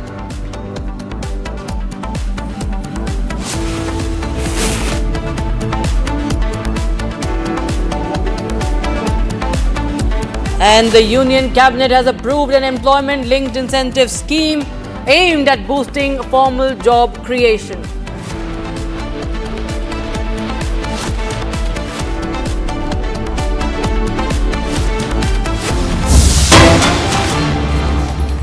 The ISKCON Sri Sri Radha Krishna Temple in Spanish Fork in Utah of the United States, world famous for its color festivals, has come under attack in suspected hate crime. Viewers, over the past several days, 20 to 30 bullets were fired at the temple building and the surrounding property. The incidents occurred during nighttime hours while devotees and guests were present inside. And it resulted in thousands of dollars in structural damage, including to the temple's hand-carved arches. This is according to Vaibhavi Devi Dasi, who's a co-founder of that temple. And on 18th of June, the temple staff heard a loud noise and observed some smoke coming from the temple's radio station roof, but could not confirm its cause. And just days later, a bullet hole was discovered in one of the temple windows, with a bullet traveling into a wall of the main worship space. Additional bullet holes were found in buildings' arches, and about 20 shell casings were recovered from the road just outside the temple's security fence. Viewers, surveillance footage revealed a pickup truck parked in front of the property on the night of shooting, though no suspect has been identified yet. Viewers, so another case of temple being attacked. This is the temple in Utah of United States. And that's the breaking news we have right now. And you can see the visual there that in fact shows that it was attacked. How the attack, you can see the bullet shots there, the gunshots in that wall. And there were multiple shots, viewers, that have been reported. This is the breaking news we are getting in right now, viewers. This is a shocking case that is coming in, and it's been reported now, and no suspect has been identified yet. This is the ISKCON temple, viewers. Viewers, we move on to the RCB stampede probe. Now, the Central Administrative Tribunal has observed that prima facie, the Royal Challengers Bengaluru cricket team is responsible for the massive crowd that gathered in Bengaluru for the IPL victory celebrations on the 4th of June. in a stampede that claimed 11 lives and left several others injured, viewers. So the tribunal has held RCB responsible for the stampede. Central Administrative Tribunal blames just the RCB for what happened that led to the lives of 11 people, 11 fans, 11 people in Bengaluru in June, viewers. And this was a victory parade, a victory celebration, an event attended by the top leaders, including the Chief Minister and the Deputy Chief Minister. Abhishek joins us live on the broadcast from Bengaluru. Abhishek, tell us more about what has the tribunal said. Does it say that there was no role of the administration at all in the calls that were taken? Has the RCB so powerful that whatever the RCB says will be followed? Well, Rakshita, following the victory of RCB's match on June 3rd, RCB had planned to conduct a victory march on June 4th in Bengaluru, where they put on a social media status and invitation to the people of Karnataka stating that the RCB would conducting a parade or a celebration in Chinnaswamy Stadium located in Bengaluru without obtaining the permission from Karnataka State Police or the government is what the police department have informed the Central Administrative Tribunal in Bengaluru as of now. So the Central Administrative Tribunal has demanded the government of Karnataka that the suspension of the IPS officer Vikas Kumar has to be withdrawn because prima facie no such action of dereliction of duty has been found with respect to the Karnataka State Police. And another point is RCB is the sole person or the sole group which was responsible for the stampede is what the document claims in front of the CAT. So it is very clear from the orders passed by the Central Administrative Tribunal that the RCB's uninvolved status which also invited people to the Chinnaswamy Stadium is one of the reasons for stampede, whereas the capacity of the Chinnaswamy Stadium is 35,000, but after seeing the post of RCB on social media, at least 3.5 lakhs people had gathered there. The CAT also feels, the Administrative Tribunal also says that police aren't God and they can't create everything or any benefit or any changes overnight, and this is the dereliction of the duty of the Karnataka State Government and not the Bangalore City Police or the Karnataka State Police. So the Central Administrative Tribunal has directly mentioned that the entire reason behind the stampede belongs alone to RCB at this point of time, Rakshita. Right, Abhishek, right. So there is a complete blame game that we saw right after this. But the fact remains that the Deputy Chief Minister had very well gone to receive this team. He was part of the celebrations. Everybody was part of the celebration. There was a letter also that showed that the police was not ready. But what about that negligence? What about what was happening outside that Chinnaswamy Stadium? And they continued with the celebrations. What about that? Who's responsible for that? Nobody stopped the celebrations despite what was happening. Well, the dereliction of duties also belong to the Karnataka State Government because, Rakshita, we had clearly seen DCM DK Shivkumar had been to the HL airport to receive the players of RCB who had just won the IPL 2025 trophy. On the other hand, when he was addressing the media at Ramnagar Court, he mentioned that the government will be organizing a celebration or a felicitation event to the RCB players in front of the Grand Steps of Vidhan Sauda. After which CM Siddaramaiah also had congratulated and mentioned that the governor will also be present to celebrate the victory of RCB. After which, CM Siddaramaiah, after completing the felicitation on the Vidhan Sauda steps, straightly headed to another private program with his grandson is what the entire state knows as of now. On the other hand, when the RCB players were about to reach the Chinnaswamy Stadium, around 27 gates are present in Chinnaswamy Stadium, out of which only 3 gates were opened. This is also one of the reasons as to why the stampede occurred. The Karnataka State Cricket Association, the management of the Karnataka State Cricket Association, dereliction of Bangalore City Police to an extent is also acceptable and is also seen, whereas the Karnataka government had very clearly mentioned, the Karnataka State Cricket Association, that there will be a celebratory event is what the documents show as of now. We have also seen the top cops of Bengaluru mentioning the Karnataka government and also informing the CM that they will not be able to deploy huge number of police overnight because they will have to get all the police force from various other parts of the state as well, for which the Karnataka State Government or the Chief Minister or DCM didn't give heat, and this is the one of the issues as to why, or one of the reasons as to why this stampede occurred. So equally, the first target would be RCB, or the first reason for the stampede would be the RCB putting out the post on Facebook or various other platforms. So what, the second just very reason would quickly, be I want to understand from you, Abhishek, what happens next? Will RCB send a notice? What really happens? What can the tribunal do from here on? The Central Administrative Tribunal might also make the RCB's management a part in the appeal gone by Kumar with respect to the government suspending him from his duties. Also, the CA team might direct the High Court or any other investigation agency to make sure that the Karnataka state government is also a part of this investigation. Also, it will demand that the negligence of Karnataka state government to be mentioned in the investigation henceforth. Rakshita. Right. Thanks so much, Abhishek, for joining us with those details coming in on that story, viewers. And more news from Karnataka. There has been a constant buzz about a leadership change in the state. The Congress has now made it clear.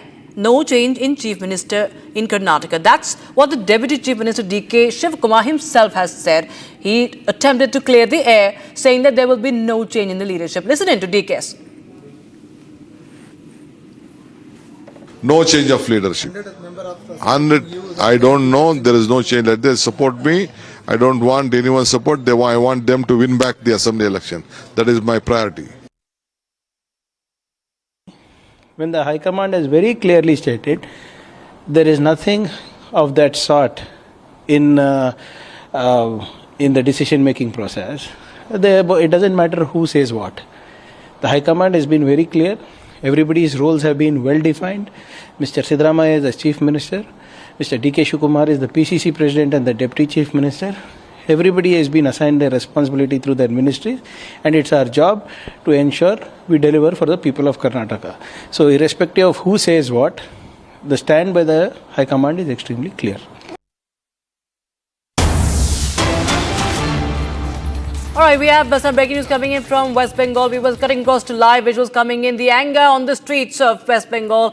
Again, shots coming in from Kolkata. BJP workers staging protest against the Mamata Banerjee government over the gang rape of the law student. And you can see that the police force trying to once again stop the protesters as they attempt to break down the barricades. And there you have dramatic visuals coming in. Republic Bangla gets you more ground updates, more ground reports. You see how the BJP workers are trying to break through the barricades in Kolkata, and this is incessant protests. These are back-to-back protests in West Bengal against the gang rape of a law college student, and the key accused being linked to the TMC. And there's no statement from Mamata Banerjee yet, and there is only anger and outrage against her government.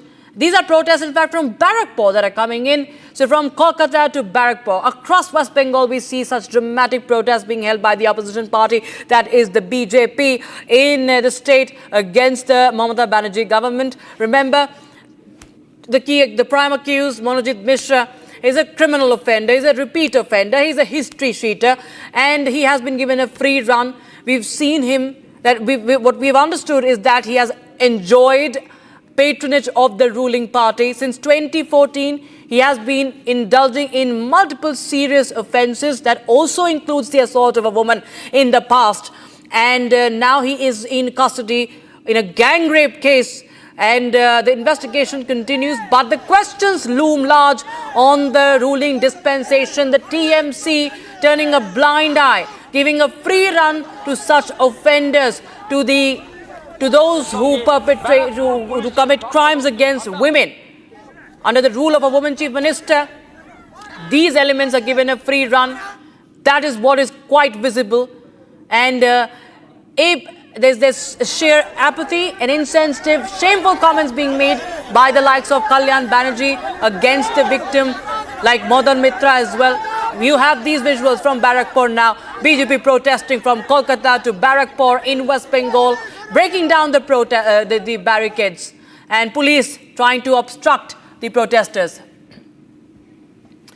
Now we have some more breaking news coming in right now, viewers. Union Minister Nitin Gadkari has strongly condemned the assault on NHAI official Achal Jindal, allegedly by Himachal Minister and his aides, calling the incident a threat to institutional integrity. Gadkari says that he has spoken to the Chief Minister, Sukhwinder Singh Sukhu, and demanded swift and exemplary action, viewers. This is a shocking case that emerged from Himachal Pradesh, where a Himachal minister had brutally attacked an NHAI officer.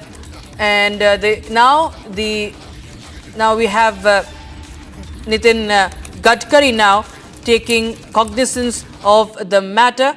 Nitin Gadkari, the Minister for Road Transport and Highways of India, speaking to Sukhwinder Singh Sukhu, the Chief Minister of Himachal Pradesh. The man there on the right side of his screen is Anirudh Singh. He is the one who in fact had attacked the NHAI officer. And there's an FIR filed against this cabinet minister, Anirudh Singh. And Anirudh Rana has been booked for assaulting the officer. Take a listen into what the BJP is saying. देखिए, देवभूमि का इससे बड़ा दुर्भाग्य क्या होगा, जहां के एक मंत्री का नाम FIR में आए, कंप्लेंट में आए और ये कहा जाए कि national highway authority of India के अधिकारियों को कमरे में बंद करके उनके सिर फोड़ने का काम किया जाए। आखिरकार हिमाचल प्रदेश में सरकार है या नहीं है? और सरकार है तो सरकार के मंत्री किस काम पे लगे? रेलवे लाइन के लिए पैसा दिया जाता है तो वहां राज्य की सरकार अपना हिस्सा नहीं डालती। सड़कों के लिए पैसा दिया जाता है तो उस काम को करवाने वाले अधिकारियों को बंद कमरे में मंत्री और उसके सहयोगियों द्वारा पीटा जाता है। अभी विमल नेगी जी का केस हल नहीं हुआ था, वहां CBI की जांच हुई, अभी वो पूरी नहीं हुई और दूसरे अधिकारी का सिर फोड़ने का काम किया गया। हिमाचल प्रदेश के अधिकारी कर्मचारी सुरक्षित हैं या नहीं, मुख्यमंत्री जवाब दें। और हिमाचल प्रदेश में क्या अधिकारियों को मरने पर, आत्महत्या करने या उनकी हत्या करने पर जिस तरह के संगीन आरोप लगे हैं और अब जिस तरह से उनके ऊपर प्रहार किए गए, ये अपने आप में कांग्रेस की सरकार पर सवाल खड़े करता है। NHAI के एक अधिकारी को मंत्री और मंत्री के साथ में उनके साथी मिल करके पिटाई कर देते हैं। अधिकारी घायल होता है और घायल होकर के वो उपचाराधीन है, लेकिन उसके बावजूद भी अभी तक हमको मालूम पड़ा है कि कोई कार्रवाई उनके खिलाफ अभी तक नहीं की गई है, ना FIR दर्ज की गई है। मेरा इस बात को लेकर के मुख्यमंत्री जी से आग्रह है, जो मंत्री उस सारी घटना में शामिल था जहां मारपिटाई की गई, मंत्री ने स्वयं अपने हाथों से की है, ऐसा भी लोग बता रहे हैं। और बताया जा रहा है कि मीडिया के लोगों ने बचाने की कोशिश की, मीडिया वालों को कैमरे रोक दिए गए। और अगर ऐसा है तो मंत्री के खिलाफ तुरंत FIR दर्ज होनी चाहिए। मंत्री के खिलाफ मुख्यमंत्री को कार्रवाई करके उनको मंत्रिमंडल से हटाना चाहिए।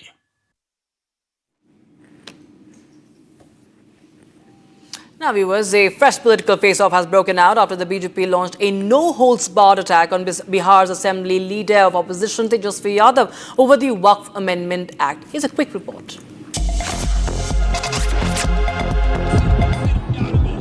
Ahead of the 2025 Bihar Assembly elections, a fresh political face-off has broken out between the RJD and BJP over the Waqf Amendment Act. The BJP launched a scathing attack at RJD leader and Bihar Assembly's leader of opposition Tejasvi Yadav, saying those who call themselves socialists are siding with the Muslim community. Sharpening the attack, BJP leader Gaurav Bhatia said that the Indie Alliance wants to establish Sharia law in the state of Bihar. जो बिहार में अपने आप को समाजवादी बताते हैं, उनका असली चेहरा अगर कुछ है तो वो नमाजवादी है। ये नमाजवादी बाबा साहब का संविधान नहीं चाहते हैं। ये नमाजवादी बाबा साहब के संविधान का सम्मान भी नहीं करते हैं। इनको तो चाहिए केवल शरिया कानून, इनको चाहिए हलाला। इनकी समझ है कि केवल एक धर्म विशेष का सशक्तिकरण होगा और जो आदरणीय प्रधानमंत्री श्री नरेंद्र मोदी जी की सोच है कि दलित, महिला, पिछड़ा समाज इसका सशक्तिकरण हो, इसका नाश करने के लिए कोई आगे आ रहा है तो ये कहना गलत नहीं होगा वो आरजेडी और तेजस्वी यादव हैं। तो मैं इस मंच से इतना जरूर कहना चाहूंगा कि आप शरिया शरिया शरिया करो और भारतीय जनता पार्टी संविधान संविधान संविधान की बात करेगी। Now, Thailand's Prime Minister Shinawatra has been suspended from office by the Constitutional Court due to a leaked phone call with Cambodian Senate President Hun Sen, sparking a major political crisis. The controversy began when Shinawatra engaged in diplomacy over a border dispute with Cambodia, which escalated into an armed confrontation on the 28th of May. That resulted in the death of a Cambodian soldier. During the phone call, she referred to Hun Sen as uncle and made comments critical of a Thai military commander, which were perceived as attempts to appease Cambodia and undermine Thailand's military. The leaked audio triggered widespread public outrage, protests and demands for her resignation, with thousands of conservative and nationalist-leaning protesters rallying in Bangkok. The Constitutional Court voted 7-2 to suspend Shinawatra from duty, citing a breach of ethics, and she has 15 days to present her defense. Deputy Prime Minister Surya Jungrungrang is expected to serve as acting Prime Minister during her suspension. Shinawatra's suspension marks the second time in less than a year that a Thai Prime Minister has been removed from breaching ethical codes.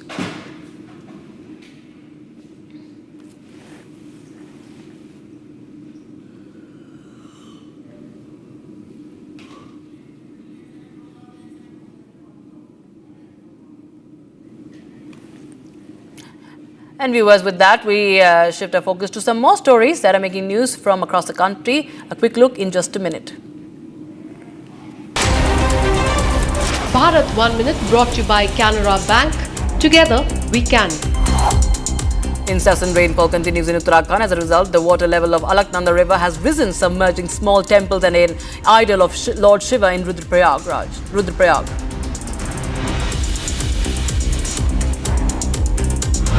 Amid the heavy rainfall, cloudbursts and flash floods, police conducted relief operations to rescue the people stuck in Himachal's Hamirpur.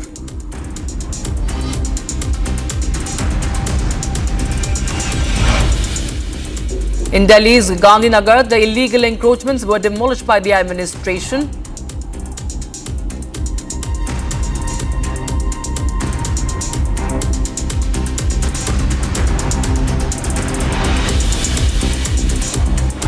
Meanwhile, celebrations are underway currently. In fact, celebrations are underway in Dharamshala of Himachal Pradesh. Alright, we'll get you more updates on that. Senior BJP leader PVN Madhav has been appointed as the new Andhra Pradesh BJP president today.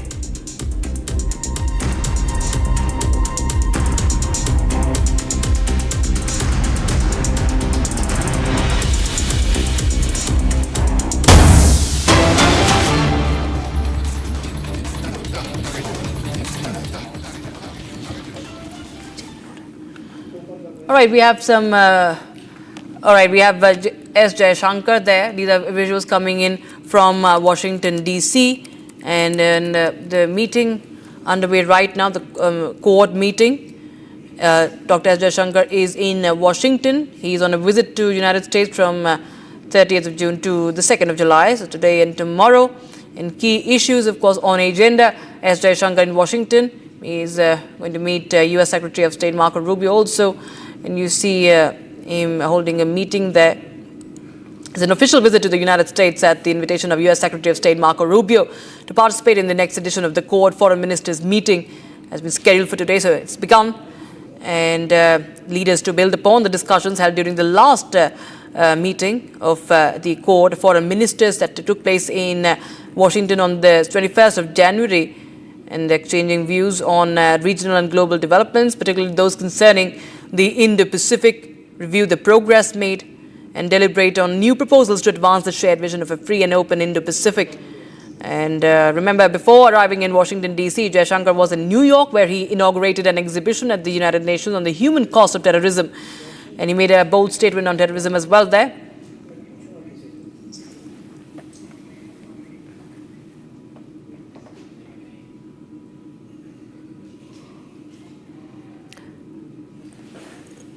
So viewers, there you have the picture, the first picture of the meeting coming in. External Affairs Minister Dr. S. Jaishankar and the Japanese Foreign Minister also there. So this is the Quad Foreign Ministers meeting that has begun today.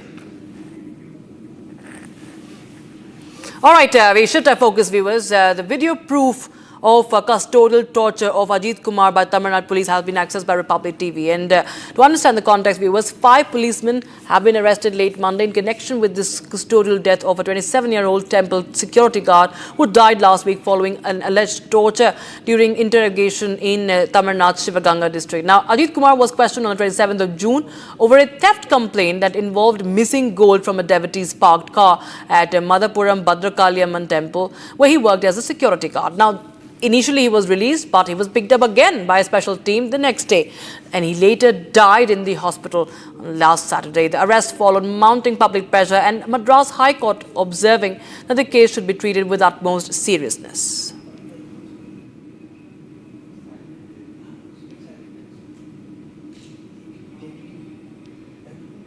Sharda joins us live on the broadcast. For more, Sharda, well, there has been mounting anger. We've seen PGP staging protests against the police, and the Madras High Court has also now, pulled up the Tamil Nadu police, and this is a brutality that has been caught on camera as well. Well, we saw the video that the stringer had sent, where we can see how the police had been beating up Ajith Kumar along with the other accused, and we also got to know from the postmortem report that Ajith fell unconscious, while the police tried to say that Ajith tried to escape, and that's the reason they had to take these measures, the brutal measures to hit him up, and towards the end where he got epilepsy and he had fallen unconscious. However, we also have been hearing claims from the AIADMK stating that the DMK had threatened the family, Ajith Kumar's family, and have been asking them to keep silence on this issue. And following the video that was out today afternoon, the Madurai bench of the Madras High Court had taken over and have asked for a judicial probe and a proper inquiry in this, and they have also appointed an official to make sure that the entire case of the police brutality and the police custodial death is recorded in a proper way, and they would be going to the locations and check what the entire story is all about. However, now 5 police officials who were suspended are also arrested, and the SP is now kept under continuous wait, and his suspension is also underway, is what we have been hearing. The latest is that after the court has ordered this, the Indian Chief Minister M.K. Stalin has called Ajith Kumar's mother, and over the call has also stated that he would make sure that the justice for their son is given, and the mother also speaking to the local media there confirmed that the Chief Minister had reached out to them and said that he would help them. Thank you so much, Sharda, for joining us with your details.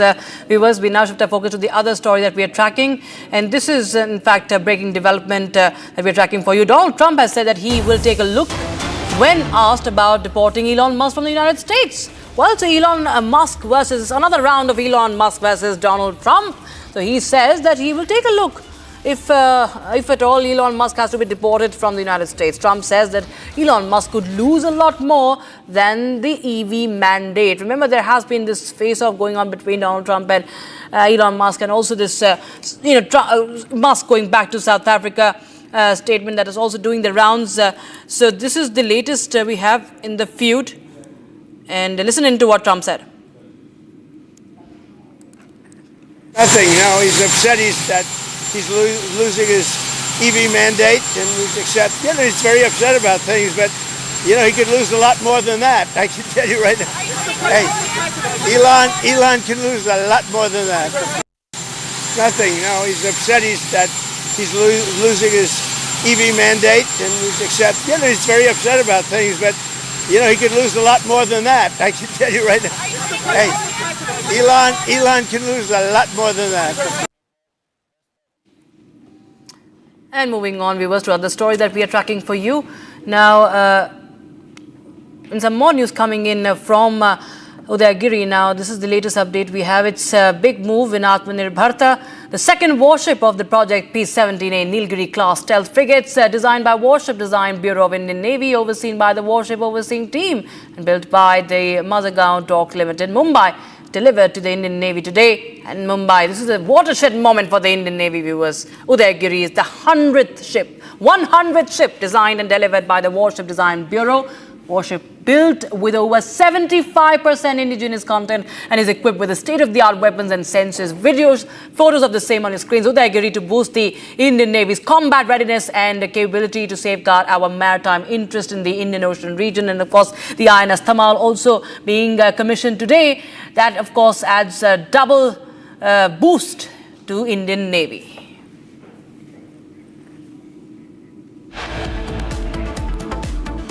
All right, time for a short break, but we'll get you the latest updates coming in. The probe against RCB. Tribunal observes RCB primarily responsible for the deadly stampede in Bengaluru. NHAI engineer alleges assault by Himachal Pradesh Minister Anirudh Singh. FIR has been registered in the case.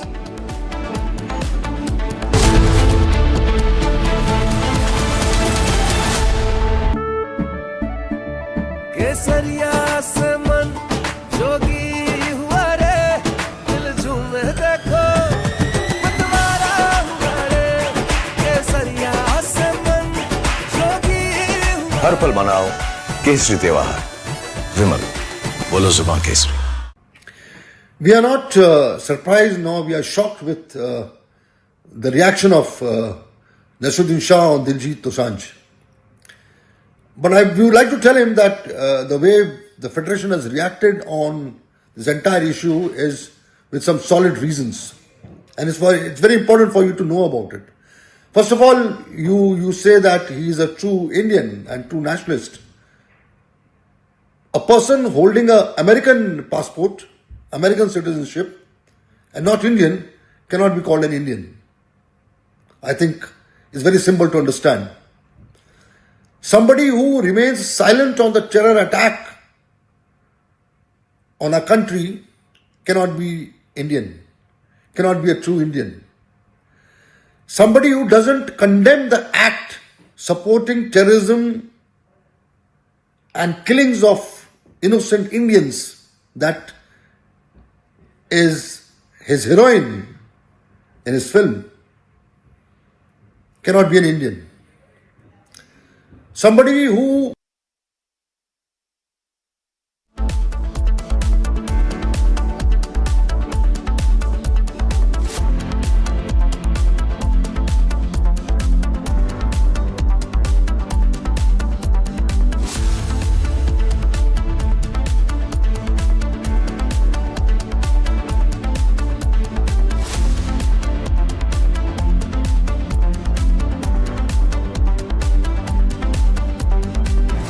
from Asia's largest news headquarters, setting the agenda for Bharat.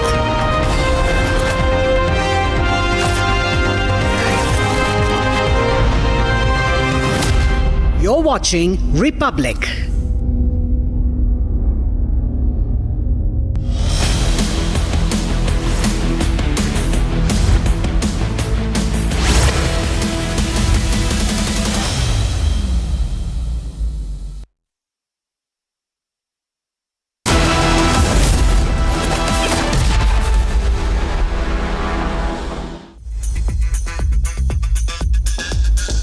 Hello and welcome. You're watching 6 at 6 with me, Akanksha Khajuri. And this evening, as we bring you top stories from around the world, our focus will be on the custodial torture in Tamil Nadu. We'll show you the video of a young man dragged and beaten by the police there. Next, from West Bengal, we will tell you how Monojit Mishra, one of the accused in the gang rape case, held a position in the law college where this incident took place despite being a history cheater.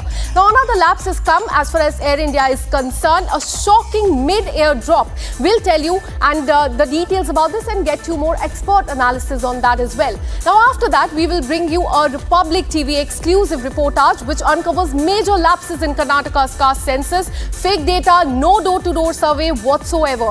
And in Thailand, a leaked audio clip has led to suspension of the Thailand Prime Minister. And finally, India's naval firepower gets a big boost. INS Tamal has been commissioned in Russia. These are the top 6 stories that we are tracking for you this evening. Let's get started.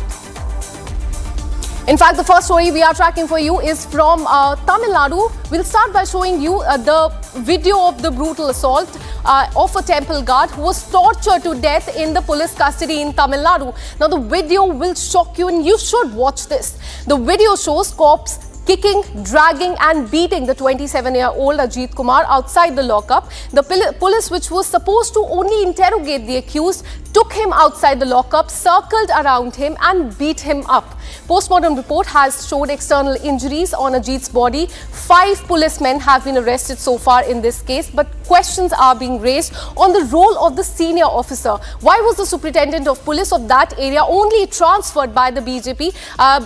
This is a question that BJP is asking. They have asked for that resignation of the chief minister. And in fact, the political pressure forced him to address a press conference today, listening to this templated response from the chief minister. வந்தோடனே action எடுத்துட்டுமே வந்தோம். எங்களுக்கு எப்போ தகவல் தெரிஞ்ச உடனே நடவடிக்கை எடுத்தாச்சு, கைது பண்ணியாச்சு. இன்னைக்கு கூட மேலதிகாரி நடவடிக்கை எடுத்திருக்கிறோம். வந்தோடனே ஆக்ஷன் எடுத்துட்டுமே வந்தோம். எங்களுக்கு எப்போ தகவல் தெரிஞ்ச உடனே நடவடிக்கை எடுத்தாச்சு, கைது பண்ணியாச்சு. இன்னைக்கு கூட மேலதிகாரி நடவடிக்கை எடுத்திருக்கிறோம். In Tamil Nadu, we don't have right to raise our voice. We don't have a right to raise our voice. Whether a democratic procedure is followed by the state government, I don't know. They are giving permission for their alliance partners, but they are not giving permission for our opposition partners. Political parties, highly condemnable. We are unable to raise our voice. All our voice are crushed in Tamil Nadu. Why can't they give permission? We want to raise our voice against the atrocities and the foul language used by the leader Raja. How can they mention such words? So it is disheartening to be in Tamil Nadu like this. Let me go across to Apsara Reddy from AIADMK. Thank you so much for speaking to Republic TV. We have seen that footage, a very shocking one that has come to the fore as far as this custodial torture is concerned. BJP is calling this a custodial murder. But Chief Minister is saying that action has been taken, suspensions have been made, arrests have been done. But according to you, is this enough? Not at all. Look at the tone and tenor of the sitting Chief Minister. When he was the opposition leader, when Satankulam happened, he was out in the streets placarding all kinds of slogans. In Satankulam case, there was a CBI arrest that was ordered. There were arrests instantly made. It was handed over to CBI. And the Chief Minister then, Edappadi Palaniswamy, swung into action. Here, the FIR is filed late when the theft happened. The autopsy report has been bungled. Then this person, the Ajith Kumar in question, has been moved around for 2 days where he doesn't get captured by CCTV. Police are beating him with iron rods. The Stalin government has only arrested 5 junior officers. Why are the junior officers being made a scapegoat of? What about the senior head? Why is the DGP not coming out and speak up? The DGP should resign, and Stalin has any moral responsibility. With elections coming up, he should be at the top of his game with the police department functioning under the chief minister. He is the home minister too of the state. It's absolutely appalling. The court had to give them a rap for them to before they woke up and actually even came and gave out a press conference. Stalin is an inefficient chief minister. It's a sleeping model under the chief minister of Tamil Nadu. The government is not called Dravidian model. It's a sleeping model under Stalin, and he doesn't know how to handle the police. Absolute ludicrous arguments coming in from the DMK spokespersons across media networks justifying the action taken of suspending 5 junior officers. What about the DGP? What about his son, the Deputy Chief Minister, Udayanidhi Stalin? Has he gone and visited Ajith Kumar's family? Everybody, the CM is going for and watching VIP previews of big stars and watching films of his son and going to high-profile shows in Dubai and watching chess competitions from premium galleries. What about going and visiting Ajith Kumar's family? What about taking immediate action against police brutality? You can't allow Khaki to go rogue, Khaki to become such cruel Kaki to take a cruel form like this and sit watching like a lame duck. Absolutely. So AIADMK also there saying that mere suspension or transfer or arrest of the officials is not enough. There needs to be accountability. Thank you so much, Bam, for speaking to Republic TV. Now let's take you to the state of West Bengal. 6 FIRs, one name, Monojit Mishra, assault, molestation, death threats. These are the charges spanning 10 years, and yet Monojit continued to hold a position in Calcutta Law College. Now he has been removed from that post, but only after massive outrage. Republic TV has accessed not just one but 6 FIR that show a clear pattern of the violence. This was not the first time Monojit assaulted and molested a girl in West Bengal, and as the probe in this case continues, police has also found blood-stained bedsheet at the spot where the gang rape took place. Questions are now being asked. Who backed Monojit Mishra? Was it TMC, as the Bharatiya Janata Party has claimed? Why was nothing done for so long? Let me now take you through several cases that have been filed against Monojit Mishra in the last 10 years. Details are there on the screen that you can in fact see you. The first case was filed in 2014, as you can see. This was the first file, and the police station is Alipur in Calcutta. The allegation, as you can see, is assault. Let's show you the second case as far as Monojit Mishra is concerned. This was 3 years later in 2017. Kasba police station. Now, this is the same police station where this present case has been registered. The allegation is assault and threat. The next one, 2 years later, police station Anandpur in Calcutta. The allegation is blocked and threatened students in college. So he was still part of the law college where this incident took place. 2022, molestation and assault. So he was a history cheater, and these FIR clearly show you that. Let's move on to another, FIR against him. 2023, just 2 years back, Kasba police station. So many cases in that specific police station, and the allegation is assault. In 2024, this is another police station in South Calcutta, another allegation of assault as far as Monojit Mishra is concerned. And these are, in fact, all the FIRs that have been registered against Monojit Mishra in the last 10 years, and the pattern remains the same: molestation and assault.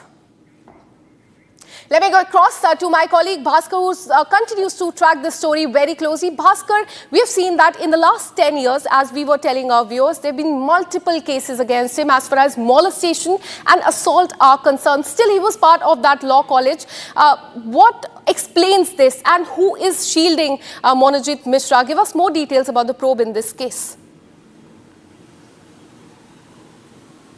Absolutely Akanksha, देखिए इसके पहले भी 6 FIR दर्ज हो चुका था मनोजित मिश्रा के खिलाफ, जिसके अंदर एलिगेशंस ऐसे थे कि ये मनोजित मिश्रा ने आशिक इकबाल हो या फिर कोई दूसरे को जान से मारने का धमकी दिया है, या फिर मॉलेस्टेशन किया है, या फिर फिजिकल असॉल्ट किया है। लेकिन एक बात तो साफ है, कलकत्ता पुलिस के पास इतना हिम्मत नहीं था कि मनोजित मिश्रा के खिलाफ कोई सख्त कदम उठा लिए। और देखिए, ये मनोजित मिश्रा, ये जो रूलिंग पार्टी तृणमूल कांग्रेस, इनकी जो students wing TMCP, Trinamool Congress छात्र परिषद, ये छात्र परिषद के एक लीडर थे। पर सिर्फ यही नहीं, बहुत लोगों का ये मानना है कि तृणमूल कांग्रेस के काफी सारे सीनियर लीडर्स के ब्लेसिंग्स सीनियर लीडर्स के साथ इस मनोजित मिश्रा के साथ है। इसीलिए 6 FIR दर्ज होने के बाद भी मनोजित मिश्रा के खिलाफ कोई सख्त कार्रवाई हो नहीं पाया। और अभी तक देखिए, जो आपको आज की अपडेट बता दूं, कॉलेज की तरफ से गवर्निंग बॉडी मीटिंग हो चुका है, और मीटिंग से ये डिसीजन लिया गया है कि मनोजित को जो उसका जो जॉब था साउथ कलकत्ता लॉ कॉलेज के अंदर ही, कॉन्ट्रैक्चुअल जॉब, उससे उसको निकाल दिया गया है, और साथ ही साथ और 2 एक्यूज को भी रस्टिकेट कर दिया गया। लेकिन सवाल कुछ और है। जहां तक कॉलेज अथॉरिटी की बात है, कॉलेज अथॉरिटी के पास पहले से ये जानकारी थी कि मनोजित मिश्रा किस किस्म का लड़का है, और इसके खिलाफ काफी सारे एलिगेशंस भी थे। उसके बावजूद कॉलेज की तरफ से इसको नौकरी दिया गया, और कॉलेज की तरफ से भी कोई कदम नहीं लिया गया कि मनोजित को रोका जाए। मनोजित के खिलाफ इसके पहले और एक बार बता दूं, 10 years, 6 cases against Monojit Mishra, and one thing remains common: assault as well as the molestation of the girls. Keep tracking that story very closely, Bhaskar. We'll keep coming back to you for more on this. Now let's tell you about another Air India technical snag that has come to the fore, and this will shock you.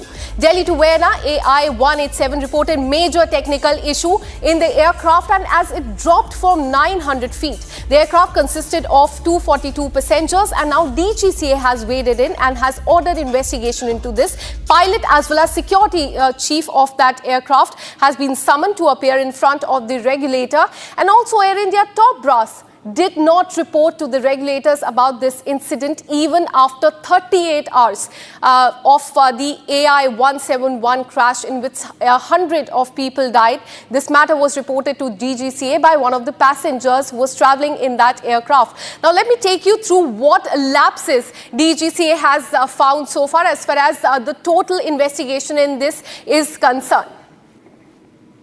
Let me show you the details about the DGCA investigation. They have conducted investigation on several fleet of Air India, and let me show you what have they found so far. There are 5 major points that we will be telling you.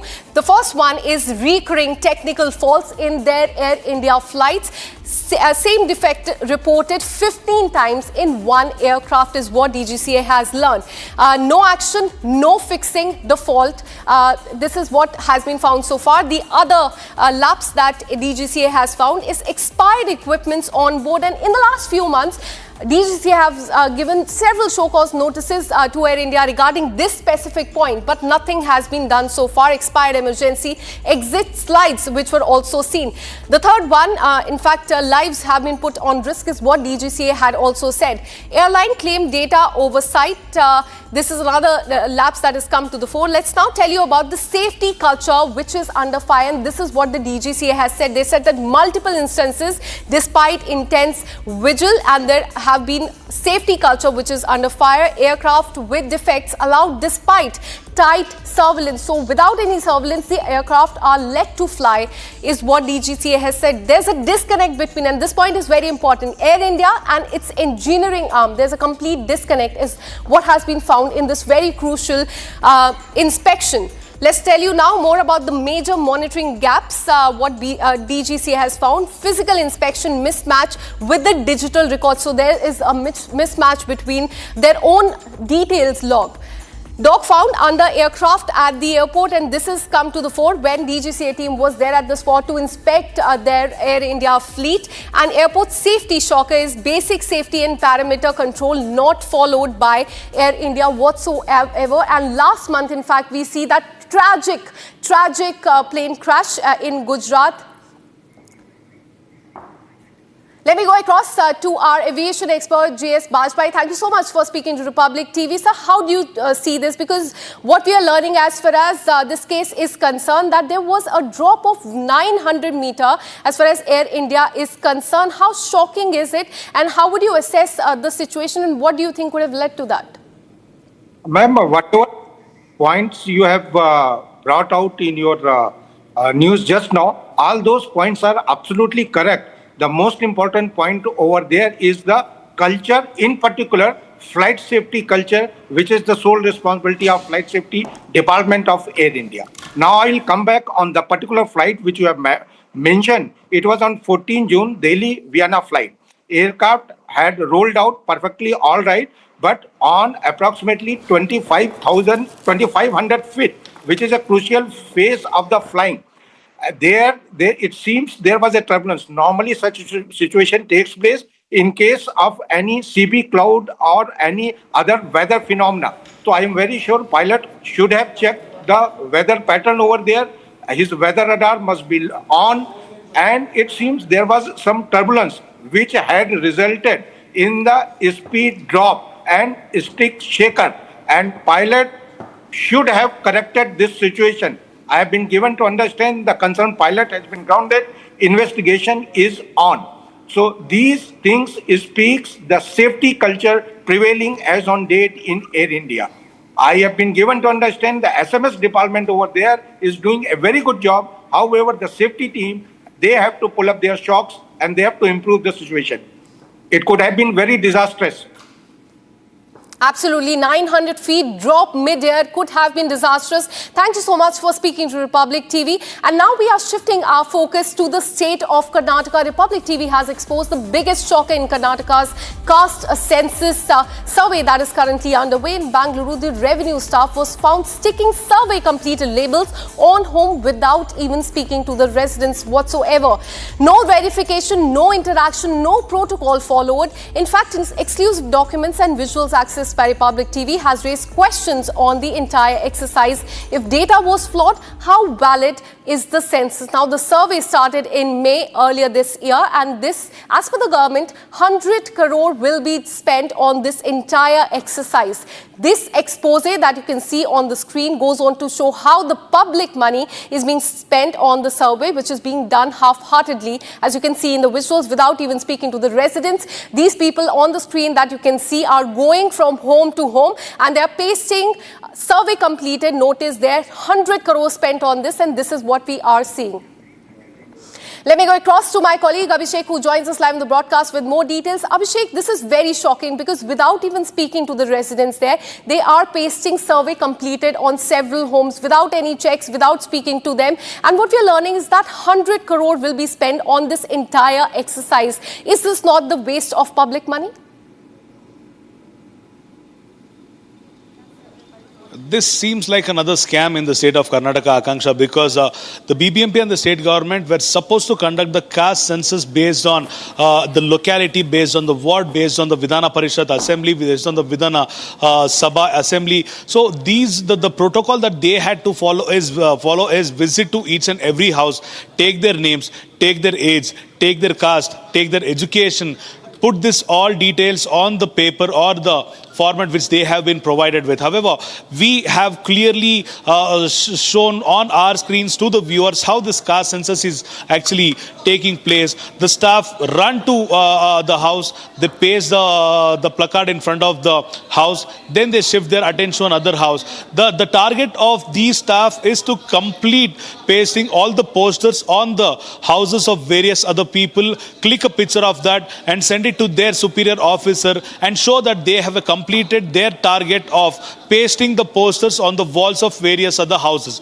When Republic team questioned CM Siddaramaiah about this, he very clearly negates from whatever we have told him. He also says that he will not believe a journalist. He will not give a heed to the question of a journalist because he himself wanted to witness that. Despite showing him the visual of people or the staff running away after pasting those posters on the walls of the houses, he doesn't want to react or comment on the issue what we have shown as of now. So basically, this might be another type of scam which is started by the government of Karnataka for the people of Karnataka by using their own money. So the people of Karnataka might have to revolt once again with respect to the caste census, whatever is being taken out by the Karnataka government as of now. Akanksha. Well, absolutely. Despite being shown this video, the Chief Minister has refused to respond on this. Thank you so much, Abhishek, for tracking that story. We'll keep coming back to you for more on this. Now, shifting our focus to Thailand. It is once again gripped by political uncertainty as the Prime Minister has been suspended from her duties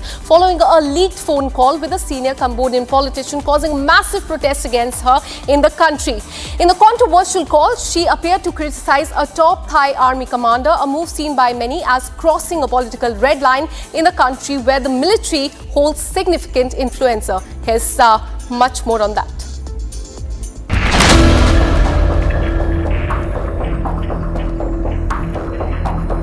A leaked phone call and a political firestorm has put Thailand's PM under political scanner as PM Shinawatra has been suspended from her duties. It all started with a leaked phone call, which has now sparked an absolute furor in the region, with scores of people taking to the streets of Bangkok. The controversy erupted when Thai PM criticized top Thai army commander with a Cambodian politician. Soon after this controversy, people in large numbers started to protest against the Thai PM, with many accusing her of compromising the country's interest. Following the crisis, the Prime Minister issued statements where she stated, and I quote, "My real intentions over 100%. I wanted to protect the interests of the country, to protect our sovereignty, to protect the lives of all our soldiers, to bring peace to the country. I'm very confident about that, but my methods might have pleased some and upset some. ว่าความตั้งใจเจตนาจริงๆเกิน 100% เนี่ยว่าดิฉันตั้งใจทำเพื่อประเทศชาติเพื่อรักษาไว้ซึ่งอธิปไตยของเราเพื่อรักษาไว้ซึ่งชีวิตของกองทัพของทหารทุกๆคนเพื่อสันติภาพนะคะที่จะเกิดขึ้นในประเทศของเรานะคะดิฉันมั่นใจในสิ่งนี้มากๆแต่วิธีการที่ดิฉันทำเนี่ยอาจจะถูกใจและไม่ถูกใจใคร Following after, the Constitutional Court took cognizance of the situation and suspended the PM. Now let's get you a good news. India is all set to bolster its naval strength with the commissioning of its latest warship INS Tamal in Russia today. Armed with the BrahMos supersonic cruise missile, the state-of-the-art vessel marks a major milestone for the Indian Navy. INS Tamal comes with the surface-to-surface missile, 100 mm advanced gun and a quick attack anti-submarine rockets as well. Watch these visuals as I say goodbye. In Indian mythology, Indra is the lord of thunder, lightning, and war.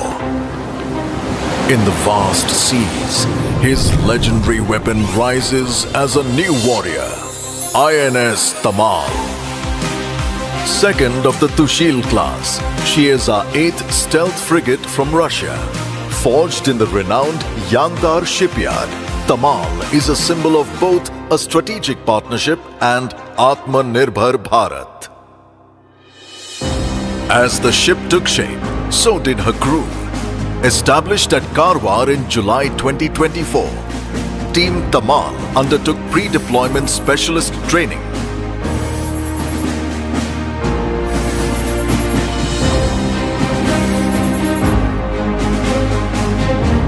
Alongside, they set the standard and forged a spirit of camaraderie, transforming them into a credible, cohesive unit.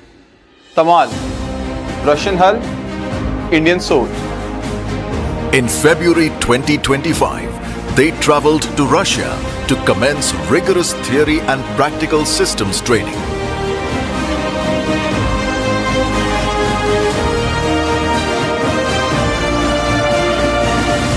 Tamal's BrahMos missiles enable engaging of targets at sea and land. The indigenous Hamsa NG sonar enables long-range detection of submarines. Ensuring the kill are Tamal's heavyweight torpedoes. A 12-barrel rocket launcher provides critical rapid attack capability.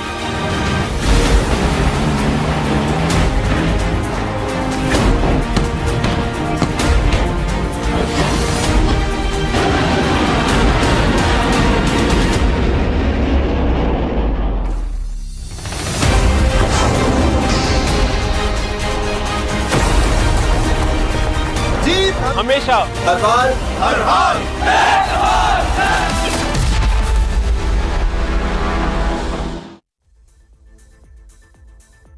Amity has been ranked India's #1 not-for-profit private university for 11th year, with top 10 ranked institutions in management, engineering, biotech, law, mass comm, telecom, hospitality, fashion and more. Yet another top ranking for Amity University. Thank you very much. Always a pleasure to be on your channel and particularly on the digital part of your amazing network. I've served in several Islamic countries, including several years in Sudan, which had Sharia law when I was there. And somebody even issued a fatwa against me, whatever that meant.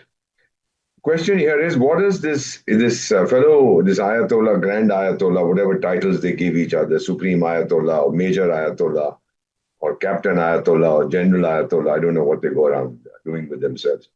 What has he said against Netanyahu and President Trump? Has he said they should be killed? No, if he's the enemy of Allah, does it mean that somebody should take a pot shot at him? I'm not quite sure what it means. If they're trying to be oversmart, these jokers in Iran who have issued whatever they have issued against this guy. See, my understanding of fatwa, I spoke to many, many Islamic scholars and I've spoken again to them. A fatwa is a religious opinion, an opinion on a religious issue. For example, can I wear a striped shirt? and somebody might issue a fatwa saying, yes, it's legal in Islam. So it's a very complicated issue. But in recent times, we've been finding people issuing fatwas asking for the physical elimination of the people against whom the fatwa has been issued. This hadn't been done. In fact, funnily enough, it might amuse you, there used to be a fatwa against Coca-Cola also, because that drink is supposed to have gas or all kinds of things, and it uses some pigment or the other, uses something related to the pig, which is haram in Islam, so don't drink Coca-Cola. Then somebody issued a counter fatwa saying there's nothing wrong with that. Then there was the Ottoman chap when he was joining the war against the Allies in the First World War on the side of Germany. He got someone to issue a fatwa. So a fatwa normally would be issued by a mufti, a very qualified chap. Again, there's no list of fellows who can issue fatwas. Even Osama bin Laden issued a fatwa against somebody, and then somebody issued a fatwa against Osama bin Laden. So it became a bit of a joke over a period of time. My own feeling is that if the fatwa declares Trump to be the enemy of Allah, I think in the United States, having lived there for several years and going there every year, I don't think they'll even bother about it. Now, if some buffoon there thinks that this means that he has to physically harm the President of the United States, then of course it's a different matter altogether.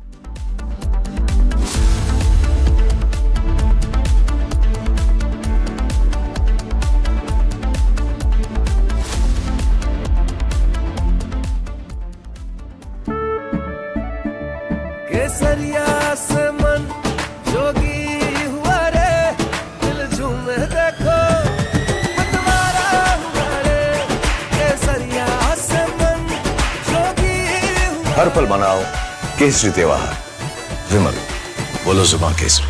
When the United States sent B-2 bombers to hit Iran's underground nuclear facilities with their most powerful bunker buster bombs, the whole world was watching.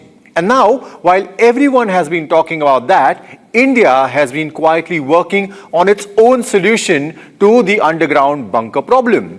And our approach is completely different. Well, India's Defence Research and Development Organization, the DRDO, is developing the conventional Agni 5 variant with a 7.5-ton bunker buster warhead that is capable of penetrating 80 to 100 meters underground before actually detonating. And unlike the nuclear-capable Agni 5, which has a range of about 5,000 to 8,000 kilometers, this version of Agni sacrifices the range for its payload, and that is limited to about 2,000 to 2,500 kilometers due to the heavier warhead that it will be carrying. The Agni 5's development cost was approximately $292 million, with each missile of the Agni 5 costing around $6 to $8 million US. See, the bunker buster variant's cost is not public, but estimates suggest that a 10 to 20% increase has been there due to specialized warheads and guidance systems. Potentially, that's about a $7 to $10 million per missile. So at this price, how does India's bunker buster compare to what the big players already have? The United States uses the GBU-57 massive ordnance penetrator, a 13.6-ton bomb that is delivered by B-2 bombers, costing about $3.5 million per unit.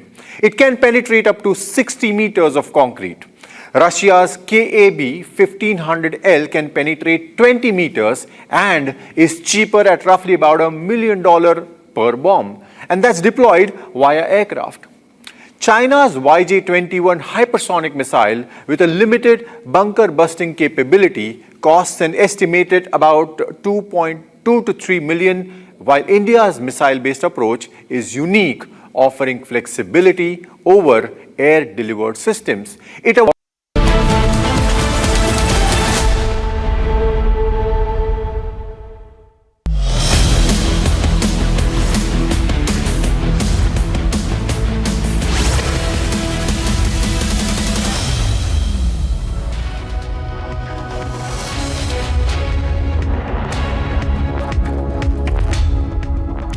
Hi there, welcome to 6:30 p.m. live and breaking in Bengal as investigation picks pace. The reason why it might not lead anywhere comes out. Another TMC leader, a minister in Mamata government, makes yet another insensitive remark, perhaps an indication of the kind of patronage that the accused really enjoyed or even now enjoy. All that and more.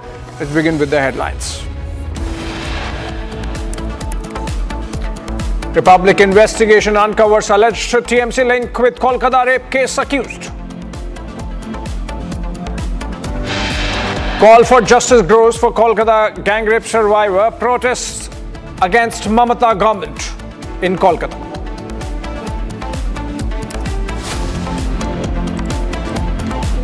After video proof of custodial torture of Ajith Kumar, Madurai bench orders judicial probe.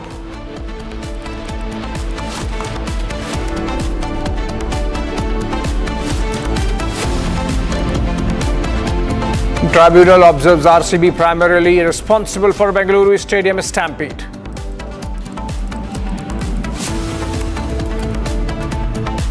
We might have to put Doge on Elon.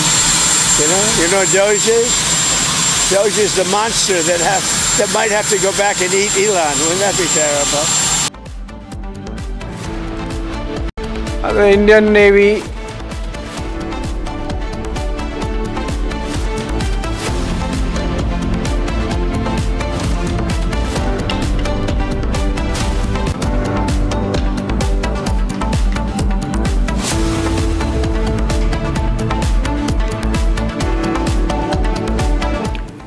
The Indian Navy will formally commission its latest stealth frigate, INS Tamal, in a ceremony. In fact, it did commission it at a ceremony today at Kaliningrad, Russia. The event marked a significant milestone as INS Tamal is said to become the last of the foreign-built warships to be inducted into the Indian Navy in line with the government's push towards indigenous defense manufacturing under the Atmanirbhar Bharat and Make in India initiative. So the commissioning was presided over by Vice Admiral Sanjay Jay Singh, Flag Officer Commanding in Chief of Western Naval Command, as the chief guest, and will be attended by senior Indian and Russian defense officials. INS Tamal is the second of the Tushil class frigates and the eighth ship in the broader Krivak class series sourced from Russia over the last 2 decades.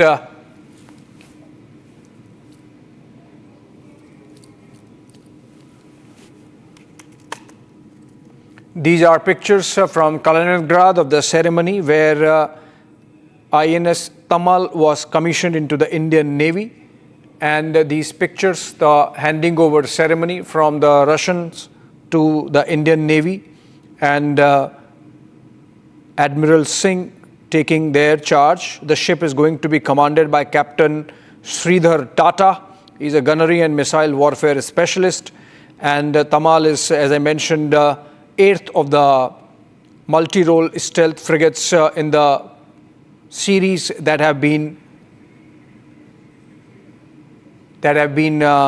commissioned by India from the Russian Krivak class, and this is going to be the sword arm of Indian Navy under the Western Naval Command. INS Tamal is going to join the Western Naval Command. The first ship of Tushil class was commissioned in December of 24, and that was in the presence of Defense Minister Rajnath Singh. But now you're seeing the ceremony, and this marks the formal induction of INS Tamal into the Indian Navy.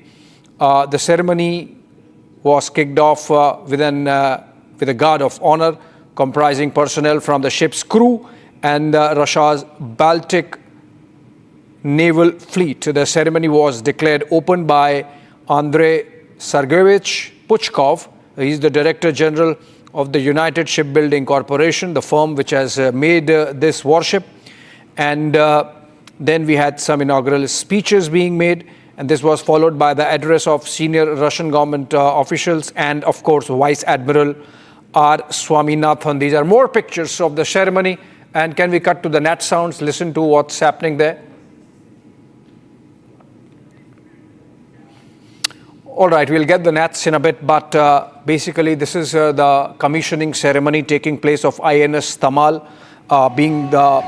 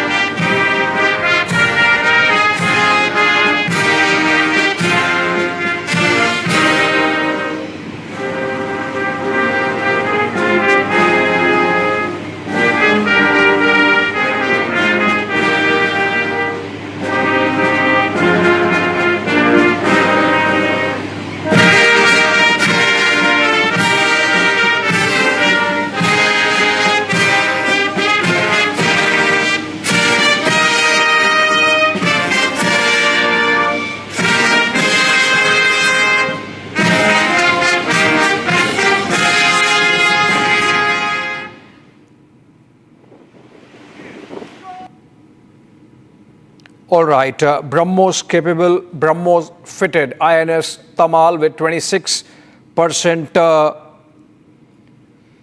indigenous component, of course, built at a Russian dockyard, but with a lot of Atmanirbhar indigenous component there, and the ceremony taking place in Kaliningrad, Russia, from where we are getting these pictures there, the ceremony, the joint ceremony between the Russian side and the Indian side, and chief guest of the occasion was Vice Admiral Sanjay Jasjeet Singh, and this happens to be the 51st warship which India has taken from the Russians, bought from the Russians over the last 5 or 6 decades.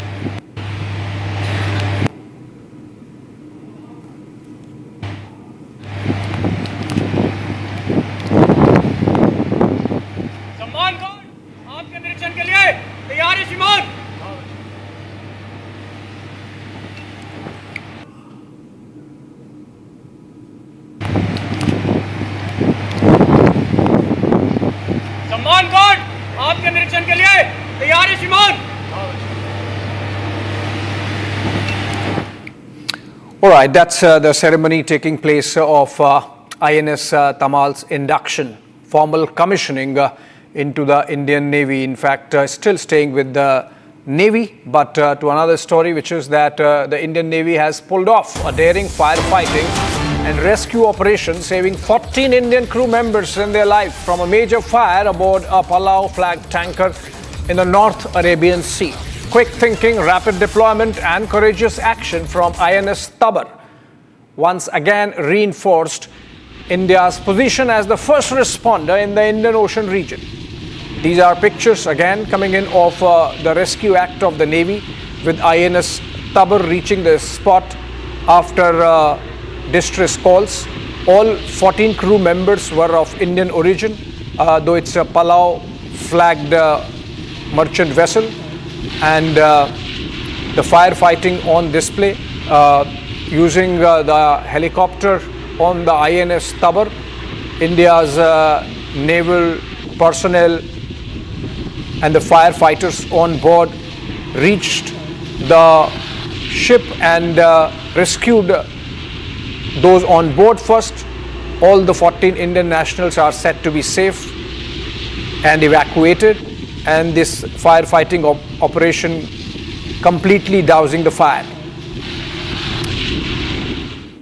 All right, moving on, still with some more Navy news coming in a major thrust to Atmanirbharta, Udaygiri, the second warship of the Project P-17A, Nilgiri class stealth frigates designed by Warship Design Bureau of Indian Navy, overseen by the Warship Overseeing Team Mumbai and built by Mazagaon Docks, Mumbai, was delivered to the Indian Navy. That's also today in Mumbai. So while we had one warship joining Indian Navy in Kaliningrad, Russia, and the other one happening in Mumbai, India's naval might getting more muscle. This is a watershed moment for the Navy, as the Udaygiri is the 100th ship designed and delivered by the Warship Design Bureau.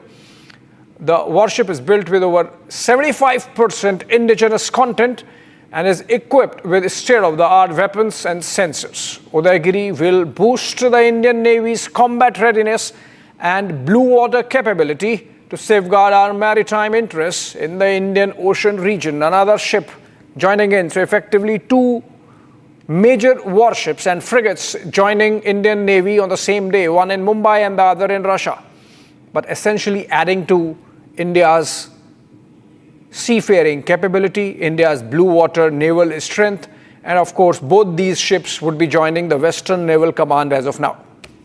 INS Udaygiri and INS Tamal.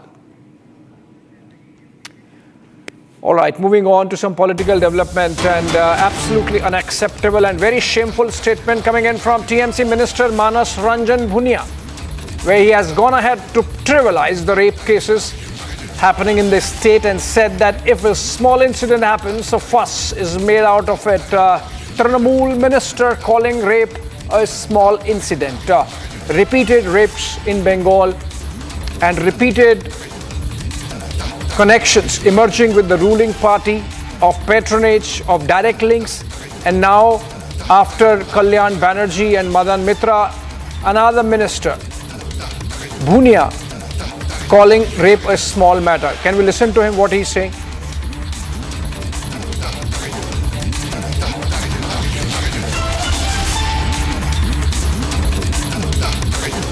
আর বাংলার দিকে তাকান, ছোট্ট একটা ঘটনা ঘটলেই গেল গেল গেল রে, কি সর্বনাশ। হ্যাঁ, ঘটনা তো ঘটে, নিজের ফ্যামিলিতে ঘটে। হাজবেন্ড ওয়াইফকে মেরে দিচ্ছে বালিশ চাপা দিয়ে, ওয়াইফ প্রেমিকের সঙ্গে ঘুরতে গিয়ে বরকে ঠেলে দিচ্ছে পাহাড় থেকে। These are the crises of the society. আর বাংলার দিকে তাকান, ছোট্ট একটা ঘটনা ঘটলেই গেল গেল গেল রে, কি সর্বনাশ। হ্যাঁ, ঘটনা তো ঘটে, নিজের ফ্যামিলিতে ঘটে। হাজবেন্ড ওয়াইফকে মেরে দিচ্ছে বালিশ চাপা দিয়ে, ওয়াইফ প্রেমিকের সঙ্গে ঘুরতে গিয়ে বরকে ঠেলে দিচ্ছে পাহাড় থেকে। These are the crises of the society. Bhaskar joins us live from Kolkata. Bhaskar, he's saying that this is crisis of the society, but then the government is supposed to handle crisis of the society. What's the Trinamool government doing there? Absolutely Abhishek, देखिए जिस तरह से बंगाल की minister, Trinamool के minister Manoj भूया ने आज ये कस्बा की जो गैंग रेप के एलिगेशन, गैंग रेप की जो घटना, इस घटना को छोटी घटना बताई। इसमें तो भाजपा के तरफ से और सारे विपक्ष दलों के तरफ से यही देख रहा है उन लोगों को कि ममता बनर्जी जिस तरह से सारे के सारे रेप की एलिगेशंस को छोटी घटना, वो कुछ नहीं है, वो एफआईआर था, ऐसे बोलती थी। अब उनके मिनिस्टर्स वैसे ही कस्बा की जो गैंग रेप की घटना, इस घटना को ऐसे वो बयां कर रहे हैं।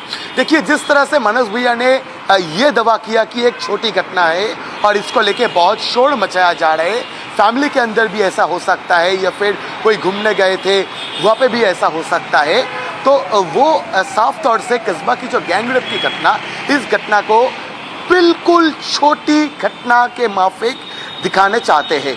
और दूसरी तरफ ममता बनर्जी के सरकार के ऊपर ये सवाल भी अब आ रहे हैं कि अर्जीगढ़ के अभया की घटना के बाद ममता बनर्जी की पुलिस, ममता बनर्जी की एडमिनिस्ट्रेशन आखिर क्या सबक सीखा था।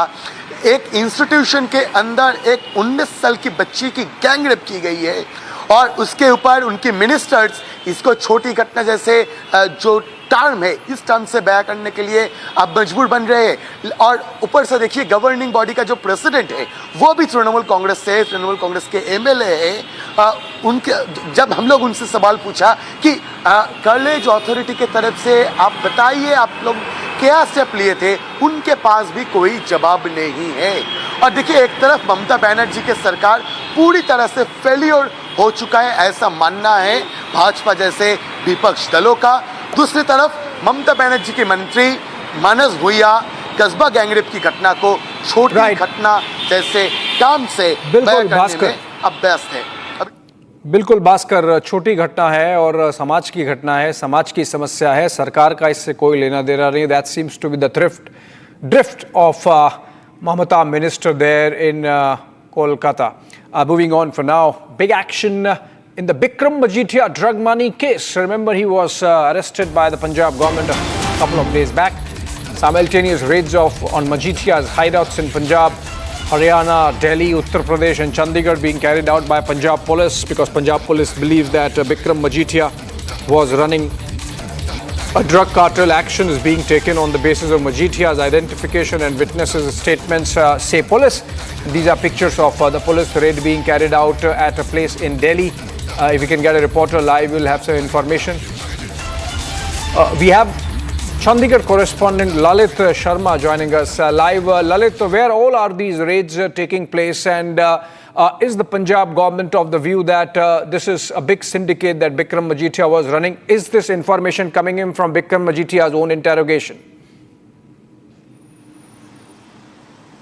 If you talk about the Aam Aadmi Party government, especially the Bhagwant Mann, they are saying that Bikram Singh Majithia has been involved in the 540 crore disproportionate assets case. The case has been registered against that. But if you talk about the inputs, the sources, what they have been telling that from 2004 to 2017, there has been a drug cartel nexus which has been run from international areas, and Bikram Majithia was the one who was leading. So this is that money which has been used in that. So right now, the vigilance has registered a FIR in this fresh matter, and raids are being conducted all across the properties, whether it's in the native place in Amritsar Majitha area, or in the Delhi, or in the Chandigarh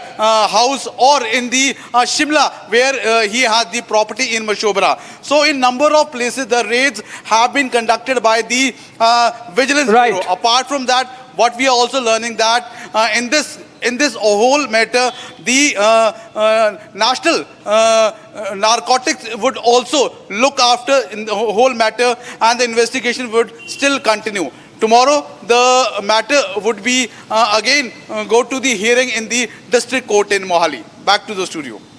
Okay, thank you so much, Lalit, with those details in the Bikram Majithia case. Punjab police pressing on the pedal in the investigations on a drug cartel which they believe or allege that Bikram Majithia was running. He, of course, was arrested a couple of days back. Moving on for now, another important breaking news development connected with the Ahmedabad air crash and the investigations and probes that are being carried out by the DGCA, Directorate General of Civil Aviation. They have pulled up Air India after meeting CEO of the airline and other officials, and they have said that recurring technical defects raise alarm, and this is following a DGCA audit, after which a probe has been ordered. Further investigation into Air India 187 incident also.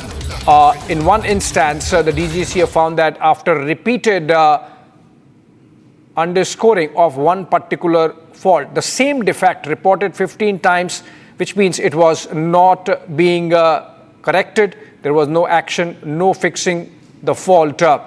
And similarly, other scrutiny led to suggestion of a failure to conduct thorough root cause analysis or take preventive action in this particular case. The regulator is understood to have expressed grave concern over what appears to be a normalization of operating aircraft with known defects, which means that the DGCA, the regulator, was indicating towards some defects which had to be corrected, and for 15 times the same defect kept appearing or reappearing in the audit, and yet the airline let the aircraft pass, let the aircraft remain airborne despite the defect still being there. And multiple such instances, for example, in one case, expired emergency equipment found on board in a potentially life-threatening revelation, then basic safety and perimeter controls not followed, a dog was found underneath an aircraft,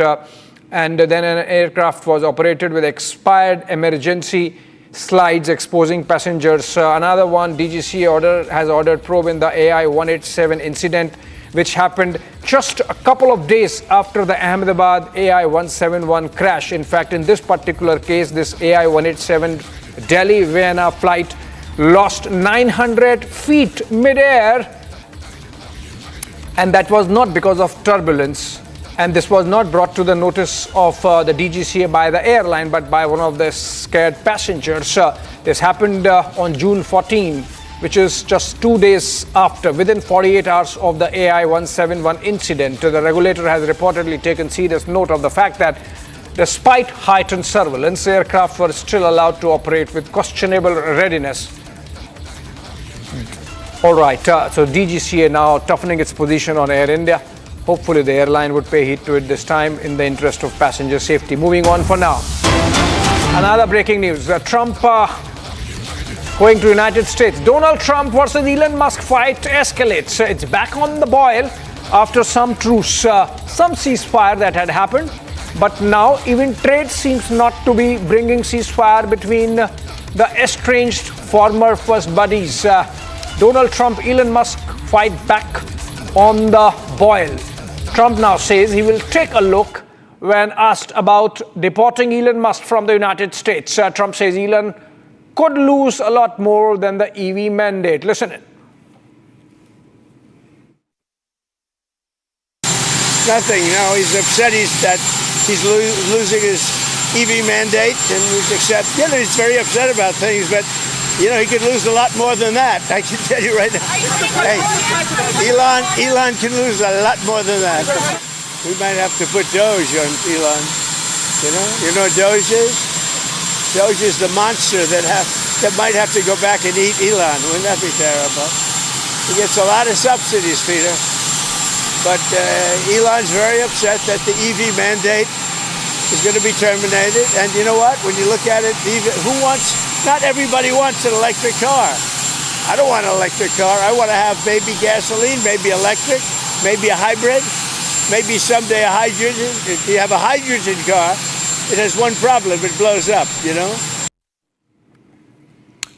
Moving on, staying with some international news, Thailand is once again gripped by political uncertainty as Prime Minister Paetongtarn Shinawatra has been suspended from her duties following a leaked phone call with a senior Cambodian politician, causing significant civilian protest against her. In the controversial call, she appeared to be criticizing a top Thai army commander, a move seen by many as crossing a political red line in a country where the military holds significant influence.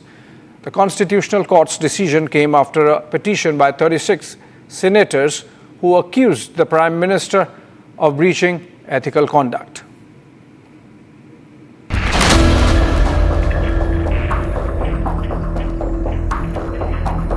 A leaked phone call and a political firestorm has put Thailand's PM under political scanner as PM Shinawatra has been suspended from her duties.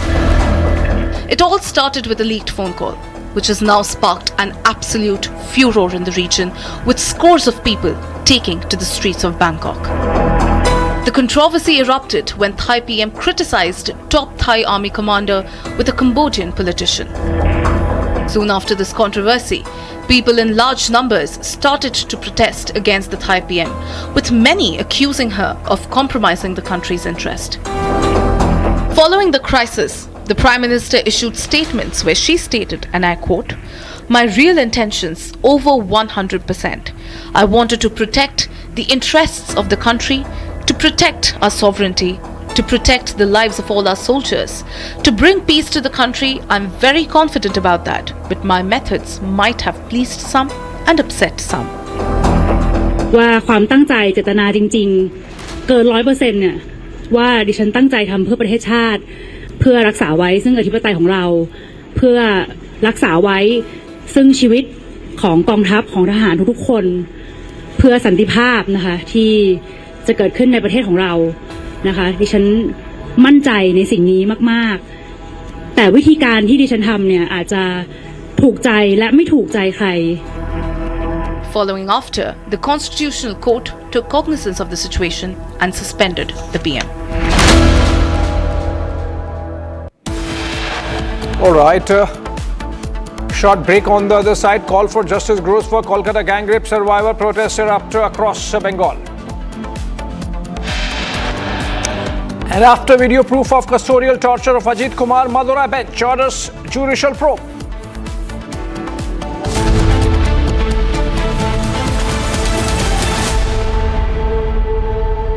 Amity has been ranked India's #1 not-for-profit private university for 11th year, with top 10 ranked institutions in management, engineering, biotech, law, masscom, telecom, hospitality, fashion and more. Yet another top ranking for Amity University. इसको घर पे लगाओगे तो शादी का तो पता नहीं, पर घर पक्का नहीं टूटेगा। रुंगटा नहीं तो घर स्ट्रॉन्ग नहीं। रुंगटा स्टील TMT बार एकदम सॉलिड। पहाड़ों में एक हाइकिंग शिप भी बन सकती है।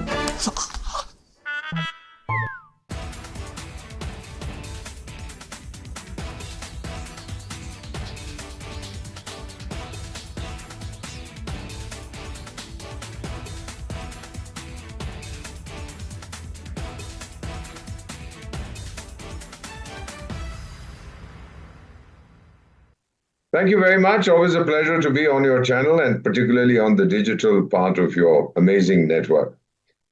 I've served in several Islamic countries, including several years in Sudan, which had Sharia law when I was there. And somebody even issued a fatwa against me, whatever that meant. Question here is, what is this Ayatollah, Grand Ayatollah, whatever titles they give each other, Supreme Ayatollah or Major Ayatollah, or Captain Ayatollah or General Ayatollah, I don't know what they go around doing with themselves.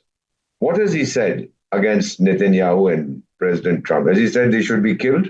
No, if he's the enemy of Allah, does it mean that somebody should take a pot shot at him? I'm not quite sure what it means. If they're trying to be oversmart, these jokers in Iran who have issued whatever they have issued against this guy. See, my understanding of fatwa, I spoke to many Islamic scholars and I've spoken again to them. A fatwa is a religious opinion, an opinion on a religion.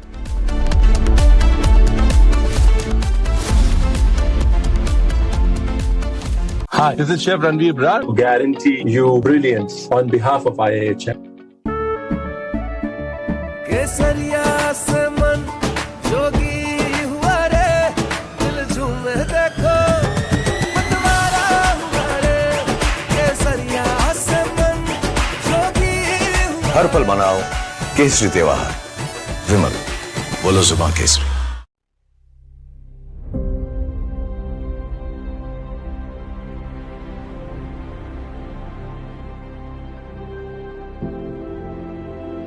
Well, it's sad. And of course, it's now becoming the new common where we are seeing youngsters who look, completely fit, passing away suddenly. We cannot ignore that this rise has also been only after COVID infections and COVID pandemic. Number one. Number two, the point I want to say is anti-aging is basically a multi-pronged approach. Glutathione is the world's best known antioxidant.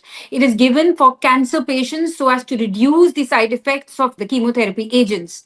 And the side effect of it is skin whitening and skin glow. It is not the main effect. So it is very, very good for health and it cannot be fatal unless and until the product is counterfeit.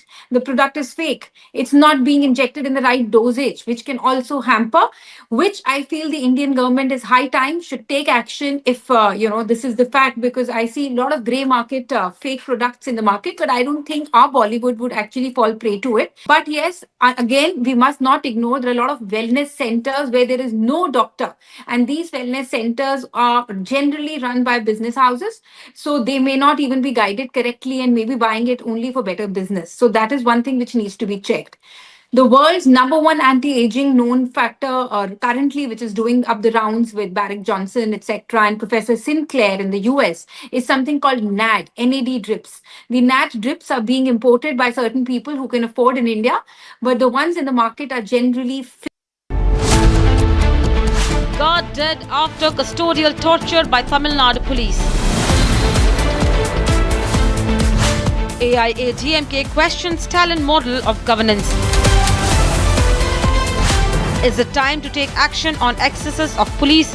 Debating tonight at 8 p.m.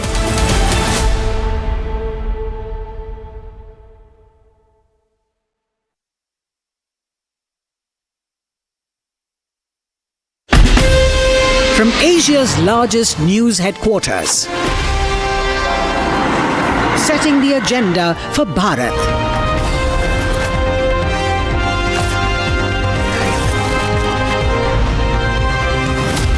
You're watching Republic.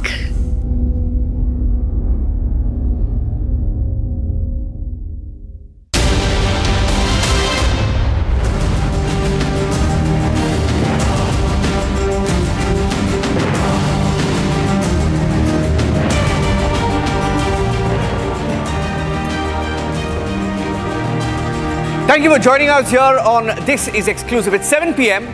and on the show tonight, we are coming to you with 3 stories. The story that the entire country is talking about. We have visual proof of how a temple guard was tortured, killed in custody. Details coming up along with the Kolkata gang rape. Here are the headlines this evening.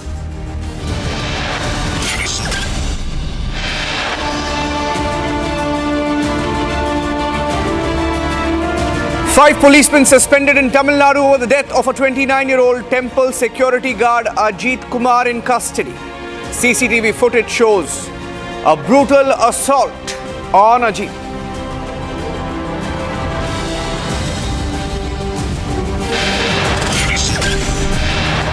Madras High Court pulls up the Tamil Nadu police and the state government over the custodial death case, calls the police drunk on power.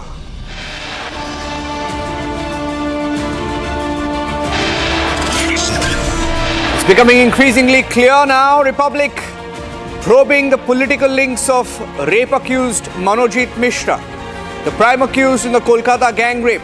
A known history sheeter has a history of violence, intimidation, abusive conduct, was allowed to thrive on campus.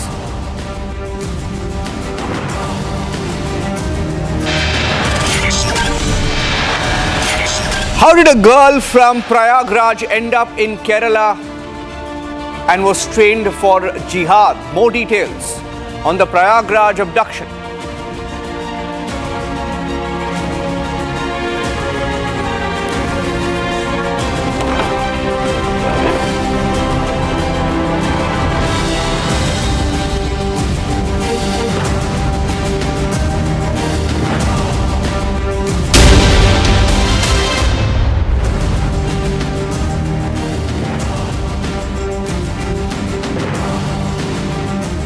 And on top of 7 p.m, ladies and gentlemen, we have the first admission from the state government in Tamil Nadu which goes to polls. And that is why the Stalin government in Tamil Nadu has decided they can't hide the truth anymore. Stalin himself forced to dial the family of Ajith Kumar, the temple guard who was killed in custody. He spoke to the family. I have the video where Stalin is heard admitting.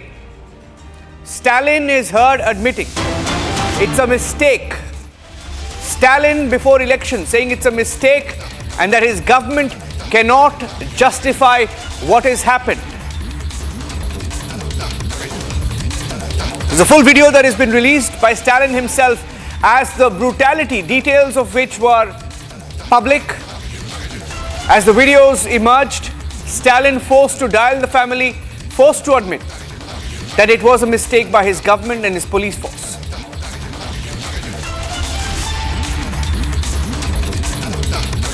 We have the video. I'd like to play the video of the family speaking to MK Stalin, and I'll go across to Sharada as well. We have a video with the translation of MK Stalin, the state chief minister in Tamil Nadu, speaking to the family. On the left of your screen, that's the video of Stalin speaking to the family. We have a translation as well.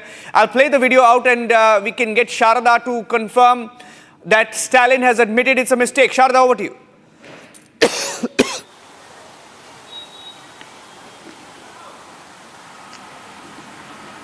Well, the conversation that the MK Stalin had with the mother states that it was a mistake from the side of the police, and he also said that whatever has happened and that he cannot do anything about it but only take action and arrest them. While it might sound saying that the Chief Minister Stalin is taking an action, but it can be very evidently seen that the DMK is not taking any charge. DMK is not even saying that there will be a stern action taken against this. We can see him explaining to Naveen, that is Ajith Kumar's brother, saying that he will make sure that the arrest is there, but he is not even confirming that there will be proper punishment given. So this shows how the DMK is taking over the case and how diligent they are to not make sure that they will not take they will not be taking responsibility for the 25 custodial deaths, including Ajith Kumar. And this right happening before the elections is to make sure that the DMK can what has happened in the law and order of the Tamil Nadu in the last 4 years, Niranjan. And that's the first bit of breaking news. And all of this is happening because there is a national debate as more and more pressure is put, as more details are emerging. As video proof is out this evening, and that's my second part of the story this evening, we have accessed details of how brutal the assault was on the temple guard. Let me show you the video that has been released this evening. We've accessed that video that shows that temple guard Ajith Kumar was thrashed, 18 injuries on his body, and there is video proof that shows the custodial killing. Even the court has said that they were drunk on power. Look at that video. That's either a lathi or a plastic object that he's holding it in his hand, and he's thrashing Ajith Kumar. Look at that. It's out on video. It's caught on CCTV. It's not a CCTV video. It appears like it's a mobile video that has been shot by someone else of the torture, of the brutal custodial handling of this temple guard. 18 injuries on his body. Can you confirm this? Or is it, how bad was the thrashing that was given by the police? Because even the police has been pulled up, Sharda. Take us through the details of the injuries that he suffered, what we know so far. Well, Niranjan, as you mentioned, the video shows how he was charged by Latif, by the police officials there. Though it has been mentioned on the post-mortem report that it was 18 external injuries, we have also learned that there are 44 internal injuries that Ajith had suffered. Also, there's more important thing is that he was given chili powder when he was being questioned by the police. So when he had asked for water, he was stuffed with chili powder inside his mouth is what we have learned. The post-mortem report also shows that there is dried blood around his ears, which shows that he was beaten badly by the police around his neck and spine, which led to an epilepsy, making him falling unconscious at the moment. Okay, the third bit of breaking that I have with me right now on the show that also confirms the state complicity. I have the third bit of breaking news details of how the state government then perhaps tried to cover up. This is the third breaking news update that I have. Details of the DMK government's complicity. This is an exclusive input for the first time. We've accessed details of how they tried to cover up. The head constable in this particular case, the head constable's name was Kannan. And the head constable was from a special force from Madurai, DSP. And according to the details we picked up, and Sharda has the details, she says that he should not have come to investigate this case as it took place under the Shivaganga limit. Case was under Shivaganga limit. And this shows that there is complete breaking of rules, breaking of the jurisdictional rules, illegal police handling of the case, interrogation itself being seen as a violation of rules. The police is from a different jurisdiction. He should not have even been a part of the special team that investigated the case. Then who brought him in? Who brought him in, Sharda, and why was he brought in? What does this prove? Well, what we have learned, Niranjan, is that the complainant was given by a DMK functionary's relative, and that's what led to everything. So Ajith was initially let off by the police after making sure that whether the stolen jewelry was still with him or not, but later a special investigative team was formed. But still now the judges also has the same question: who formed the special investigative team? Who made these constables the head of this particular case? Because the Kannan, the head constable that you mentioned, is from a different jurisdiction. He does not even come in the Sivaganga district, but he belongs to Madurai district. So how was the special investigative team brought together is the question that the judge has also asked this, the SP of the district, and he had also asked why the SP was still in the continuous waiting list but not suspended directly. So now what we've got to get from this case is that the DMK played a role in this case, and they do have a hand in Ajith's custodial death, making sure that the police who was bought from another district to make sure that this jurisdiction which was not under him, and why the special investigative team was formed with the people who are related to the DMK family members. Okay, I'm staying with those pictures. Let's once again stay full frame on the pictures of the assault. And as I stay with these pictures, just imagine this story, ladies and gentlemen, as a complaint is filed by the DMK. Let's say full frame on that. Complaint is filed by the DMK. Complaint is filed by the DMK, and then the DMK gets in the police of their choice. Police of their choice breaking jurisdictional boundaries so that their favorite police is investigating the case. And their favorite police is involved in this case because they can then easily manage the case. And he's tortured. And there were some brutal details that have emerged. Details of the torture. I want quickly, Sharda, to summarize. I mean, we got some details of chili powder being used. Third degree torture being used by the police, that even the court has observed that the state government and the police was drunk on power. Take us through, finally, Sharda, in 30 seconds, details of the brutality and the torture in custody. We'll stay full frame on that video. What you have to first notice is the torture was literally outside the temple. It was not done in the police station, which was the first. We can see how the police tried to make sure that this was not brought into the law books. It was exactly outside the law books because they made sure they took him to the cow shed, they took him near a lake and beaten him up there. Because we know that if it was happened inside a police station, there would be proof for it. This is what the police tried to do to hide what exactly happened to Ajith Kumar.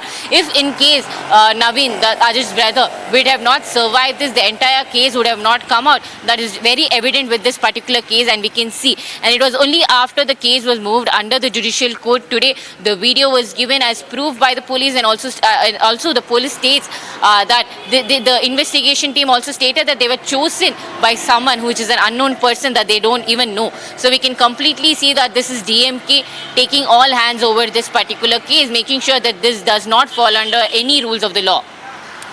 Thank you for joining us with those inputs there. Sharda, tracking the story of Ajith Kumar, a temple guard being killed in custody. Killed because he was thrashed, he was tortured, and there is visual proof that is emerging that has forced the state government in Tamil Nadu to admit that yes, their police messed up, their state government messed up, and it was a mistake. The story is developing, story likely to dominate the discourse in the next few days of the state government handling. Even the court today saying that they're drunk on power. Let's move on now.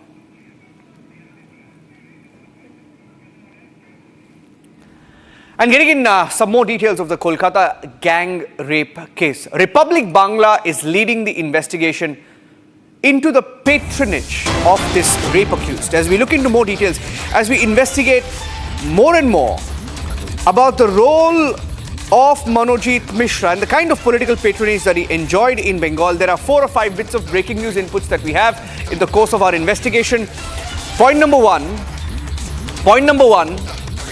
that he had strong support, possibly from the Trinamool Congress. We have also confronted a Trinamool Congress MLA who had gone to the college where the rape had taken place, where the rape was reported. And he also attended a meeting there, which was headed by Manojit. Manojit, according to reports, became more and more powerful under the patronage of this particular MLA of the Trinamool Congress. There are 4 or 5 bits of breaking news inputs that we have. I'd like to go across to Kishale, also joining us with the details. In fact, the details that we have, and we'll play the graphics out of the story that we have, the 4 or 5 breaking news inputs. Point number 1, that Manojit was removed from his contractual position in the college where the rape was reported. And the other 2 accused had been rusticated. This was after the GB meeting. The second bit of breaking news input that we had is that the lawyers of the Alipur court earlier today also wrote to the Bar Council requesting that no lawyer should defend Manojit. And the third breaking news input that we had, that the bedsheet of the government hospital was found in the spot where the gang rape took place. According to sources, bloodstains also on the bedsheet. Question is, how did the government hospital bedsheet end up in a law college? There are details that we're picking up on that front as well. We've confronted the Trinamool Congress MLA, and according to sources, Monojit voluntarily had taken up a low-paying contractual job in the college, which had a monthly payment of up to 5,000 rupees. And the reason why he continued to stay in that job is because he had influence.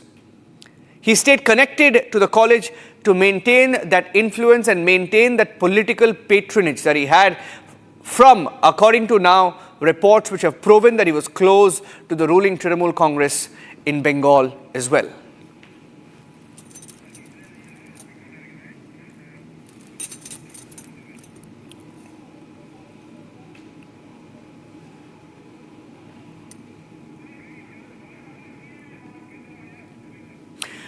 And moving on to the third exclusive story, details of which we're picking up here on Republic TV. The Uttar Pradesh police in Prayagraj have arrested 2 suspects in the case of abduction and forced conversion of a 15-year-old Dalit girl. Now, how did a Dalit girl go all the way from Prayagraj? How was she abducted and taken to Kerala? Authorities say she was lured to Kerala under false pretense, coerced to convert, and brainwashed and pushed into jihad. She received training in Kerala, according to the police, uncovering a wider terror module that, by the way, has been reported in Kerala in the past as well. She has been rescued and she's now under child welfare protection while multi-state teams investigate this network. This is the breaking news update that we had. Some pictures that we've also accessed. She went from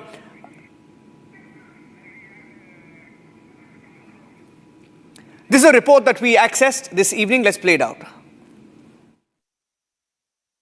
Sapa की सरकार में लगभग 10-10, 15-15 लड़कियों को इसी तरह से धर्मांतरण के लिए उकसाया जाता था। केरल लेकर यहाँ से लोग गए थे, लेकिन अभी भी लगातार इस तरह के मामले यहाँ पर सामने आ रहे हैं। देखिए, उस जो पीड़िता है उसका मैं घर आपको दिखा रहा हूँ। लगातार दलित गरीब लोगों को कैसे ये टारगेट यहाँ पर करते थे, आप सोचिए। ये देखिए, कच्चे मकान मैं आपको दिखा रहा हूँ, कच्ची ईंट की दीवारें आप देखिए यहाँ पर लगी हैं, टीन शेड लगाए, खपड़ेल लगाए। भला ऐसे लोगों को टारगेट करते थे ये लोग, जो लोग इनके बहकावे में आ जाएं और फिर केरल का रुख करें जहां पर उन्हें नमाज पढ़ाई जा रही है।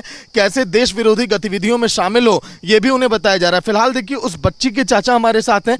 क्या हुआ था सर पूरे मामले में और कैसे बच्ची यहां से लोग उसे बहका कर ले गए? मामला ये है, जहाँ कन्हैया कोटेदार के जहाँ लड़की की शादी थी गेट हाउस में, और वहाँ गई, उसकी माँ भी गई, हमारे तीनों बच्चे गए और वहाँ दावत खाने लिए। वो बाकाई चलो फूलपुर घूम आए। फूलपुर ले जाने के बाद वो मस्जिद में लेके चली गई। वहाँ जो लच्छा पहरा जाता है हाथ में धागा, हाँ, उसको भी कटवा दिया, कहे आप मुस्लिम हो जाओ। और वहाँ जबरदस्ती उसको कार में बैठा करके लेके भाग गए इलाहाबाद।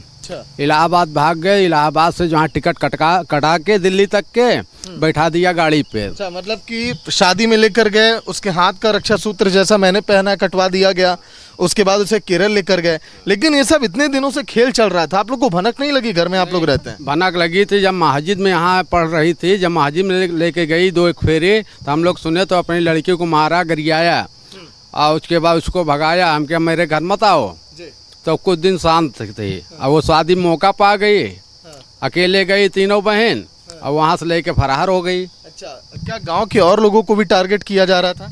गांव में कई केस कर दिया है, अभी मुकदमा लोगों को चल रहा है। उसके बाद जो यहाँ चूड़िया से पैसा ले करके उसके साथ शादी भी लड़की के अपने कर दिया वो। उसकी माँ ने वो उसका यही धंधा है, बेचने के धंधा है। और हिंदुओं के लड़कियन के ले जाके नमाजी बनाना चाहती है और मस्जिद पे नमाज पढ़ाना चाहती है, और जो यहाँ कर्मा कोला उर्दू सिखाना चाहती है। बस यही उसका काम है। हाँ, कुछ लोग यहाँ पर जो आए हुए हैं बजरंग दल के, उनसे भी हम बातचीत करते हैं, जिन्होंने इस केस में देखिए बहुत अहम भूमिका निभाई है। आइए भैया, क्योंकि कई सारे केस इस तरह के ये संज्ञान में लेकर आए, बातचीत भी की है। क्या हुआ था, ये सब कैसे गाँव में चल रहा है ये खेल? भैया, ये मामला फूलपुर में ये काफ़ी दिन से लब जिहाद की नई नई गतिविधियों से नए तरीके से हिंदू लड़कियों को फंसाया जा रहा है। और ये मामला पहली बार हाईलाइट हुआ है फूलपुर का। इससे पहले 2017 से पहले जब ये सरकार नहीं थी योगी जी की, उससे पहले लगातार हर महीने 2-3 लड़कियां पक्का गायब हो जाती थी। अभी क्या है कि मामले को लब जिहाद की ओर न ले जाकर ये मामला केरल लेकर गई लड़की को, और लड़की यहीं की रहने वाली है। परिवार आप देख ही रहे हैं, कितने गरीब परिवार से बिलोंग कर रहे हैं। लोग ये भी कह रहे हैं कि अभी इस्लामिक गतिविधियां बहुत तेजी से इस फूलपुर के गांव में चल रही हैं। कई और बच्चियां टारगेट पे थी, कई लोग यहां पर टारगेट पे थे। अब आगे इस केस में जांच कहां तक पहुंचेगी देखने वाली बात होगी। विजय संतोष के साथ Sagar Mishra, Republic media network, Prayagraj. Getting in some exclusive news on the political front now as the chief ministerial race in Karnataka heats up. Very interesting turn of events. Exclusive details we picked up. It appears now that the man who batted for DK Shivakumar as the chief minister has been show-caused by DK Shivakumar himself. What an irony. DK Shivakumar is the Karnataka Congress chief as of today, and he has decided to show-cause the Congress MLA, give a show-cause notice to the Congress MLA Iqbal Hussain, who, by the way, hinted that DK Shivakumar could be the chief minister in the next few months. And the party has admitted that this has caused confusion, embarrassment with the party, where even Kharge said that Kharge himself, who proved that he was a rubber stamp, because Kharge himself went to the media and said, listen, the high command will take a decision. So if Kharge is the Congress so-called president and he is not the high command, then it's certainly embarrassing. It's caused a lot of confusion and embarrassment within the party. And they call it a violation of party discipline. He's been directed to submit an explanation within 1 week. So that's a breaking news development that we had from the state of Karnataka. Iqbal Hussain, the Congress MLA who made that comment saying DK Shivakumar will be the chief minister, has now received a show cause notice, and he gets 1 week time to explain his statement. Irony, the man who said will be the chief minister has issued a show cause notice to him.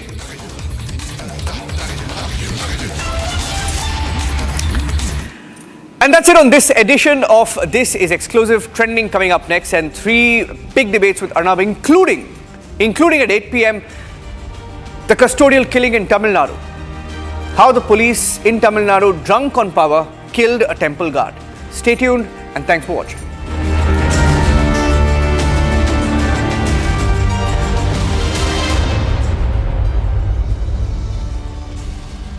Co-powered by Century Ply Club Prime. Raho befikar. Amity has been ranked India's #1 not-for-profit private university for 11th year, with top 10 ranked institutions in management, engineering, biotech, law, masscom, telecom, hospitality, fashion and more. Yet another top ranking for Amity University. पैसा लगाना है तो century ply club prime पे लगाओ। डूबेगा नहीं, जलेगा भी नहीं, कोई खा नहीं जाएगा, धोखा नहीं देगा, ऊपर नीचे भी नहीं होगा, सेफ रहेगा, सिक्योर्ड भी, मिनिमम 30 साल का रिटर्न देगा। अब इससे बेटर इन्वेस्टमेंट है तो बताओ। सेंचुरी प्लाई क्लब प्राइम, रहो बेफिक्र।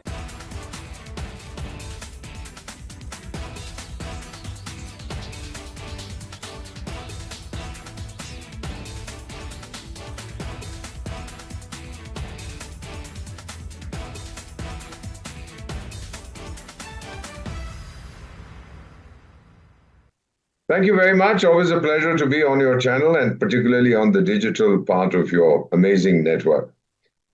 I've served in several Islamic countries, including several years in Sudan, which had Sharia law when I was there. And somebody even issued a fatwa against me, whatever that meant. Question here is, what is this fellow, this Ayatollah, Grand Ayatollah, whatever titles they give each other, Supreme Ayatollah or Major Ayatollah, or Captain Ayatollah or General Ayatollah, I don't know what they go around doing with themselves. What has he said against Netanyahu and President Trump? Has he said they should be killed? No, if he's the enemy of Allah, does it mean that somebody should take a pot shot at him? I'm not quite sure what it means. If they're trying to be oversmart, these jokers in Iran who have issued whatever they have issued against this guy. See, my understanding of fatwa, I spoke to many Islamic scholars, and I've spoken again to them. A fatwa is a religious opinion, an opinion on a religious issue. For example, can I wear a striped shirt? And somebody might issue a fatwa saying, yes, it's legal in Islam. So it's a very complicated issue. But in recent times, we've been finding people issuing fatwas asking for the physical elimination of the people against whom the fatwa has been issued. This hadn't been done. In fact, funnily enough, it might amuse you, there used to be a fatwa against Coca-Cola also. because that drink is supposed to have gas or all kinds of things, and uses some pigment or the other, uses something related to the pig, which is haram in Islam, so don't drink Coca-Cola. Then somebody issued a counter fatwa saying there's nothing wrong with that. Then there was the Ottoman chap when he was joining the war against the Allies in the First World War on the side of Germany. He got someone to issue a fatwa. So a fatwa normally would be issued by a mufti, a very qualified chap. Again, there's no list of fellows who can issue fatwas. Even Osama bin Laden issued a fatwa against somebody, and then somebody issued a fatwa against Osama bin Laden. So it became a bit of a joke over a period of time. My own feeling is that if the fatwa declares Trump to be the enemy of Allah, I think in the United States, having lived there for several years and going there every year, I don't think they'll even bother about it. Now, if some buffoon there thinks that this means that he has to physically harm the president of the United States, then of course it's a different matter altogether. But the result of this is going to be, and I'll tell you, till 2001, till 9/11, Islam was accepted as a religion, occasionally violent, but as one.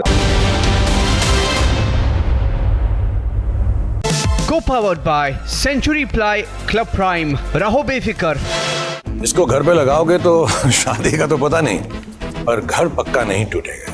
Rungta नहीं तो घर strong नहीं। Rungta steel TMT बार एकदम solid. पहाड़ों में एक hiking stick भी बन सकती है। Hi, this is Chef Ranveer Brar. Guarantee you brilliance on behalf of IIHM. केसरिया से मन जोगी हुआ रे, दिल झूमे देखो मतवारा हुआ रे। केसरिया से मन जोगी हुआ। हर पल मनाओ केसरी त्योहार। विमल, बोलो जुबान Kesari.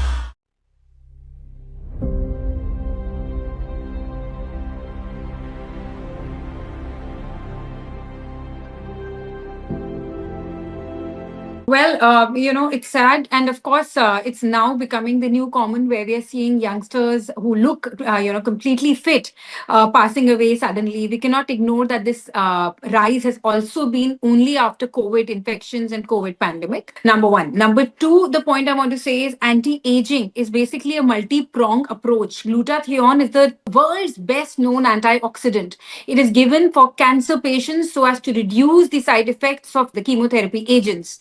And the side effect of it is skin whitening and skin glow. It is not the main effect. So it is very, very good for health, and it cannot be fatal unless and until the product is counterfeit. The product is fake. It's not being injected in the right dosage, which can also hamper, which I feel the Indian government is high time should take action if, this is the fact, because I see a lot of grey market fake products in the market, but I don't think our Bollywood would actually fall prey to it. But yes, again, we must not ignore there are a lot of wellness centers where there is no doctor, and these wellness centers are generally run by business houses, so they may not even be guided correctly and maybe buying it only for better business. So that is one thing which needs to be checked. The world's number one anti-aging known factor currently, which is doing up the rounds with Barrick Johnson, etc., and Professor Sinclair in the US, is something called NAD, NAD drips. The NAD drips are being imported by certain people who can afford in India, but the ones in the market are generally fake. I, as a doctor, have had experience about a decade ago with NAD, because that is very prominent in US. And in fact, even Elon Musk has his own brand of NAD supplements, which are doing very well last 7-8 years. But that is truly an anti-aging tablet, and NMNs and Barbicans we talk about. So those are anti-aging supplements which do not increase and do any kind of side effect. Again, if you're fasting or you're water fasting or you're intermittent fasting more than 16 hours, you cannot just take the supplement. You have to eat something and then take the supplement. So these are the basic facts and gyans, which of course only a doctor can give, not a wellness expert or a cosmetologist. I really don't think, again, dear, that this could have been a fault of the Bollywood star, because she was so caring about herself, and she's so fit, beautiful, and such an unfortunate loss for the family. So I don't know what went wrong really for her. We may never know. But for others who are viewing this, please take this with the caution. Be alert and do not visit quacks. Try to do a consultation with a doctor if you're so keen for anti-aging, living long and living healthy. That's very important. I would say it has to be strictly under medical supervision. God dead after custodial torture by Tamil Nadu police. AIADMK questions talent model of governance. Is it time to take action on excesses of police? Debating tonight at 8 p.m. From Asia's largest news headquarters, setting the agenda for Bharat.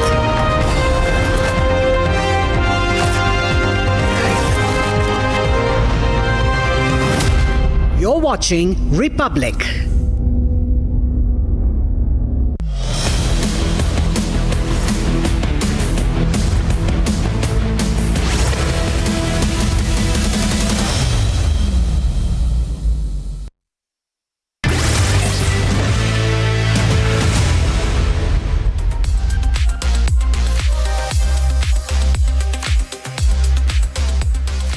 All right, from your smartphones to your smart televisions, the trending stories are always breaking the internet. US President Donald Trump and tech mogul Elon Musk are back at it. It's the latest episode of Trump versus Elon Musk. The keypad war has begun once again, and the netizens are just not having it. It has come down to warnings and even threats to deport Elon Musk. Meanwhile, in a heartwarming story, Indian doctors provided 100 prosthetic limbs to citizens of Afghanistan during a 5-day camp in Jaipur. On the other side, an Instagram post of Chris Gayle is making the waves for all the wrong reasons, though.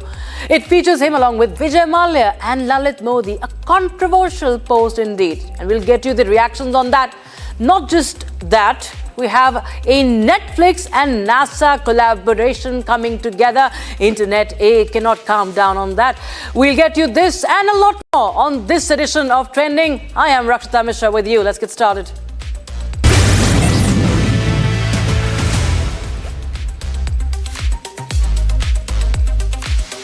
So it's been a month since the very dramatic and the very public feud that broke out between two most powerful and influential Americans.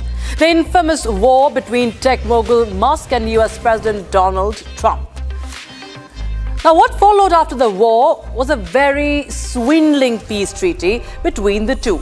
Apologies asked, mistakes accepted. A chilling cold water was poured over a very fiery hot war. All was well, or so it seemed.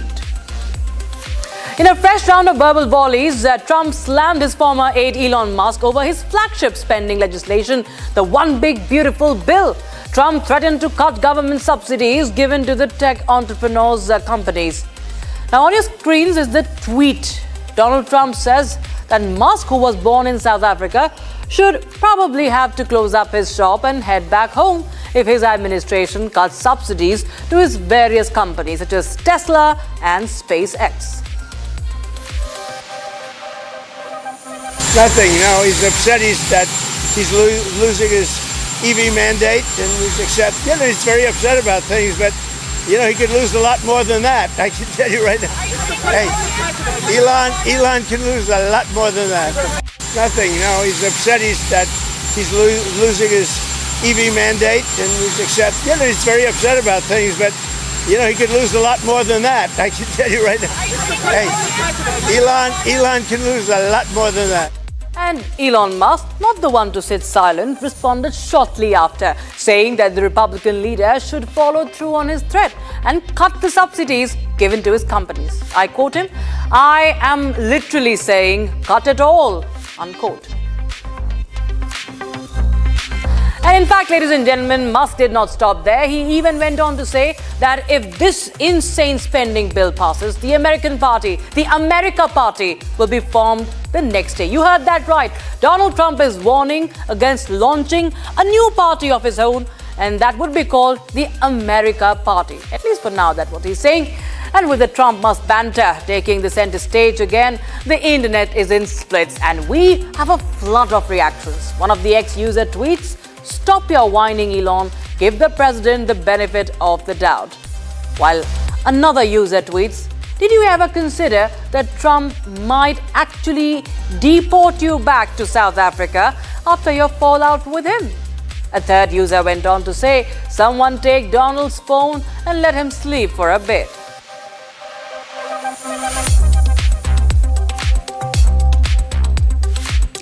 So there you have the netizens saying that they've had enough of this, that both of them should keep calm, especially Elon Musk. Remember, Elon Musk is being lectured on the platform he himself owns. That is the platform X, social media platform X.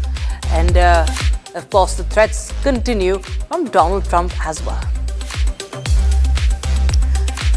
So Donald Trump in the latest, remember, has said, when asked by reporters that about Elon Musk's deportation, he said, "Have to think about it." That's right. Donald Trump, in fact, has said, when asked about Trump, that he could be even considering that, what he has insinuated. Listen in to what he said. Now he's upset that he's losing his EV mandate, and he's very upset about things, but he could lose a lot more than that. I can tell you right now. Hey, Elon can lose a lot more than that. Nothing. He's upset that he's losing his EV mandate, and he's very upset about things, but he could lose a lot more than that. I can tell you right now. Hey, Elon can lose a lot more than that. All right, so are you going to deport Elon Musk? Trump said we'll have to take a look. We might have to put Doge on Elon. You know what Doge is? The monster that might have to go back and eat Elon.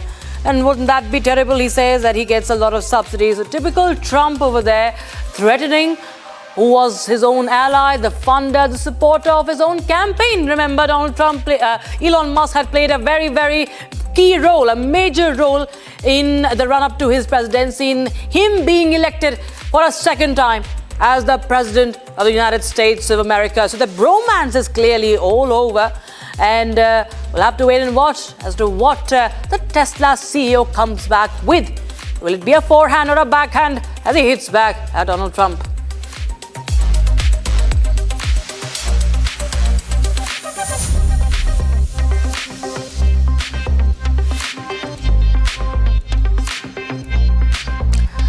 We'll get to you more trending stories, but right now let's take a look at the trends that are running hot on social media today.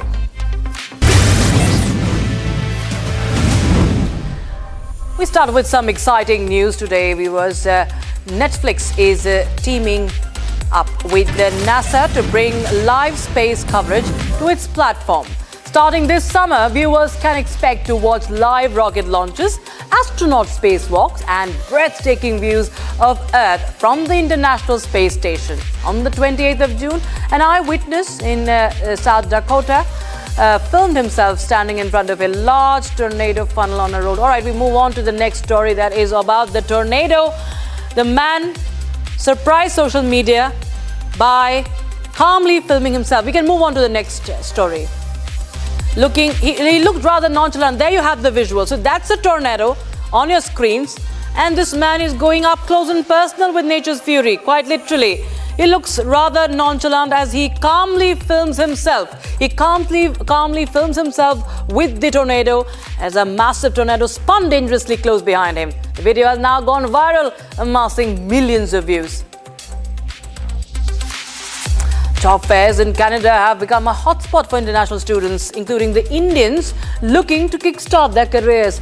A recent video shared by an Indian woman on Instagram showcased a long queue of applicants outside a job fair, highlighting the intense competition for employment among the international students. हमारे जितने भी Indian रिश्तेदारों को लगता है ना कि Canada में तो बहुत जॉब्स हैं, बहुत पैसे हैं, और हम बस उन्हें झूठ बोलते रहते हैं. हम उन्हें नहीं चाहते कि वो अमीर बन जाए, हम खुद अमीर बनना चाहते हैं. बस उनको ये वीडियो दिखा.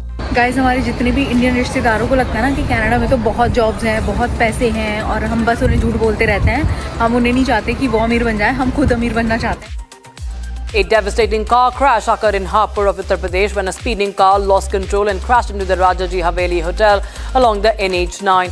The incident resulted in one young man losing his life instantly, while the three others were injured. The driver fled the scene, leaving behind a trail of chaos.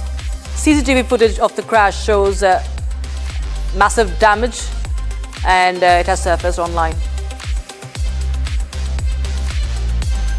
A devastating flash flood hit the picturesque town of Madurai in northern Italy's Piedmont region, leaving a trail of destruction and claiming the life of a 70-year-old man.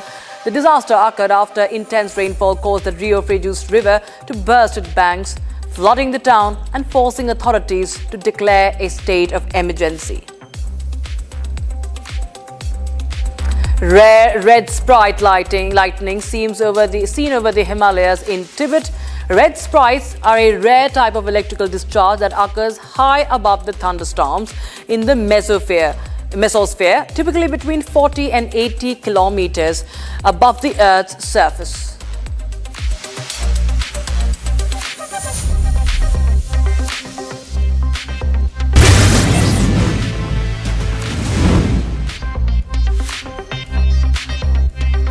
Now, a heartwarming story comes in from Afghanistan's Kabul, where Indian doctors provided prosthetic limbs to 100 disabled Afghan citizens. The incident took place during a 5-day Jaipur foot camp. The initiative, India for Humanity, was led by Bhagwan Mahavir Viklang Sahayata Samiti. Ladies and gentlemen, take a look at this video. It's moments like these that make you smile and make so many people smile.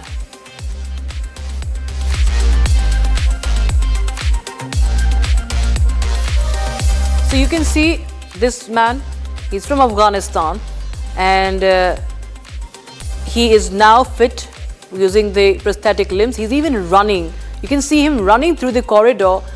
He feels like he's got a new life, like a child. He's rushing through the corridor, and he's so joyous. He's so joyful. He even climbs onto that stool, that bench, and that is after he got the prosthetic limbs. And this is an initiative from India. That's called India for Humanity. And joining us today, we have with us the founder of the BMVSS, Sri Devendra Raj Mehta. Along with him, we also have the man who led the team to Kabul, Sri Vimal Chopra. Mr. Vimal Chopra, to you first. We see that this video is going viral and it brings smiles to so many of the people. But imagine the people who the joy of this man and many others like him. How was this initiative planned out, and how was it carried out? Mr. Chopra. Yeah, left to me is Dr. D.R. Mehta. Under his guidance, the Ministry of External Affairs has partnered with BMVSS for conducting a camp, Jaipur Foot Camp, there in Kabul, in direct, association with the local government and the Ministry of External Affairs. So, D.R. Mehta साहब बताएंगे इसके बारे में. जी. We had a great opportunity to hold an on-the-spot limb fitment camp in Kabul. We sent our team of technicians, equipment, and set up a temporary workshop in Kabul where the limbs were fabricated and fitted. They have to do it the same day. Elsewhere it takes weeks, 4 or 5 weeks. Just see. Sir, सामने देख. Yeah. Ji. Sir, immediately the people start walking, running. You see this. This gentleman has a limb. Just see. He is more than normal. Both legs. And he's walking like a normal person. Now the work is Jaipur Fort and our society. Yes. Has ensured that these people get mobility, not only mobility, they regain their dignity. Sir, how many doctors were involved? And this was free of cost also, very importantly. We sent a small team this time. My colleague Chopra, Vimal Chopra sitting next to me, he led the team.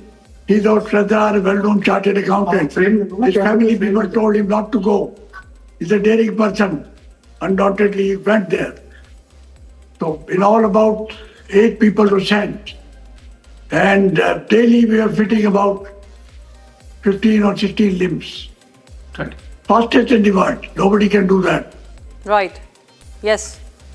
Absolutely, sir. All the Absolutely. links, let me also tell you, all the links were given totally free of charge, thanks to the Ministry of External Affairs. They sponsored this camp, they funded it under this program of humanity, India for Humanity. Now, the most interesting part is that the camp generated enormous goodwill for India. Afghans say India is a compassionate country. It cares for all the people in the world, not like other countries. In fact, I remember I had gone there earlier. This is our 6th camp. And 5 camps I personally went. This time I could not go. I had to go to the UN. We had a function of Jaipur Foot in the United Nations Organization, the head office of the UN, headquarters of UN. Ji, bilkul. Right, sir. Thank you so much, Mr. Devendra Raj and Mr. Chopra, for joining us on Republic TV and sharing with us this wonderful gesture as you shared about this free of cost prosthetic limb surgery that was done in Kabul. Of course, there was a high demand due to it being a war-ravaged country for years now. But this is, of course, a goodwill gesture by India. Thank you so much, gentlemen, for joining us. Viewers, we shift our focus to the other story that we're tracking. Just a few hours back, cricket legend Chris Gayle posted a story with Vijay Mallya and Lalit Modi, all in one frame. The former RCB boss, the man who started the IPL, and the universe boss himself catching up. It makes you wonder, doesn't it? However, the story is making waves online and the netizens are not really happy. There are many questions being raised, many speculations. There's a lot of outrage also online over this post. On your screen are some of the reactions that have come in. One user went on to label them as promoter, maker and drinker, while another user called them $1 billion. In fact, there was another user who went up to say the post as a $1 billion controversial picture.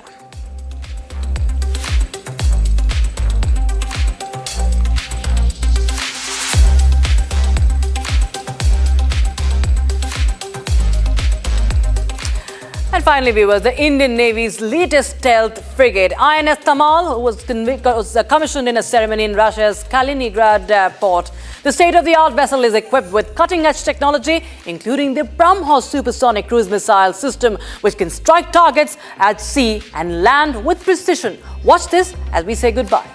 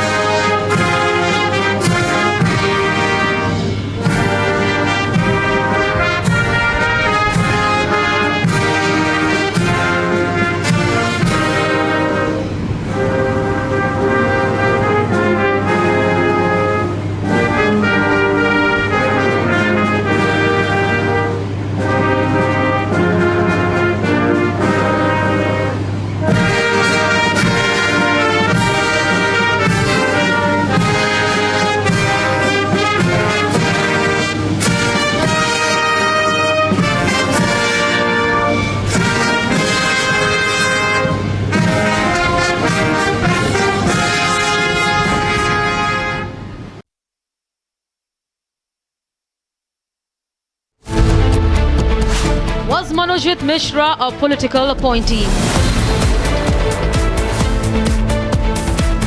Republic investigation uncovers alleged TMC link. Was the South Calcutta Law College gang rape avoidable? Debating tonight at 9 p.m.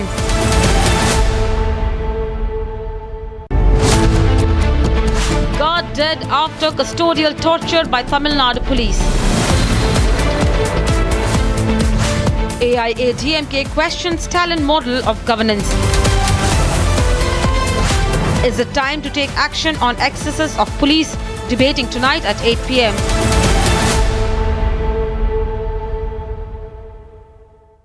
Co-powered by Century Ply Club Prime. Raho befikar. Amity has been ranked India's #1 not-for-profit private university for 11th year, with top 10 ranked institutions in management, engineering, biotech, law, masscom, telecom, hospitality, fashion and more. Yet another top ranking for Amity University. पैसा लगाना है तो century ply club prime पे लगाओ। डूबेगा नहीं, जलेगा भी नहीं, कोई खा नहीं जाएगा, धोखा नहीं देगा, ऊपर नीचे भी नहीं होगा, सेफ रहेगा, सिक्योर्ड भी, मिनिमम 30 साल का रिटर्न देगा।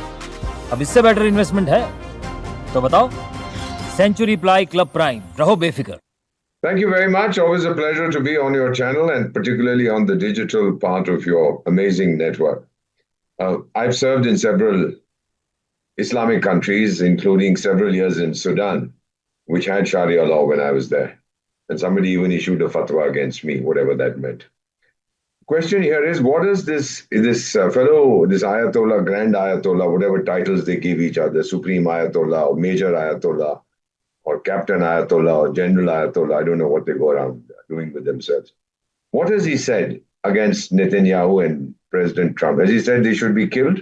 No, if he's the enemy of Allah, does it mean that somebody should take a pot shot at him? I'm not quite sure what it means. If they're trying to be oversmart, these jokers in Iran who have issued whatever they have issued against this guy. See, my understanding of fatwa, I spoke to many Islamic scholars and I've spoken again to them. A fatwa is a religious opinion, an opinion on a religious issue.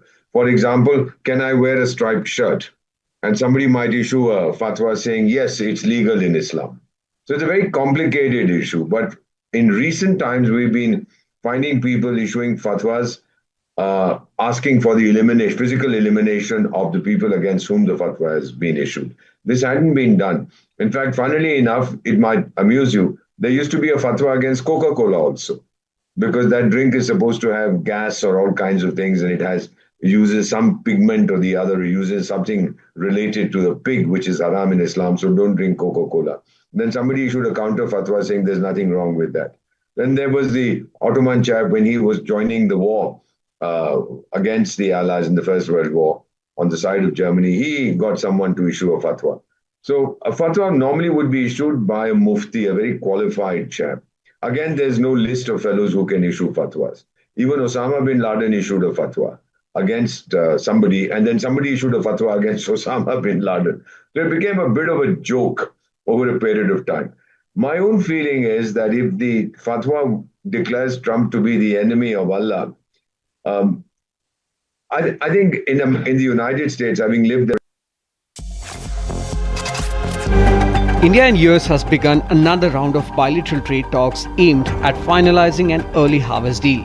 Now, White House has confirmed that India-US will announce a trade deal soon. White House Press Secretary Caroline described India as a strategic ally in the Indo-Pacific region. The president did announce last week that the trade deal with India is close and this could happen anytime soon. Are there any roadblocks as of now? Are there any updates on that? And how does the president see this about China's role or its influence in the Indo-Pacific region? Sure, yes. The president said that last week and it remains true. I actually just spoke to our Secretary of Commerce about it. He was in the Oval Office with the president. They are finalizing these agreements and you'll hear from the president and his team, his trade team, very soon when it comes to India. White House has hinted that much anticipated trade deal between two strategic allies could be finalized soon.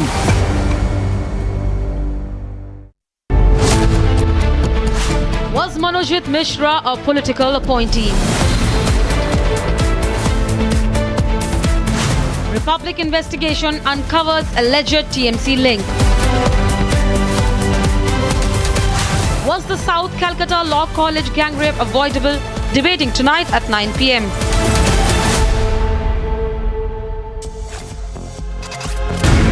Five weeks ago, the United Nations Security Council issued a strong condemnation of a particularly horrific act of terrorism in Pahalgam. It demanded that its perpetrators be held accountable and brought to justice. We have since seen that happen.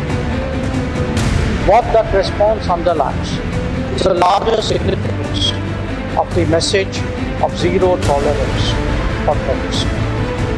The world must come together on some basic concepts. No impunity to terrorists, no treating them as proxies, and no yielding to nuclear platforms. any state sponsorship must be exposed and must be countered. By now, we know well that terrorism anywhere is a threat to peace everywhere.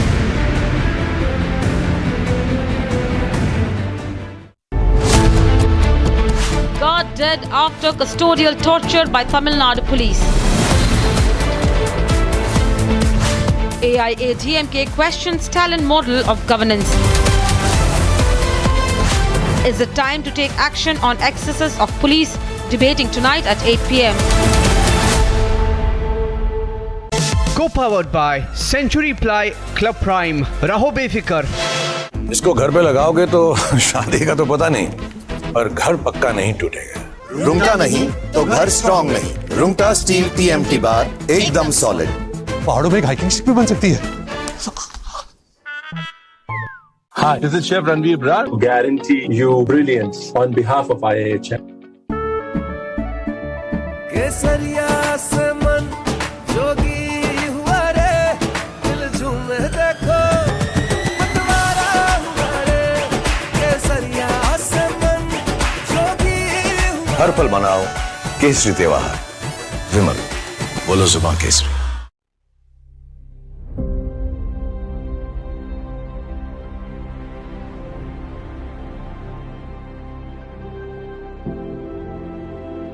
Well, it's sad. And of course, it's now becoming the new common where we are seeing youngsters who look, completely fit.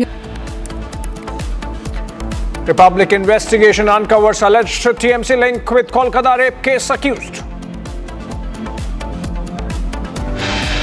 Call for justice grows for Kolkata gang rape survivor. Protests against Mamata government in Kolkata.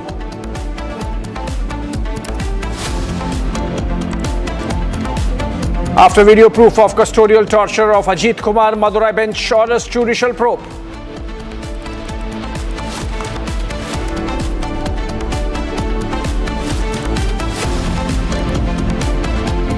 Tribunal observes RCB primarily responsible for Bengaluru Stadium stampede.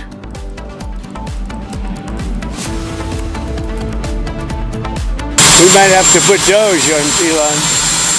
You know what Doge is? Doge is the monster that might have to go back and eat Elon. Wouldn't that be terrible?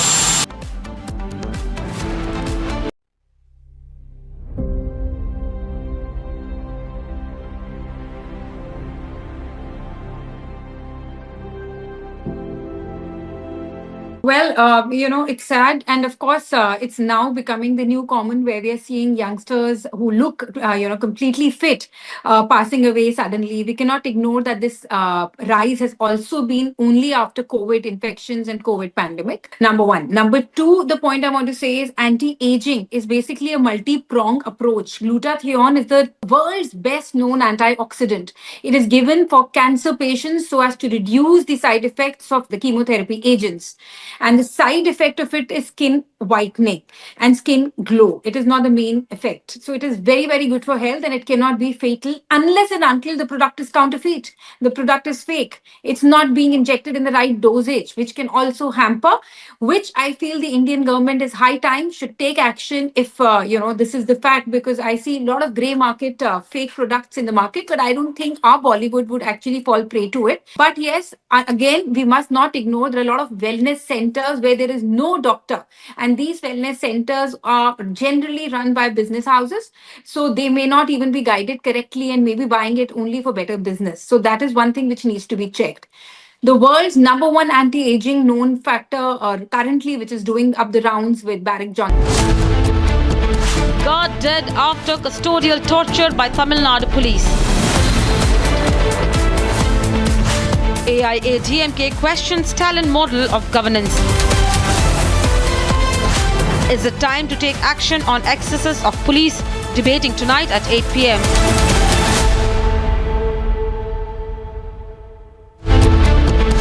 Was Manojit Mishra a political appointee?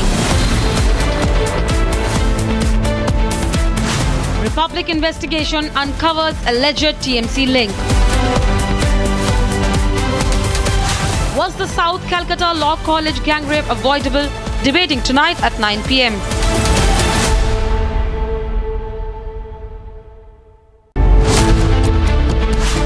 dead after custodial torture by Tamil Nadu police.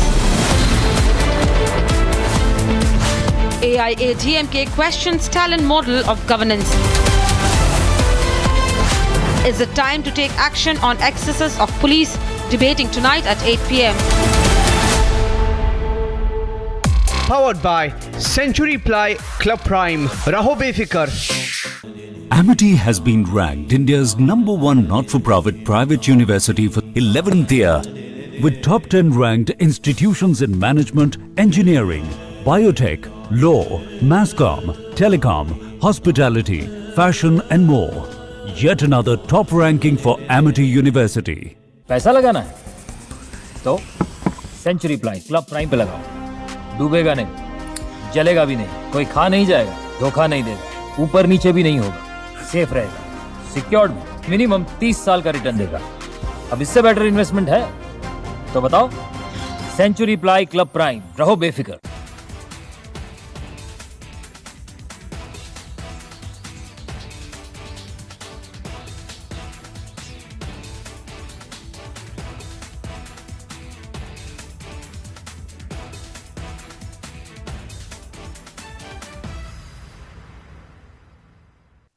Thank you very much. Always a pleasure to be on your channel and particularly on the digital part of your amazing network. I've served in several Islamic countries, including several years in Sudan, which had Sharia law when I was there. And somebody even issued a fatwa against me, whatever that meant.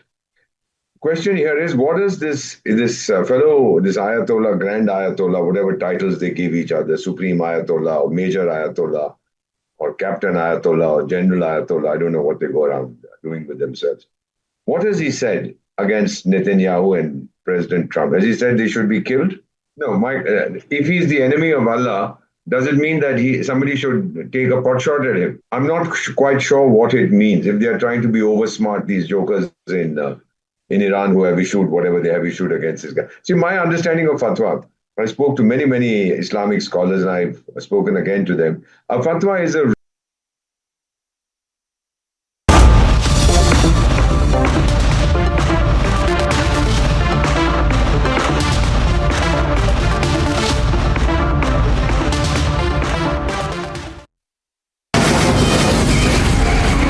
From the Republic Media Network headquarters, it's time for Arnab Goswami on the debate.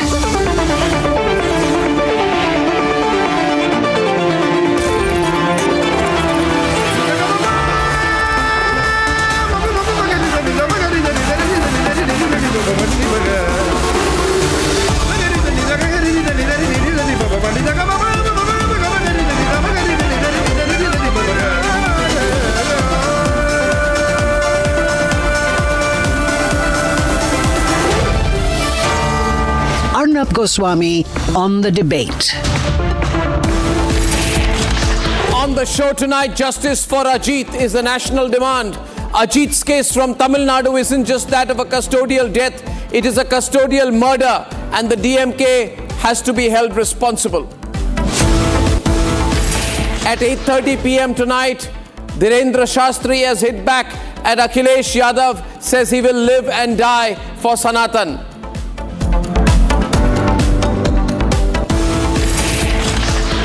And at 9 p.m. tonight, quit Mamta, quit is what the country is demanding. The outrage against her government's high-handedness is absolutely felt across the state and across the nation.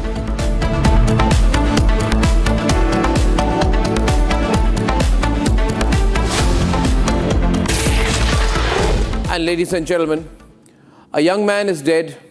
His name was Ajith Kumar. 27-year-old, a temple security guard in Sivaganga, Tamil Nadu. He was picked up by the police last Friday, and in a couple of days he was dead. Not in a shootout, not in a hospital bed, but in custody. He had no criminal record, he had no motive, he had no evidence against him. All that there was suspicion. And suspicion is a terrible thing, ladies and gentlemen, when the person who is suspected is a common man. In our country, the rich and powerful are suspected of so much, like Nirav Modi, Lalit Modi, Mehul Choksi. But they get away. Vijay Mallya gives 3-hour interviews, if you can call it that. But when it comes to the common man, they are killed on the basis of suspicion. The suspicion of Ajith was that he had stolen 80 grams of gold. No proof, suspicion. And what was the price of that suspicion? The visual you see there, ladies and gentlemen. He was beaten in custody. What more proof is required? What more time-wasting investigation is required?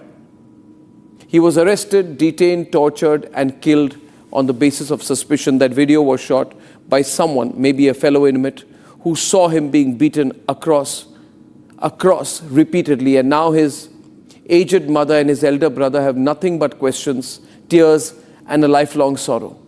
The post-mortem says it all. There are 18 injury marks on his body. Head, chest, ribs, back, head. Dried blood around the ears. Ajith didn't just die. He was beaten, battered, tortured. And what did the police say? The police said he had a seizure, that he collapsed while trying to escape. Escape? From where? From what? From whom? Who gave the police the right to play judge, jury, and executioner? Remember, viewers, it is on the basis of this very suspicion that an innocent man spent 50 years in jail in Uttar Pradesh on charges of murder and was let out only after he turned 104. We reported that case. In that case, the 104-year-old man, when he came out of jail, didn't get to see his dead wife. He had 2 out of his 4 children dead when he was acquitted, and his body was numb with old age ailments. So you see, when the system suspects someone who does not matter, when the system suspects someone who is a common man, who doesn't have political influence under his thumb, or who doesn't have billions in his account, they can kill you. The system can kill you. The system can keep you in jail for 50 years without suspicion. This is the system in our country. And we are told we are going to be a Viksit Bharat. How will we be a Viksit Bharat? How will we be a developed nation if this is what the common man goes through? Who will protect a common man who is beaten and assaulted? And then they say, have faith in the criminal justice system.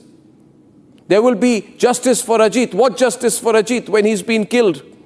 But when it comes to the powerful, the big money people, the same system bends backwards. So we are a country, we are still waiting today. We have signed some free trade agreement with the United Kingdom, but the United Kingdom is not giving us back Vijay Mallya, Lalit Modi, Nirav Modi. And I wonder sometimes if we are trying hard enough. These are the people who owe millions to the country and its taxpayers. They're enjoying their life abroad. In our country, on the basis of suspicion, one man spends 50 years in jail, comes out at the age of 104, and a 27-year-old gets killed. Nothing has changed in this country, ladies and gentlemen. The system does not change for the common man, whether the common man is a 104-year-old or a 27-year-old. The system does not help them. The system does not go behind the rich and the powerful, even when there is undeniable clinching evidence against them. This is the shameless hypocrisy of the system in India, where the cost of a common man's life is too cheap in the eyes of the ones drunk on power, money, and influence.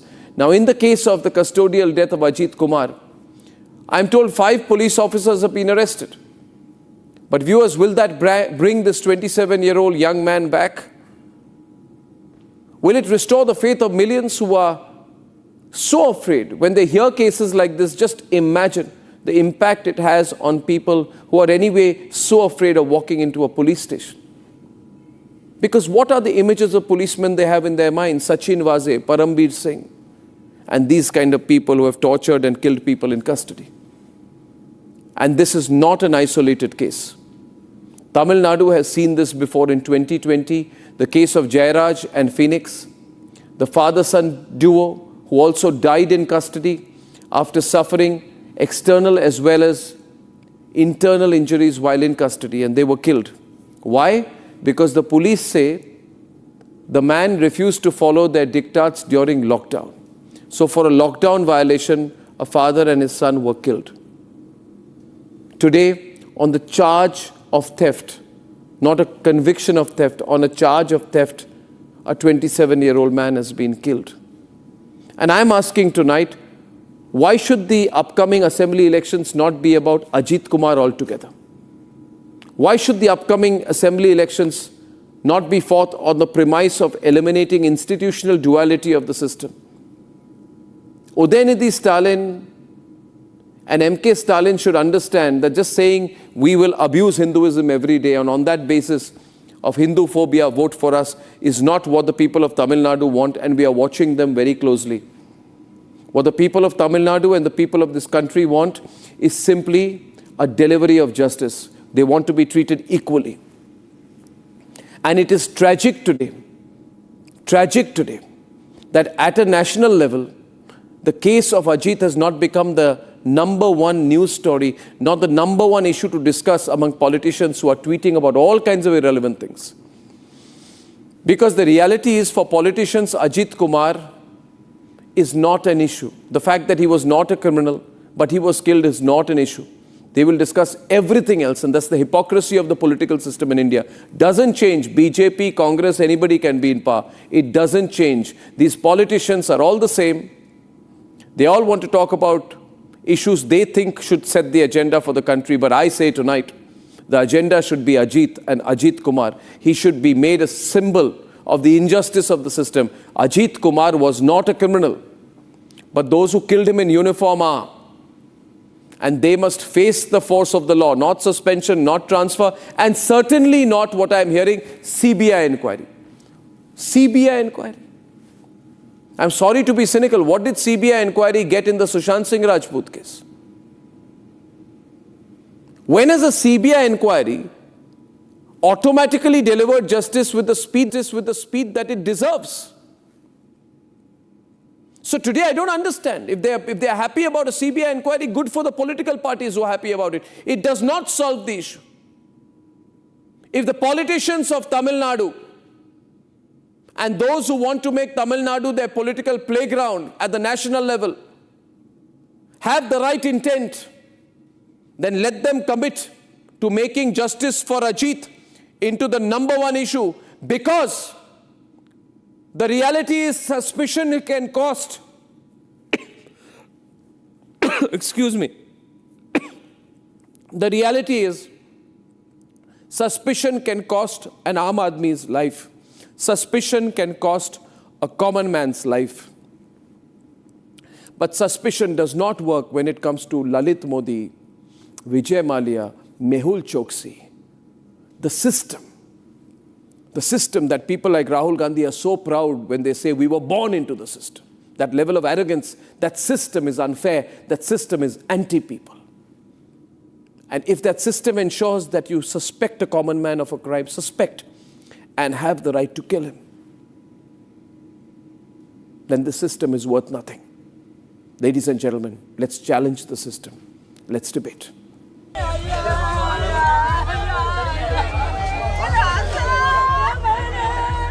27th June 2025, the Tamil Nadu police picked up 27-year-old B. Ajith Kumar, a temple security guard, in an alleged theft case. At around 11 a.m. on 27 June, Ajith Kumar, the temple guard, was arrested by the police in relation for taking a gold from a bag in a car. However, he did not park the car because he doesn't know how to drive. Later, a special investigation team took him over to a cow shed behind the temple, brutally beat him up and asked him whether if he had actually done the theft. After 2 days of police custody, Ajith Kumar was brought dead at a private hospital on the morning of 29th of June. As per reports, the post-mortem report indicates at least 18 injury marks on Ajith's body, with contusion in the head and chest and grievous internal injuries. But what went wrong in those few hours of Tamil Nadu police custody? Now, a video has emerged that tells the story.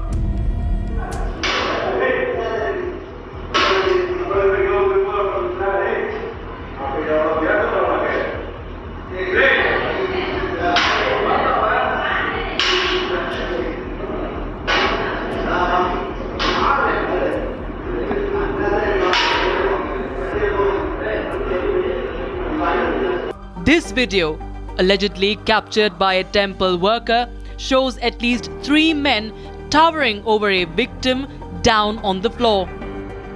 One man in a yellow t-shirt with a stick in his hand is seen repeatedly beating a man on the ground. Even the stick gives up in the video, much like the will of the man on the ground to fight back. This video allegedly shows the hours of torture of Ajith by Tamil Nadu policemen. The matter has created a huge stir in Tamil Nadu. Today, the Madras High Court lashed out at the Stalin government, questioning the violation of fundamental rights of victims and reports of custodial deaths, even going on to ask if the government is working for the people or not. However, Chief Minister Stalin contends that action has been taken in the case with suspension of 5 policemen. வந்தோடனே action எடுத்துட்டுமே வந்தோம் எங்களுக்கு எப்போ தகவல் தெரிஞ்ச உடனே நடவடிக்கை எடுத்தாச்சு கைது பண்ணியாச்சு இன்னைக்கு கூட மேலே நடவடிக்கை எடுத்திருக்கிறோம். The brutal case of 2025 has once again reminded the people of another case of custodial torture and death in Tamil Nadu from 2020, when father and son duo P. Jairak and J. Benix died in police custody after being arrested for violating COVID restrictions. A 10-year analysis of NCRB data shows a meager 2.91% conviction rate in matters of custodial deaths.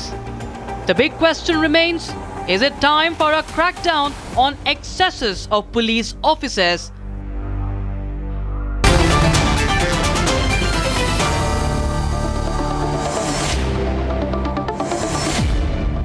Justice for Ajith, we have with us from the AIDMK, former Member of Parliament, K.C. Palaniswamy, and pro-DMK political analyst Harish Mohammed Ibrahim. Mr. Ibrahim, I'd like to start with you first. I think the state government is directly responsible for this, and there was an attempt at a cover-up. No FIR was filed when the initial complaint was filed. There was no FIR. So you have killed a man without an FIR. And there was a clear attempt to keep him away from CCTV surveillance, which means you wanted to kill him and did not want the details to be captured. Now somebody got these pictures out. If these pictures had not come out, then let me tell you, Mr. Palaniswamy, MK Stalin and his son would have said that he was trying to escape and had a seizure. They would have blamed him for his own death. Harish, how does this issue not matter? It could become the #1 issue in the Tamil Nadu elections. It should actually. May I answer? Yes. Arnab, the issue, the suspect has been nabbed by 27 and 28. Once the seizure has been done with the post-mortem report, on 28 the FIR has been registered with the BNS. Altercations of the case has been filed on 196(2)(a). And the chronology of events stated that on 29th, the entire 5 policemen have been suspended. On the 30th, the entire case has been dismantled and given to the CBCID. And now the case has been given to the CBI. The chronology of events stated that the Tamil Nadu state government doesn't want to inflict or deflect any of its power, any of its jurisdictional boundaries to evade this case. They want to straight away, the CM has categorically said that whoever the culprit behind this crime should be punished severely, and there is no given any point of time to defend this cruel act, whether it is the state government when it comes to the judicial custodial death or whether it is a police custody death. So your simple answer is Harish, your simple answer is that you have filed an FIR after the man has died. Wow. Would you behave like that if the person was a politician? Can a politician, suppose Ajith had been a politician's son, just imagine this. Suppose Ajith had been from a family linked to DMK. Would he have been killed? No, Arnab, I reiterate once again, the 27th, once the complaint has been received for the... No. I am reiterating again that I am very upset that you are saying that I should be happy because an FIR has been filed after a man has been killed. An FIR is filed when the complaint is made. Please don't teach me the law, sir. An FIR is filed when the complaint is made. This man is dead. He has been killed without any official investigation. He's just been taken into prison and he's been beaten up all over the body. Do you believe the CCTV to be true? Is the CCTV true or false? Arnab, if you allow me to complete within 1 minute, I will entirely give the chronology of events. No, chronology is the man is detained. There is no FIR. He's taken into detention. He's beaten up. Let the law. What law? You don't have to. You what don't law? have to jump into the conclusion. What law? The post-mortem shows there is a contusion in the head and the chest, which means he's been brutalized. Now you said, now 1 minute, just 1 minute. You said, your government said that the man tried to escape and he had a seizure. But if he has a seizure, then why is he beaten on the chest? No, See, only when the the institutional responsibility is on the state government. Of the high policemen, the BNS Act of 196(2) Don't teach me don't hide behind the law. And it has been changed to the murder case. You have to understand the chronology. One minute. Suppose I suspect you. Suppose I suspect you of stealing 50 grams of gold. Can I take you into a prison or into custody and beat you and you die? And then after you die, sorry to bring you into the picture, after you die, your loved ones say, how did Harish die? Then you say that Harish died because he was trying to escape. No, be reasonable. No, I am giving you respect, sir, but your common men are being tortured. You can't avoid the response. Why doesn't Stalin quit? Why doesn't Udaynidhi Stalin quit? If that is the case, from 2021 to 2023, Maharashtra reported 66 judicial custody deaths. Whether the BJP Are you ruling Maharashtra or Tamil Nadu? No, let me. Are you ruling Maharashtra or Tamil Nadu? You have to put the chronology of events on a straight. Chronology, the attitude of your chief minister and his son. The lens on Tamil Nadu state government when the government has been taken action within the second day. Yeah. How come you can put the same thing on the same platter and analyze the things? Anyway, this is a normal thing in Tamil. You have become arrogant. You will lose your arrogance only when you lose power. And when you lose power, already all the big money people are fighting. The same judicial process. Don't tell me the process. Mr. Palaniswamy, you heard this side. 7 to 8 months. Yeah. 8 years, which has acted for you within a single day. The same. You remember the case of Jairaj and his son who were arrested in 2020 because they criticized the police for enforcement of lockdown? You remember they were killed? And can I tell you one thing? Before they died, both father and son were forced to wipe their own blood with their clothes. I can tell you one thing, you say you are all atheists, but God will not forgive you for what you've done. For the number of people you've killed. God will not forgive you for your state government for the number of people you've killed. You forced a father and son to wipe the floor of their own blood with their own clothes before they died. You think you can tell me that you have been elected so you can do what you want? Bring back the 17-year-old boy who was killed in a juvenile home, one of 24 such deaths in Tamil Nadu since 2022. Remember the number of young boys and girls who have been subject to police torture. You have an unaccountable police system, unimaginable abuse. There were 96 injury marks on that 17-year-old boy's body. Do you have any conscience? Have you become so arrogant? Do you think you can do this politics, that politics, religion politics and get away with it? Have a conscience, Harish. Have a conscience. Answer me. You have to give me a fair. You want me to open? No. You can't go ahead, keep on asking. Harish, I'll open the lines. People from Tamil Nadu are saying today, you know what they are saying? People of Tamil Nadu are only saying, why is there no Republic Tamil Nadu or Republic Tamil? Otherwise, all the media there, you people are controlling. Wait till we come to Tamil Nadu. We will expose you. Welcome. Yeah, welcome. Yeah, we will come. And then I'd like to see who says welcome. You come and you can't run a North Indian channel in Tamil Nadu because you can't run how you are running a channel which I can't run a channel. I can't run a channel in Tamil Nadu. Why? You own Tamil Nadu. You are the owners of Tamil Nadu. You are the owners of Tamil Nadu. I can't run a channel in Tamil Nadu. Why can't I? No, you are misshooting my facts. I am saying you can't run a channel how you are running in North India. You can't do it. Don't do North India, South India. We are a very popular channel in Karnataka also. Don't do North India, South India on me. One India, one India. You can't. One India, one India. Anyway, Mr. Palaniswamy would like to come in. Mr. Palaniswamy, you heard his initial remarks. Arnab, this DMK government is yet to come with the fact the government has suspended, kept the superintendent of police under waiting list. Who instructed the SP? Who formed this special team? That has to come out. Definitely the Chief Minister, Mr. Stalin, knows about it. The DGP should be knowing about it. Without some instructions from Chennai, maybe the political bosses or from the Secretariat of Tamil Nadu, without instructions from there, the SP should not have formed this special team. The SP instructed the DSP, so DSP put his own team as a special team without even an FIR. So the person, either the complainant should be knowing about it. Who is that powerful person? Till today, even the court in Tamil Nadu blasted this government. Even this government has transferred this case to CBI. The Mr. Stalin not yet announced who instructed that SP. Yeah, on a one phone call from a policeman, the complainant should be knowing about it. The SP who is put under waiting list today without assigning any position, he should be knowing it. Why that fact is yet to come out?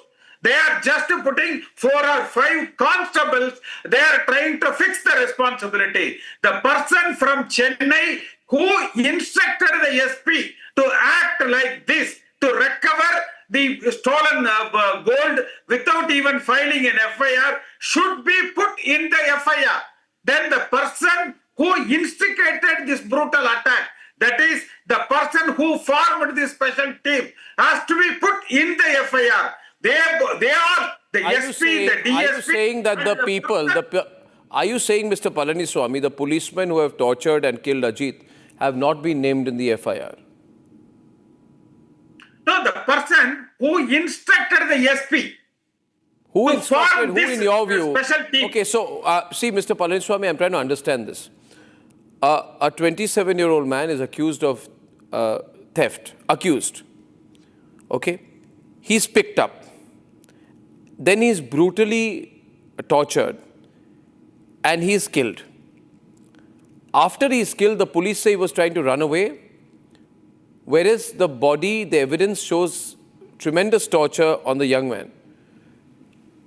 I believe there was some pressure, maybe political pressure, on the police in this case. What was the police's interest? That they tortured him. If there is an investigative process, there is a judicial process, you can get his statement, you can't force a statement out. Clearly out here, they were trying to force a statement. They say if he had confessed. If he has confessed, why was he tortured? Is this extra constitutional justice, Mr. Palaniswamy? You see, there are deeper questions which are coming to my mind. Is there some political hand here, you think? There may be some DMK powerful person should have instructed the SP, or somebody who was some higher level officers level must have instructed the SP to form a special team. See, because the concerned police station is not involved, this is a special team. They are all under the control of the DSP directly. So the DSP was instructed by the SP. So the SP is punished today. But who instructed the SP? So that person is the real person. Because without such a tremendous pressure, the police in Tamil Nadu cannot be expected for such third-rated treatment to a suspected accused. But a common man doesn't matter, right, Harish? You need powerful people. You need Kamal Hassan. You need film actors. You need people with a lot of money. You don't need common people. You've never needed common people. You don't give a damn about common people in Tamil Nadu, which is why if you see today, So many people. If you register a case, you are assaulted. In Tiruvallur district, Harish, let me tell you, the head constable was arrested for physically assaulting a woman complainant. The woman visited the police station to report sexual harassment and threats from a person. And the police went and assaulted the woman. This is the condition of Tamil Nadu. Maybe you are very proud of this. How does it matter to you as long as MK Stalin is making his son number 2? You want your dynasty. But what is your dynasty going to be worth when you'll be thrown out by the people? Do you want me to give you more examples? You have the most number of custodial deaths in all of South India. You keep saying South India, North India. In all the southern states, you have the maximum number of custodial deaths. From 2021 to 2023. And almost the 439 cases which has been reported in the union government, by the union government, in the parliament for the question 2055 has reported stating that only 13 cases of judicial. So you don't care about what happened to Ajith, right? In Tamil Nadu. You don't care about what happened to Ajith. 2021 to 2025. You don't care what happened to Ajith. Have been reported. Only 4 cases have been reported. So you have to don't misconstrue the truth here. No, it's like Mamata Banerjee says, yes, there are many people accused of rape. There are many rapes and gang rapes, but I'm not responsible. Similarly, you are saying there are many murders and political murders and custodial deaths, but you're not responsible. Journalists, go and understand the chronology of events from the previous ADMK government and the DMK government. The ADMK government... I can teach your chronology to you 10 times over. You please tell me, okay, answer the question. A man dies. Let me finish. A man dies. Harish, 1 minute. Harish. A man dies. Did you hear what the court said? The court said, are you working for the people or working for whom? Did you hear what the court said? Of course, that is the reason. Did you hear what the court said? In ADMK regime of five. Just because you got the media under control in Tamil Nadu. 42 cases of. You got the media under control in Tamil Nadu, right? But here in the 5 years, only 4 has been reported. So almost 90% have been. Why was the SP only? Answer the question. Don't give me a lecture. Question that Mr. Palaniswamy asked. No, you have been. Why was the SP? See, a man is killed. You don't even suspend him. You just transfer the SP. Why? Your favorite SP? DMK's favorite SP? Arnab, you should understand. I am asking you, a man is killed for a missing gold chain. How you will understand? How you will understand? If a man is killed for a missing gold chain. Spelling the beans. A man is killed for a missing gold chain. And you're proud of it. Arnab, no one is proud but of Mr. it. Palaniswamy, is this not an issue in Tamil Nadu? Government. Unlike the ADMK government, no one is defending. Mr. Palaniswamy. The police encounters has some sort of a justification. This is much worse than an encounter. And whenever the DMK party rules, the poor law and order maintenance in Tamil Nadu. Mr. Casey, the DMK is known for its low level of law and order maintainability in Tamil Nadu.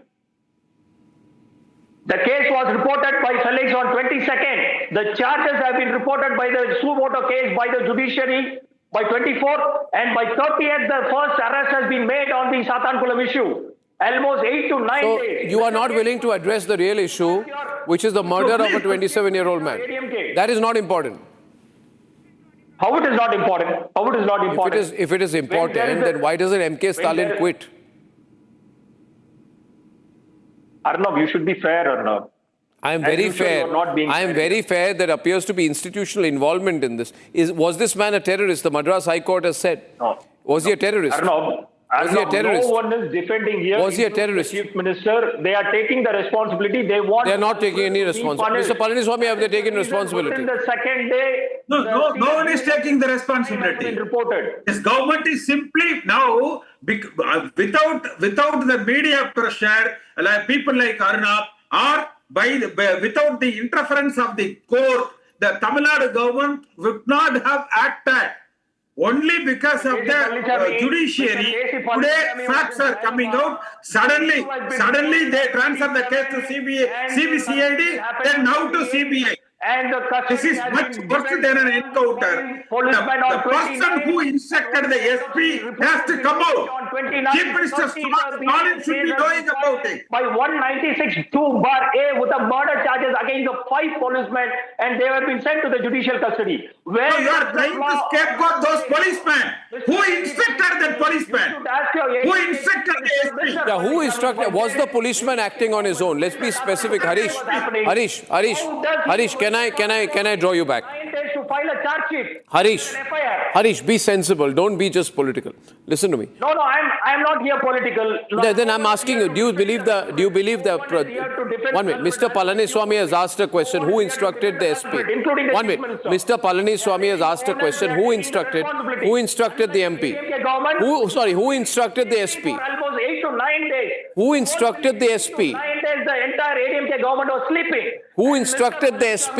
Minister Palaniswamy, then ADMK chief minister, was saying that Satangulam issue, both the son and father has been died due to heart attack. Whether the chief minister of the current regime is saying that, no, he is taking the onus, he is taking the responsibility as the internal security minister.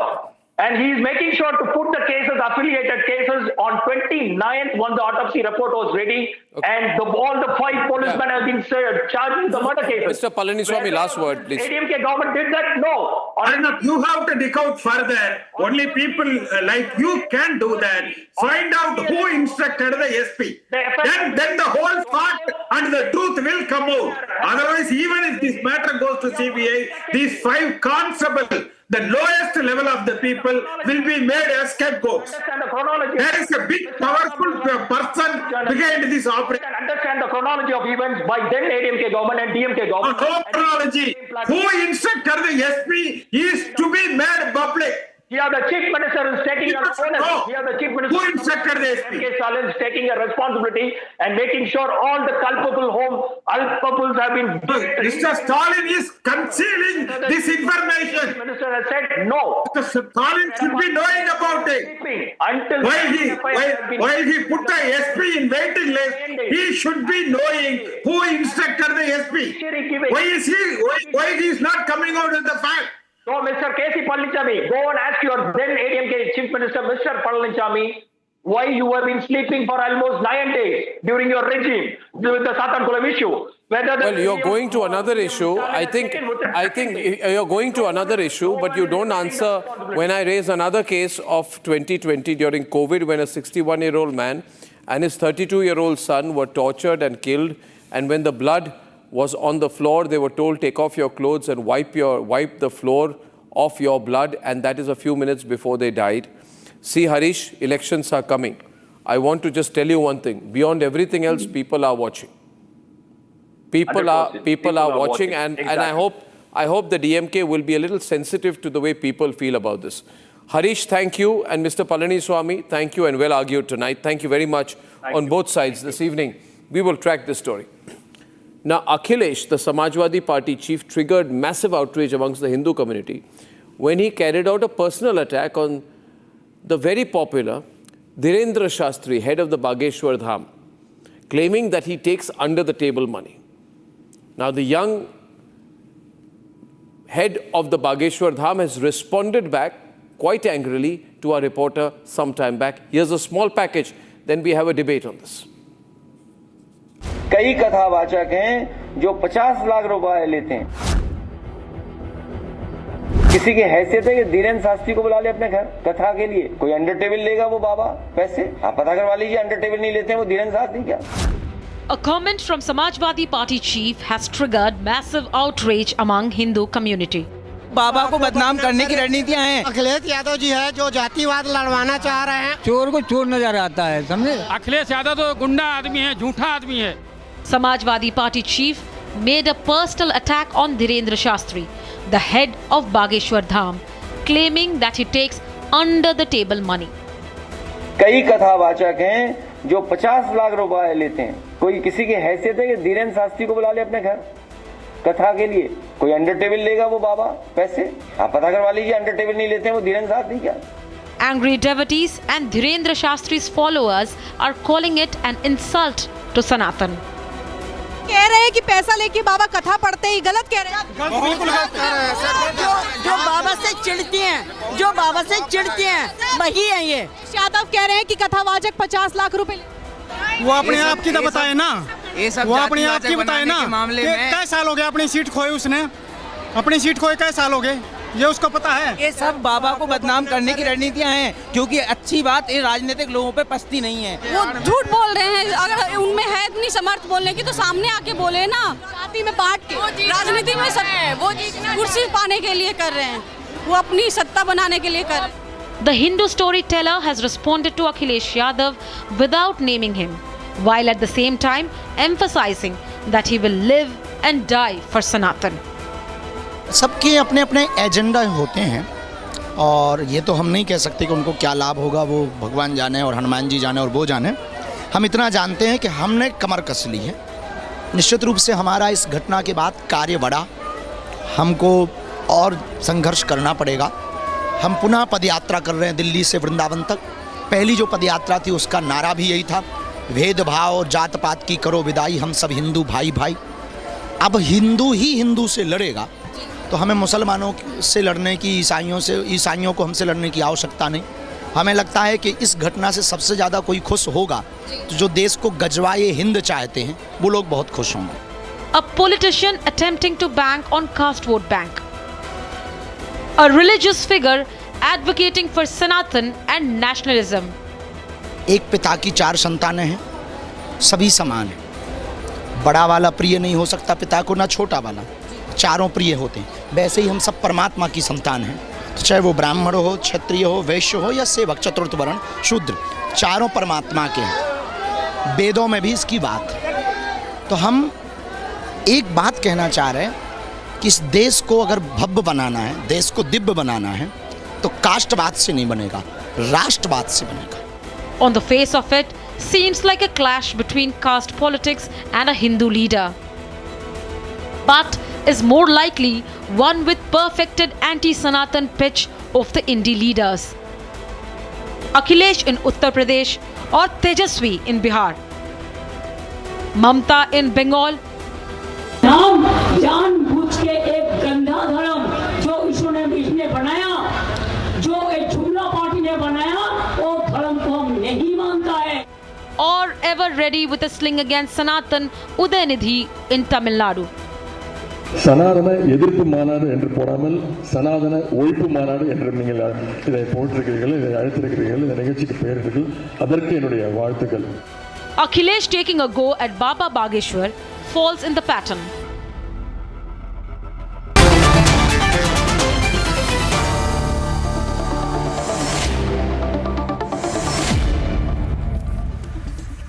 Dushyant Sridhar versus Vivek Silas of this Samajwadi Party. Dushyant Sridhar is a well-known Hindu scholar and writer.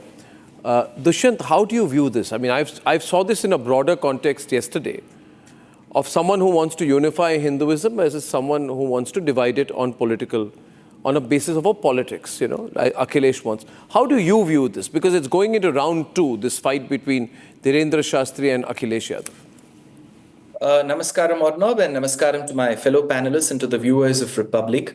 Very quickly, the context in which the comment was made by Shri Akhilesh Yadav was with respect to certain communities who were not respected or denied the right to give discourses on topics. I have a very firm opinion. Bhasha Geetif Prashasta Bhagavati Vachanat Rajavachopacharat. Wherever you're born, however you're born, whoever you're born to, we are all equal children of Bhagavan, and everybody has the right to speak about the greatness of Paramatma. That said, I do not know under what context or what proof he had to make a personal attack against a public speaker like Sri Dhirendra Shastri, because he said that he takes money under the table. Isn't that a false accusation? Point number 1. Point number 2, besides making a personal remark, he comes from the Yadav community, and we all know that Bhagavan incarnated as Krishna, and we know that he comes in the Yadu Vamsha. Is this the way that you speak with half-baked knowledge about a person who's in the public sphere, and whether you will make such unwarranted comments when you don't have proof? So I honestly feel, as political people, as political parties, though they may have affiliations to certain communities and certain religious denominations, such remarks that go against the very spirit of people who want to unite Sanatana Dharma should be avoided. And this is not the way you slander somebody in the public and show your disgust towards a certain civilization. This is wrong. Well, thank you so much. What was the need? Now that you're losing this, if I open up the phone lines, you will get a great sense. You will get a very, very good idea about the way people hate this kind of comment that you're making. You're going to lose this, Vivek. You're going to lose this fight with Dhirendra Shastri. I'm referring to Vivek Silas before Vivek Srivastava. Vivek Silas of the Samajwadi Party, please. Vivek, what is the need to do this? I mean, nobody would speak like this about a Christian priest or a Muslim Maulvi or a Muslim Imam. But you can say this about Dhirendra Shastri, one of the most popular figures in Hinduism today at a national level. But you cannot speak like this about anyone who's from the Muslim religion. Why is that? So you are basically trying to either divide Hindus or get an anti-Hindu vote by speaking like this about Dhirendra Shastri. My prediction, Vivek Silas, is that it's going to unify Hindus even more, the thing you're most scared about. It's going to unify Hindus even more. Just watch the number of people who follow him when he goes from Delhi to Vrindavan, wherever he's going next.